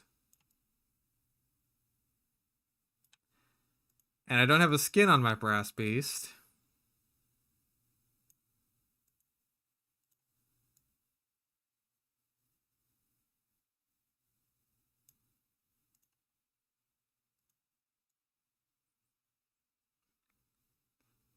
Still trying to collect a mackerel in every warpaint. Was that just a gaff? I could still do that. I'm still considering it. But I don't think I'd use the strange minimal wear one. I will get another Sacred Slayer warpaint. That isn't that it doesn't have to be strange.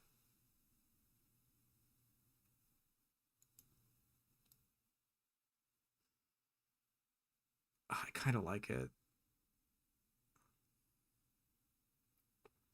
Oh yeah, and any of my war paints, if they actually get put in the game, the self-made one is going on the fish.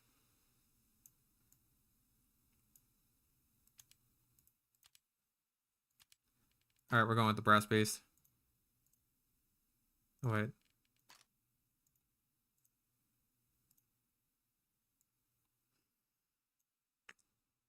Brass beast, here we go.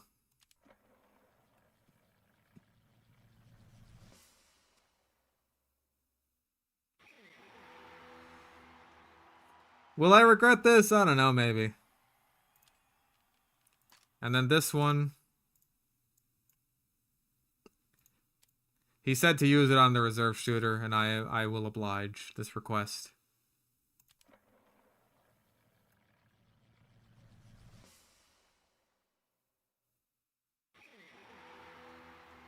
Ah.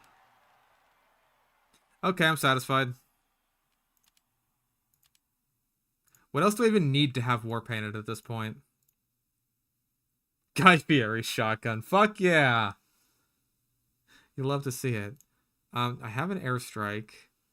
So I need an amputator, a back scratcher, a bizarre bargain, a black box. I have this. I don't want a crossbow because I've already got my festive one. I have a degreaser. Have a detonator. I need the disciplinary action, a family business, a flamethrower.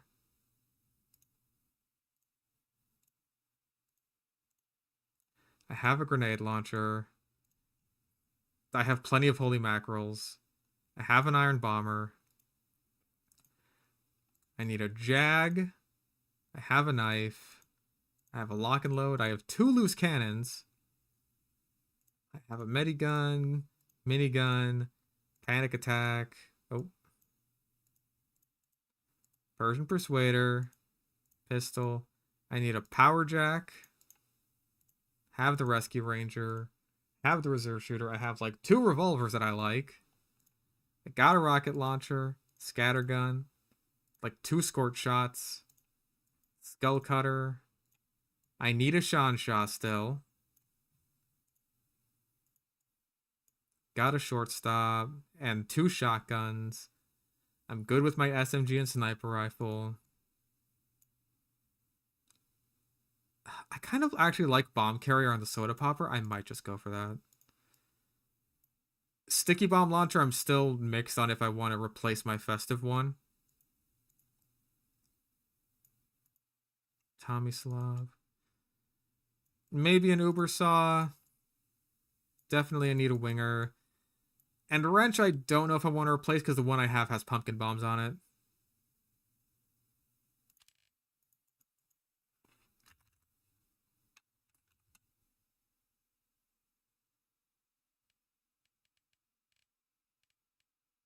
Because yeah, I was gifted this Strange Factor new bomb carrier. And I like the way it looks on the soda popper.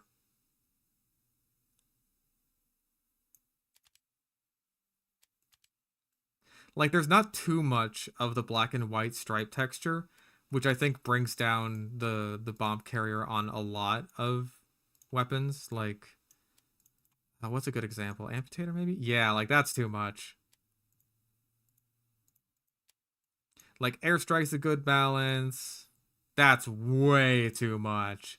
Like, look at that. That's too much.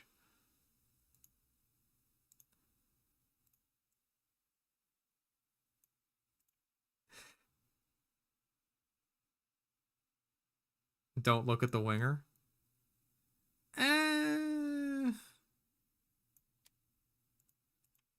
Winger's a little mishmashy.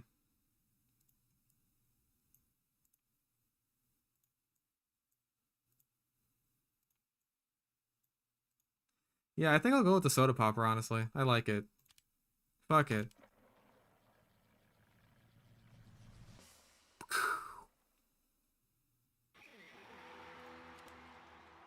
There. I've stopped being a fucking hoarder and actually used some of my war paints that I like.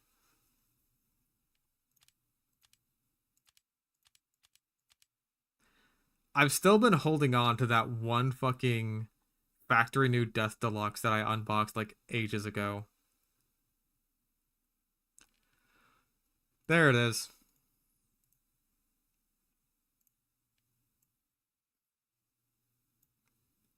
Oh, you were the one who gave the bomb carrier? Well, now I've used that too. This one also look good on the Brass Beast. Yeah.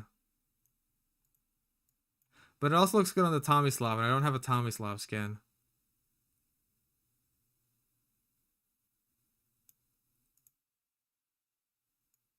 Something spy related? I mean, spy only has the revolver and knife. And... not bad, but I've already got ones that I like more. Power Jack.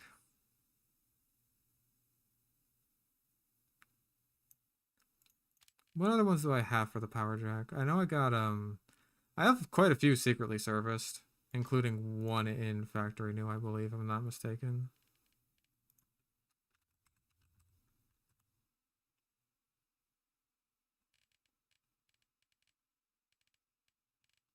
There it is.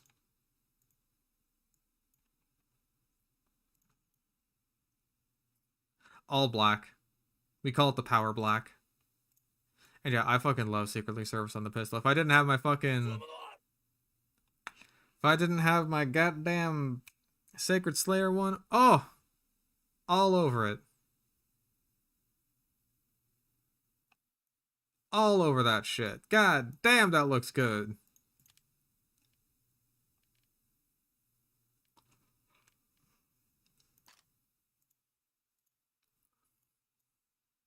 Shotgun. Shotgun also looks good. I am a fan. What about team serviced?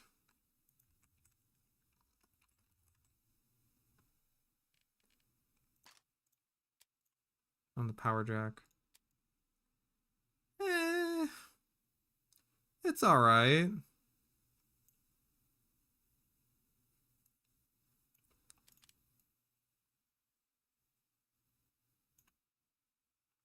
Yeah, I don't know why the alerts are so late. It's really weird. I don't get why it does that. It does give me a second chance to read through something if I accidentally miss it, though, which happens a lot.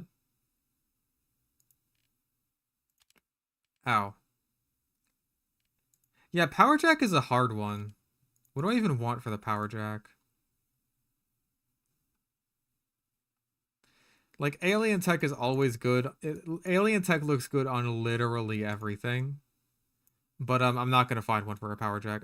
Like, even if I got a good Alien Tech, I wouldn't use it on a fucking Power Jack. T-Man secretly services me. I do remember that. And I appreciate that. Bamboo brushed is crap. Bankrolled sucks.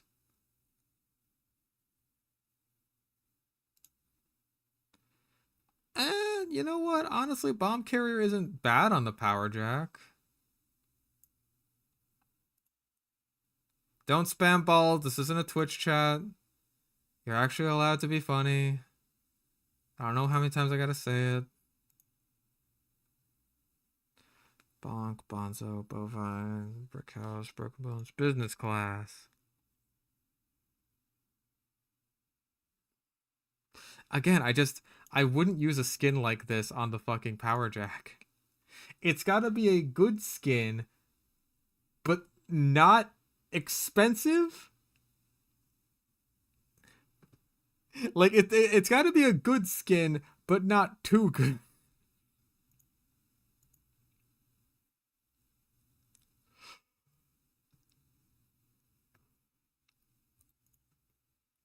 No.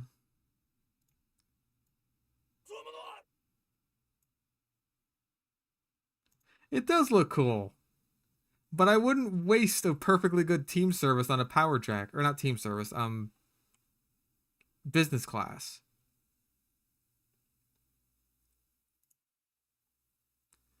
Nah.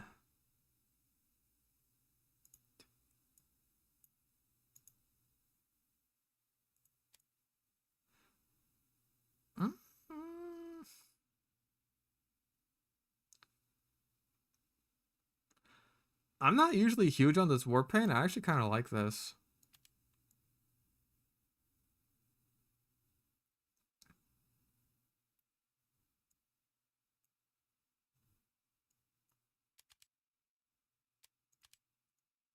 Well, if I unbox a strange deadly dragon at some point in my mountain of summer 2023 war paint cases, I'll put it on a power jack.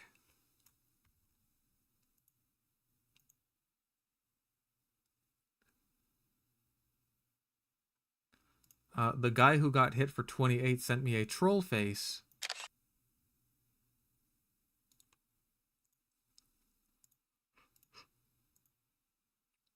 Hmm.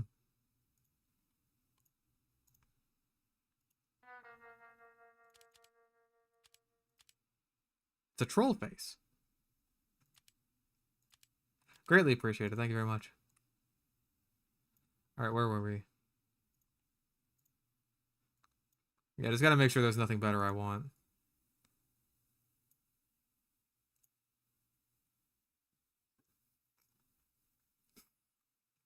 Oh, good thing we have the fucking heavy troll emote. Thank God.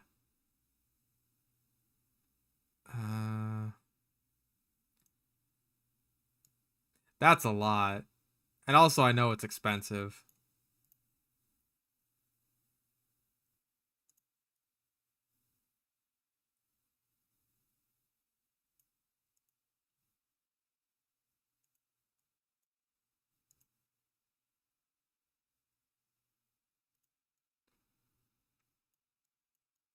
Okay, what about in like field tested? Does that still look good? Honestly, yeah. I'd be able to find a decently cheap, strange field tested geometrical teams and put that on a power jack.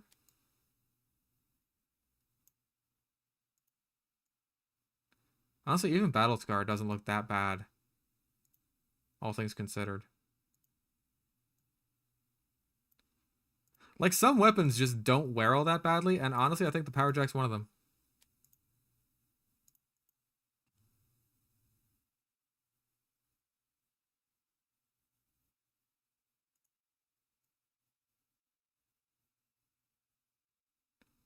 Ghoul Blaster is another one where it's kind of just like, On lower wares, it's like, I think it's too green, honestly.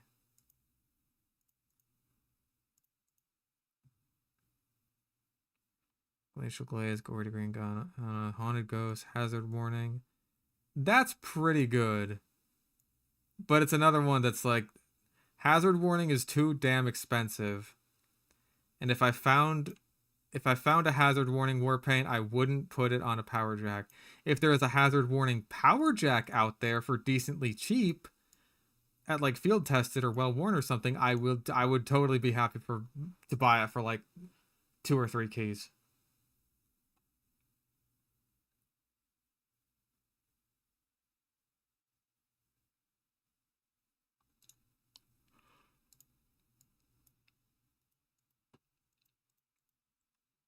Hell Driver is expensive and also kind of a lot.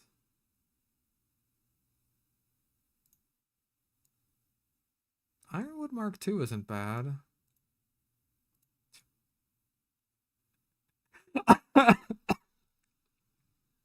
I don't think one of these exists.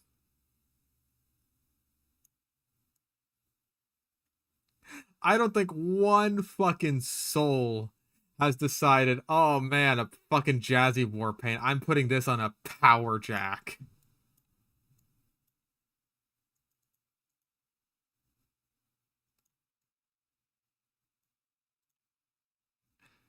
Uh, Kill and Conquer's alright.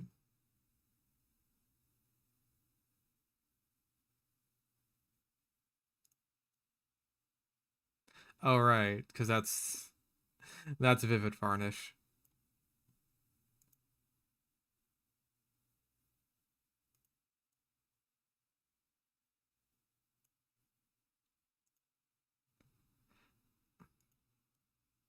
Hmm.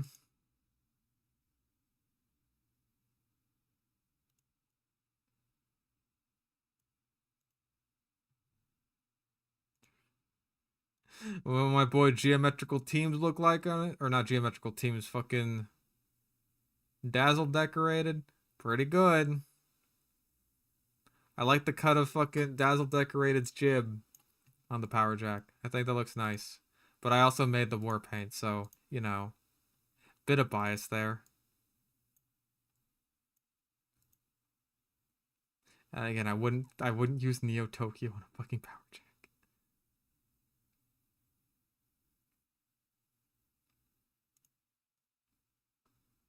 Okay, organically hell raised.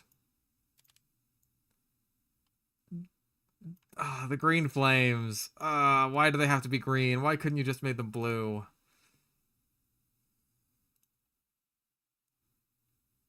Oh, right. Well, in my unbiased opinion, Soaring Eagle looks pretty good too.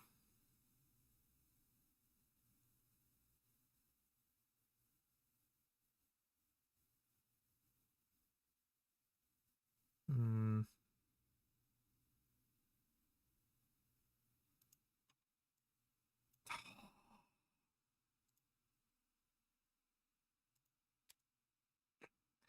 Yeah, that looks nice.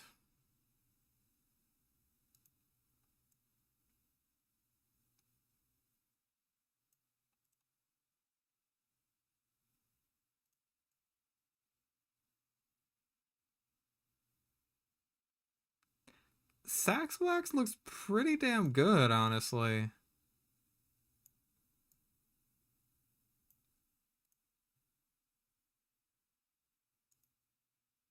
Oh, right, that's the copy-pasted skull one.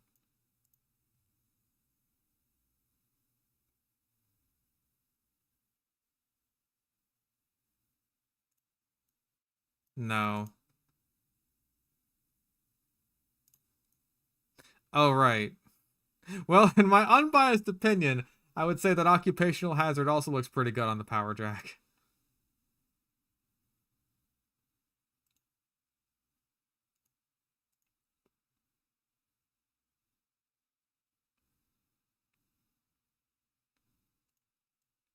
And also, in my unbiased opinion, I would say that Brass Brush looks pretty good on it.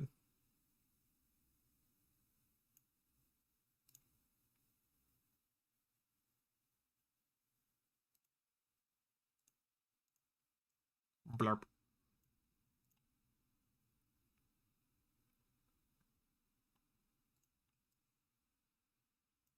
Hmm. Steel Brushed does look pretty clean, but this is like the meme war paint that everybody loves. I am not finding one of these for cheap, and I am not putting it on a power jack.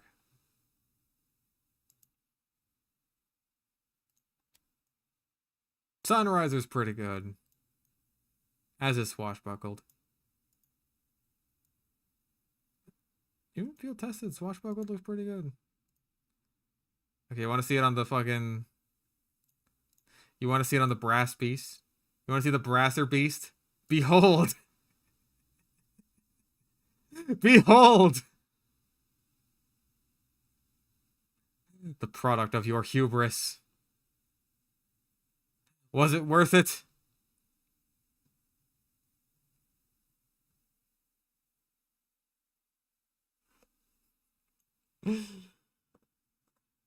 You see no difference? Good.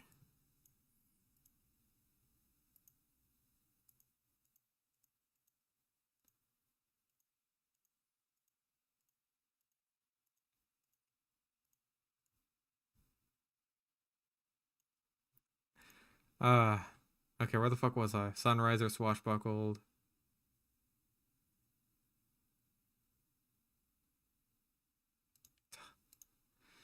Again, uranium would be awesome.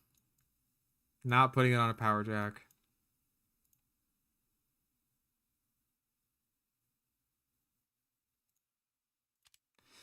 Okay, so I think it's between me unboxing a strange deadly dragon,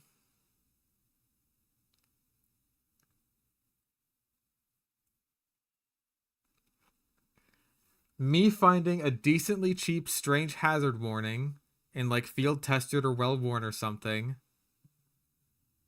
And maybe Sunriser. Actually, do I have another strange Sunriser? I do not. I have a regular minimal wear one.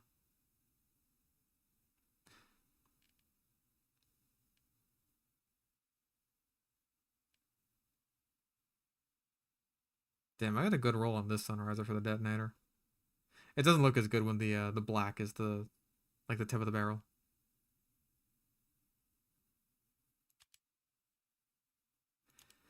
Okay. You have another stretch factor new one.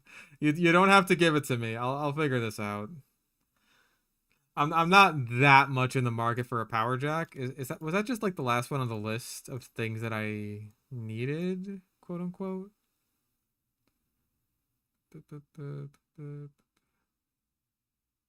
Yeah, because I'm like mixed on the sticky launcher. Well, no, there's also the winger. We'll figure it out. We turned 3 war paints into weapons this stream. We'll have time for more in the future. Okay, you're keeping that one. Okay. All right, that'll be it for this stream. I'm tired. I'm very, very tired. I'm gonna lay down or something.